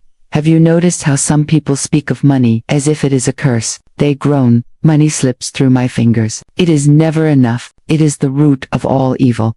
And money listens. It bows to the command of their tongue and flees. Yet others, without effort, seem to walk with wealth as though it were their lifelong companion. They speak of it as a faithful friend, a holy servant, a willing ally, and money moved by their words draws near. This is not chance. It is not luck. It is not accident. It is law. The forgotten law Florence Scovel Shinn revealed long ago. Money responds to the name you give it. Money is not a pile of lifeless paper, nor a cold number flickering in your bank account. It is a living current of divine substance, charged with holy obedience to your words. It is the servant of spirit, and you are the master who calls it forth. Like a messenger awaiting your command, money moves where you direct it. It takes shape by the vibration you place upon it. The tragedy is that most people, unaware of this sacred law, have been naming money with fear. They call it hard to get. They name it scarce. They christen it dirty. They declare it never enough. And so money, faithful to the law, manifests in their lives exactly as they have named it. But here lies the revelation that can unshackle your destiny. If you misuse the law, you chase money away. If you call it by the wrong name, it flees. But if you speak correctly, you magnetize it. The same tongue that curses your life can become the key that unlocks rivers of abundance. Think of money as a loyal servant of the divine, waiting at the silent gate of your destiny, bowing, listening, asking, "What do you call me?" Your answer determines whether it will enter your home in joy or depart in sorrow. Pause for a moment, reflect, What names have you been giving money? When bills arrive, do you call money gone before it even comes? When opportunities knock, do you call money impossible to reach? Or do you bless it, call it holy, call it flowing, call it your ally in fulfilling the work God placed in your hands? This law is not superstition. It is spiritual mechanics. Words are vibrations. Vibrations shape substance. Substance obeys law. The ancient mystics knew this. Florence Scovel Shinn declared it. Yet generations have buried it beneath fear and ignorance. But today, you are awakening to it. Money does not resist you. It does not argue. It does not question. It simply obeys, like the soil that takes seed without judgment, like the echo that returns whatever sound you release. Money mirrors the name you call it. Call it never enough, and it becomes a fleeing shadow. Call it divine flow, and it becomes a river rushing toward you. Call it your holy supply, and it appears at your need, on time, in right measure. Do you see now why your tongue is not a toy? Do you feel the urgency of guarding your speech? Every idle word, every careless statement is a seed planted in the unseen, and money, like a faithful messenger, is sent forth to fulfill it. So I ask you again, not casually but as a question of destiny, what names will you choose from this moment forward? Will you keep money enslaved to words of fear, or will you release it into its divine role as a servant of good? Hear this truth. Money is not your master. It was never meant to enslave you. It is a divine instrument, a current of freedom, a faithful worker, waiting to build, bless, and beautify your life. But it will only do what you command. If you curse it, it will curse you back in silence. If you bless it, it will bless you beyond measure. The choice rests upon your tongue.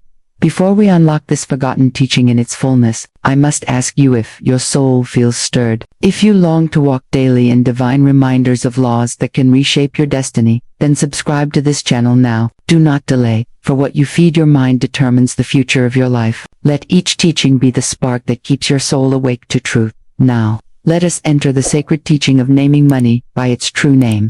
Every word you speak is a seed, every sentence is planted into the soil of the unseen, and every seed must bear fruit, whether bitter or sweet. This is the law of words. This is the hidden law that governs your life more than chance, effort, or circumstance.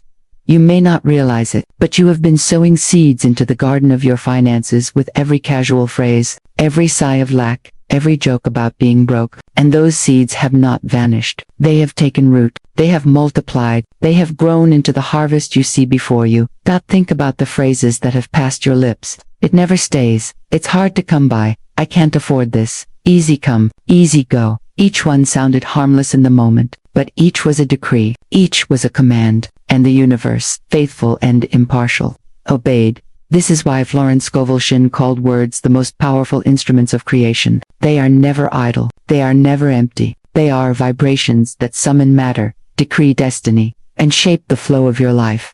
But here is the struggle most people never see. They curse money without knowing. They speak against it while expecting it to bless them. They push it away with words, then wonder why it refuses to stay. It is like a farmer who walks into his field and scolds the soil. Imagine him shouting at the ground, "You never produce enough. You're stingy. You always dry up." Then imagine him scattering seeds with resentment, expecting a rich harvest. What will the soil do? It will echo his decree. The soil cannot argue. It cannot resist. It can only yield what is spoken over it. Money is that soil. It cannot argue with your words. It cannot resist the name you give it. If you call it scarce, it becomes scarce. If you call it hard, it becomes hard. If you call it fleeting, it will not stay. Do not blame money. It only wears the clothes you give it. Change its name, and it changes its form. Here enters the law of substitution, one of the most liberating truths Florence taught. You cannot simply rip negative words from your life and leave the space empty. Nature abhors a vacuum. You must replace every destructive decree with a divine one. You must substitute the curse with the blessing.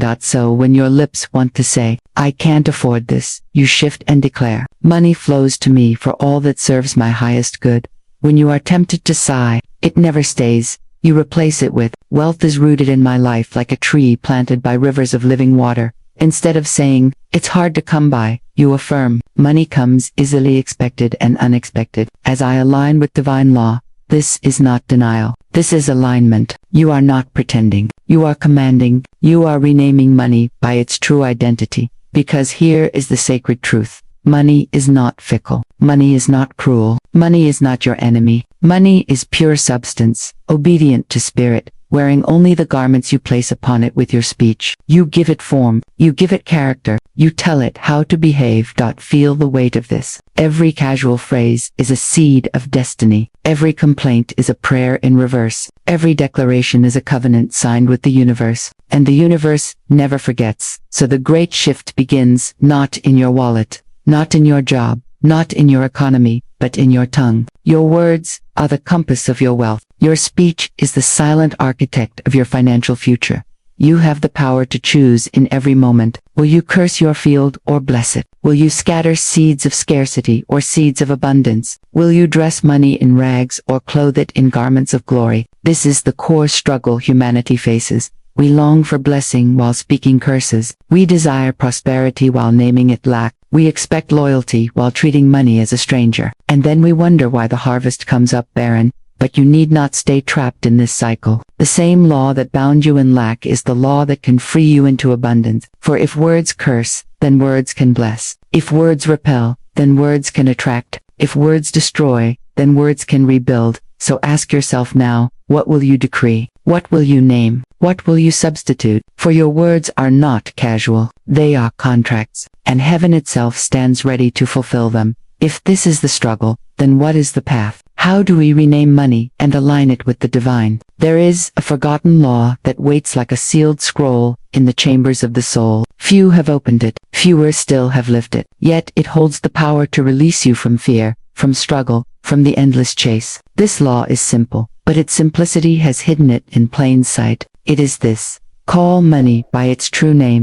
For centuries humanity has called money by false names. Some have named it evil, others have named it hard. Still others whisper, never enough, and money, obedient to the decree, has worn the masks we placed upon it. It has played the villain when we cursed it. It has played the stranger when we doubted it. It has vanished when we called it fleeting. But money is none of those things. At its essence, money is not evil. It is not an enemy. It is not a master. It is energy aligned with service, circulation, and divine supply. It is spirit in motion, clothed in form, flowing like water to the channels we open with our words. Florence Scovel Shinn understood this mystery. She declared that what you name a thing, it becomes to you. And so she taught, call money by its true name, call it divine supply, call it circulation, call it freedom, call it the servant of good, and it must appear as those very things. This is the heart of the law. Money is not a pharaoh to enslave you. It is a Moses to lead you into promised supply. It is not a chain to bind you. It is a key to open doors. It is not a cruel master demanding your life. It is a servant of God waiting for your command. The law of non-resistance flows through this truth. When you stop calling money hard, you cease to resist its movement. When you stop calling it evil, you open the gates of circulation. When you stop fearing it, it ceases to run from you. Resistance creates walls. Non-resistance creates rivers. The moment you release harsh names, money finds its way to you like water returning to the ocean. Imagine money as a faithful messenger. Every time you speak, you hand it a letter, sealed with your decree. If you call it scarce, the messenger goes into the unseen and returns with scarcity. If you call it freedom, the messenger comes back carrying doors unlocked, paths opened, and opportunities unveiled. If you call it circulation, it flows out and comes back multiplied, carrying the energy of giving and receiving. This is why your naming matters. You are not describing money. You are creating its behavior. You are not observing its character. You are clothing it with character. Every word is a robe you place upon it.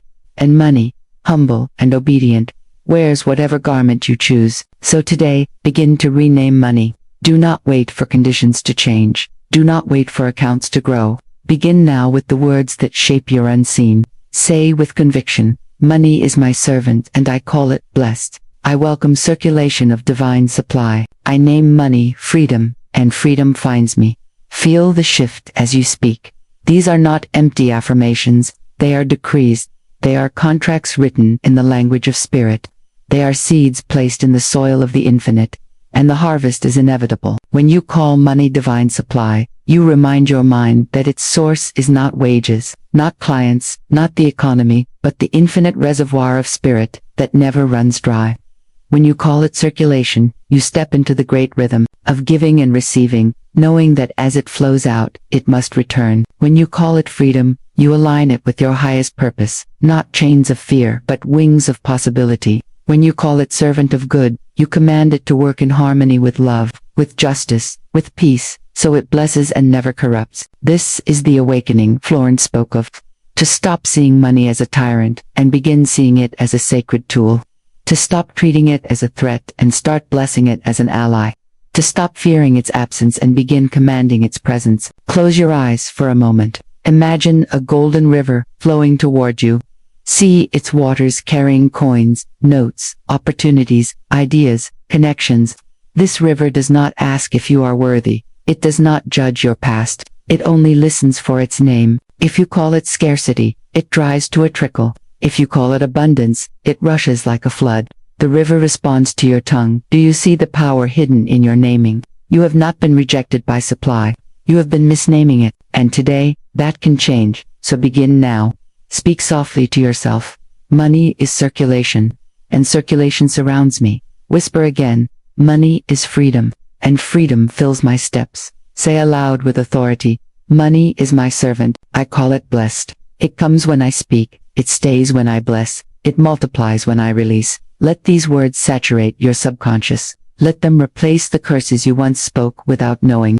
Let them become the new rhythm of your life. For money is not the villain of your story. It is the instrument of your song. It is part of the divine orchestra, tuned to the pitch of your words. And when you call it by its true name, it plays in harmony with your destiny. Now that we know its true name, the question arises, how do we embody it so the law is not only heard but lived? How do we carry this truth from thought into practice, from speech into experience, from revelation into reality?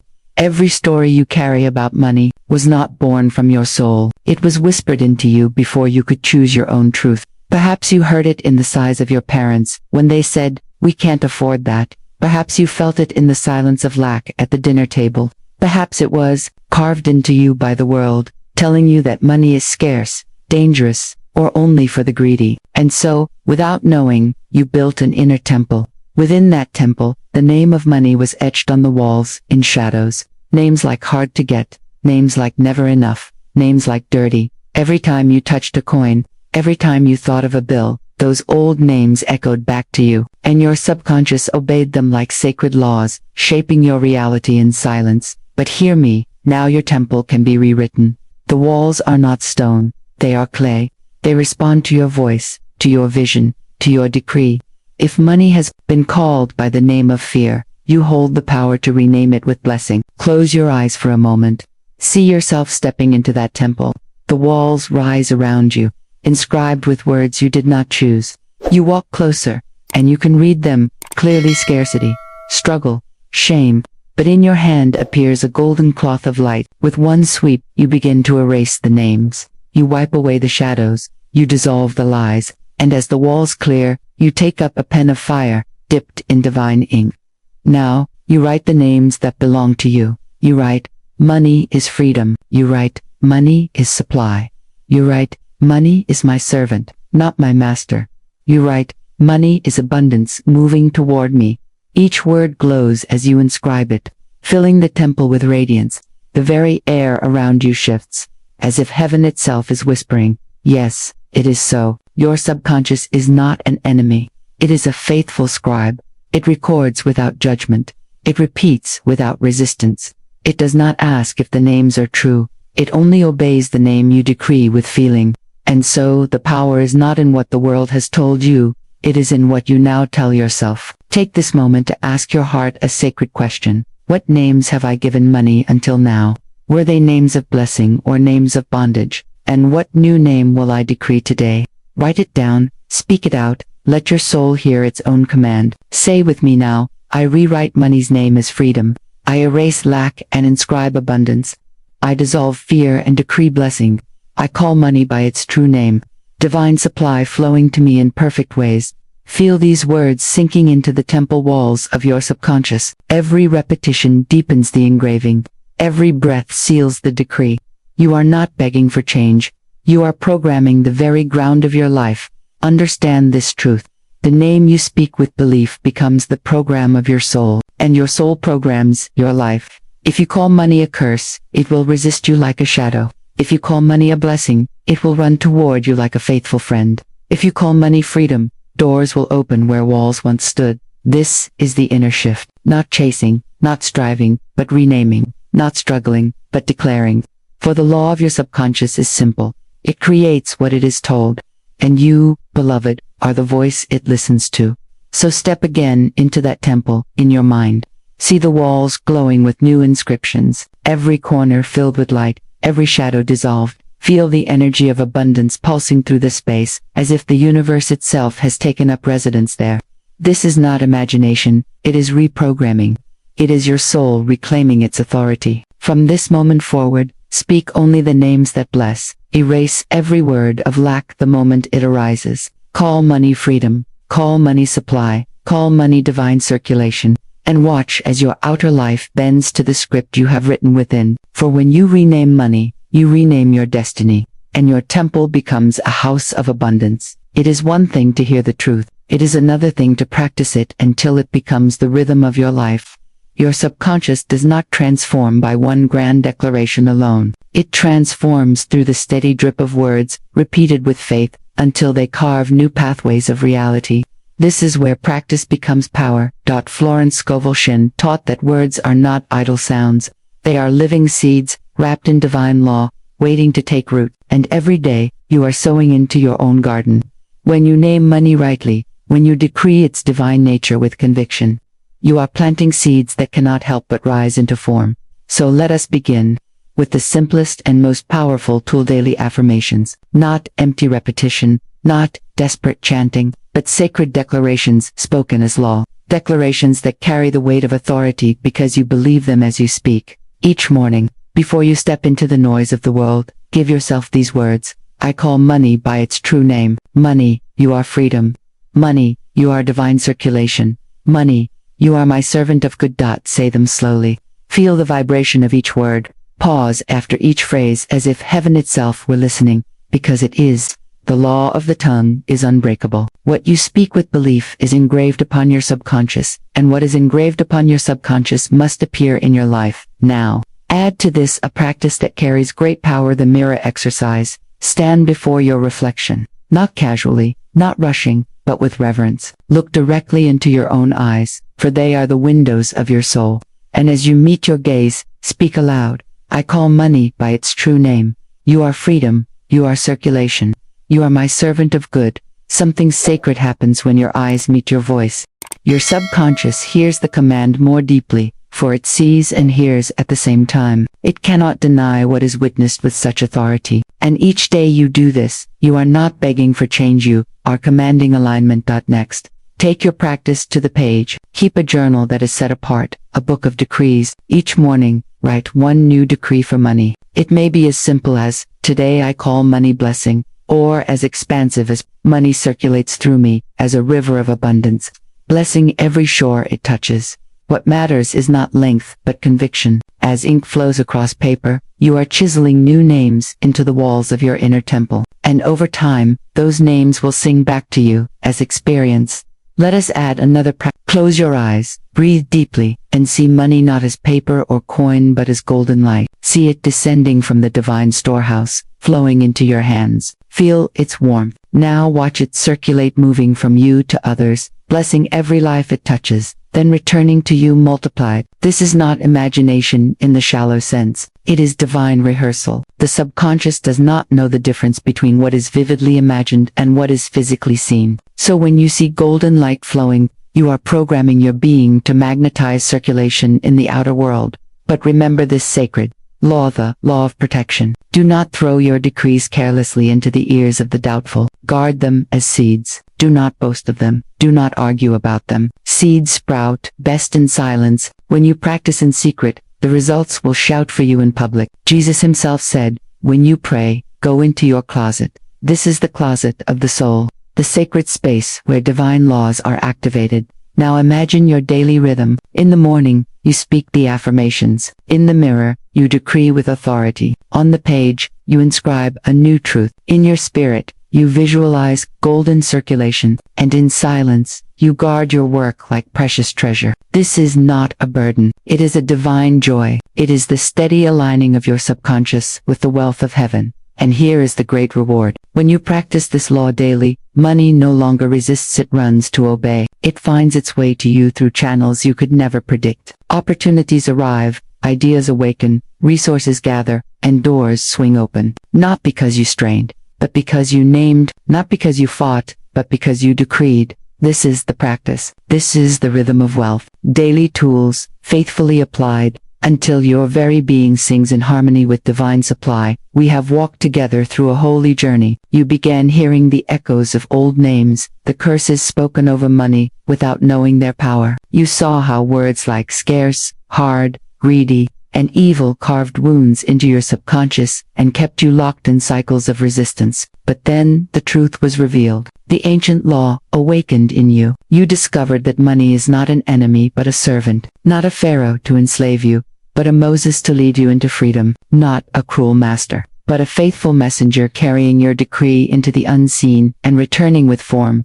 And now, you stand different from who you were when this journey began. You are no longer a beggar chasing coins as though they hold your destiny. You are no longer a fearful soul whispering names that keep wealth far from your gates. You are a sovereign one, a king naming his servants, a queen decreeing her wealth, a soul crowned with authority, standing beneath the divine orchestra of law, knowing that every word you speak shapes the music of your life. Hear this truth and let it settle deep. You have power to name rightly, and what you name rightly must obey. The law cannot fail you. Divine supply is not capricious or cruel, it is exact. It is constant. It is faithful to the decree of your tongue. Florence Scovel Shinn said that your word is your wand, and today, your wand has been placed firmly back into your hand. So let us speak together these final affirmations, not as mere phrases, but as eternal decrees written in the very fabric of your being. Say within yourself, and aloud if you can, I am aligned with divine supply. Money is my servant, and it multiplies under grace. Every word I speak is a decree of abundance. Pause with each line. Feel it reverberate through your chest. See it radiating outward, touching every area of your life, your work, your home, your relationships, your health. Because abundance is not only money. Abundance is life overflowing, harmony reigning, freedom established, and money, rightly named, simply becomes one of the instruments playing in that symphony. Now comes the soul's declaration. This is the seal upon everything you have heard. Today, you do not chase money. Money chases you because you have called it by its true name. You have stopped resisting. You have stopped cursing. You have stopped begging. You have begun commanding. And the universe always bows to command when it is spoken in alignment with divine law. So walk forward as one who remembers. Each morning, let your words be seeds. Each day, let your decrees be law. And when fear tries to whisper again, when old names try to creep back onto the walls of your inner temple, you will answer with authority. I erase lack and I inscribe abundance. I call money circulation. I call money freedom. I call money servant of good. And the law will hear you, and your life will respond. This is your coronation moment. This is where the old identity falls away. No longer victim. No longer you are a conscious creator, a divine child entrusted with the power to name, to decree, and to manifest. Your soul's compass now points to prosperity. The silent gate of destiny has swung open. The whisper of release has turned into a shout of triumph. Take this with you as a blessing. You are not alone. You are not forgotten. The divine supply flows endlessly, and it flows toward you. Let your words guide it. Let your faith hold it. Let your gratitude multiply it. And as we close, I invite you to carry this law with you every single day. Do not let it be forgotten once the video ends. Walk in it. Live in it. Let your entire being be a testimony of abundance rightly named. Subscribe to this channel if you wish to walk deeper into these divine truths. Share this message so that others may also awaken to their authority. And together, let us build a world where money is no longer cursed, but blessed. No longer feared, but embraced as a servant of good. No longer chased, but magnetized by those who remember its true name. May you go forth in freedom. May you go forth in abundance, and may every word you speak become a decree of life, prosperity, and grace.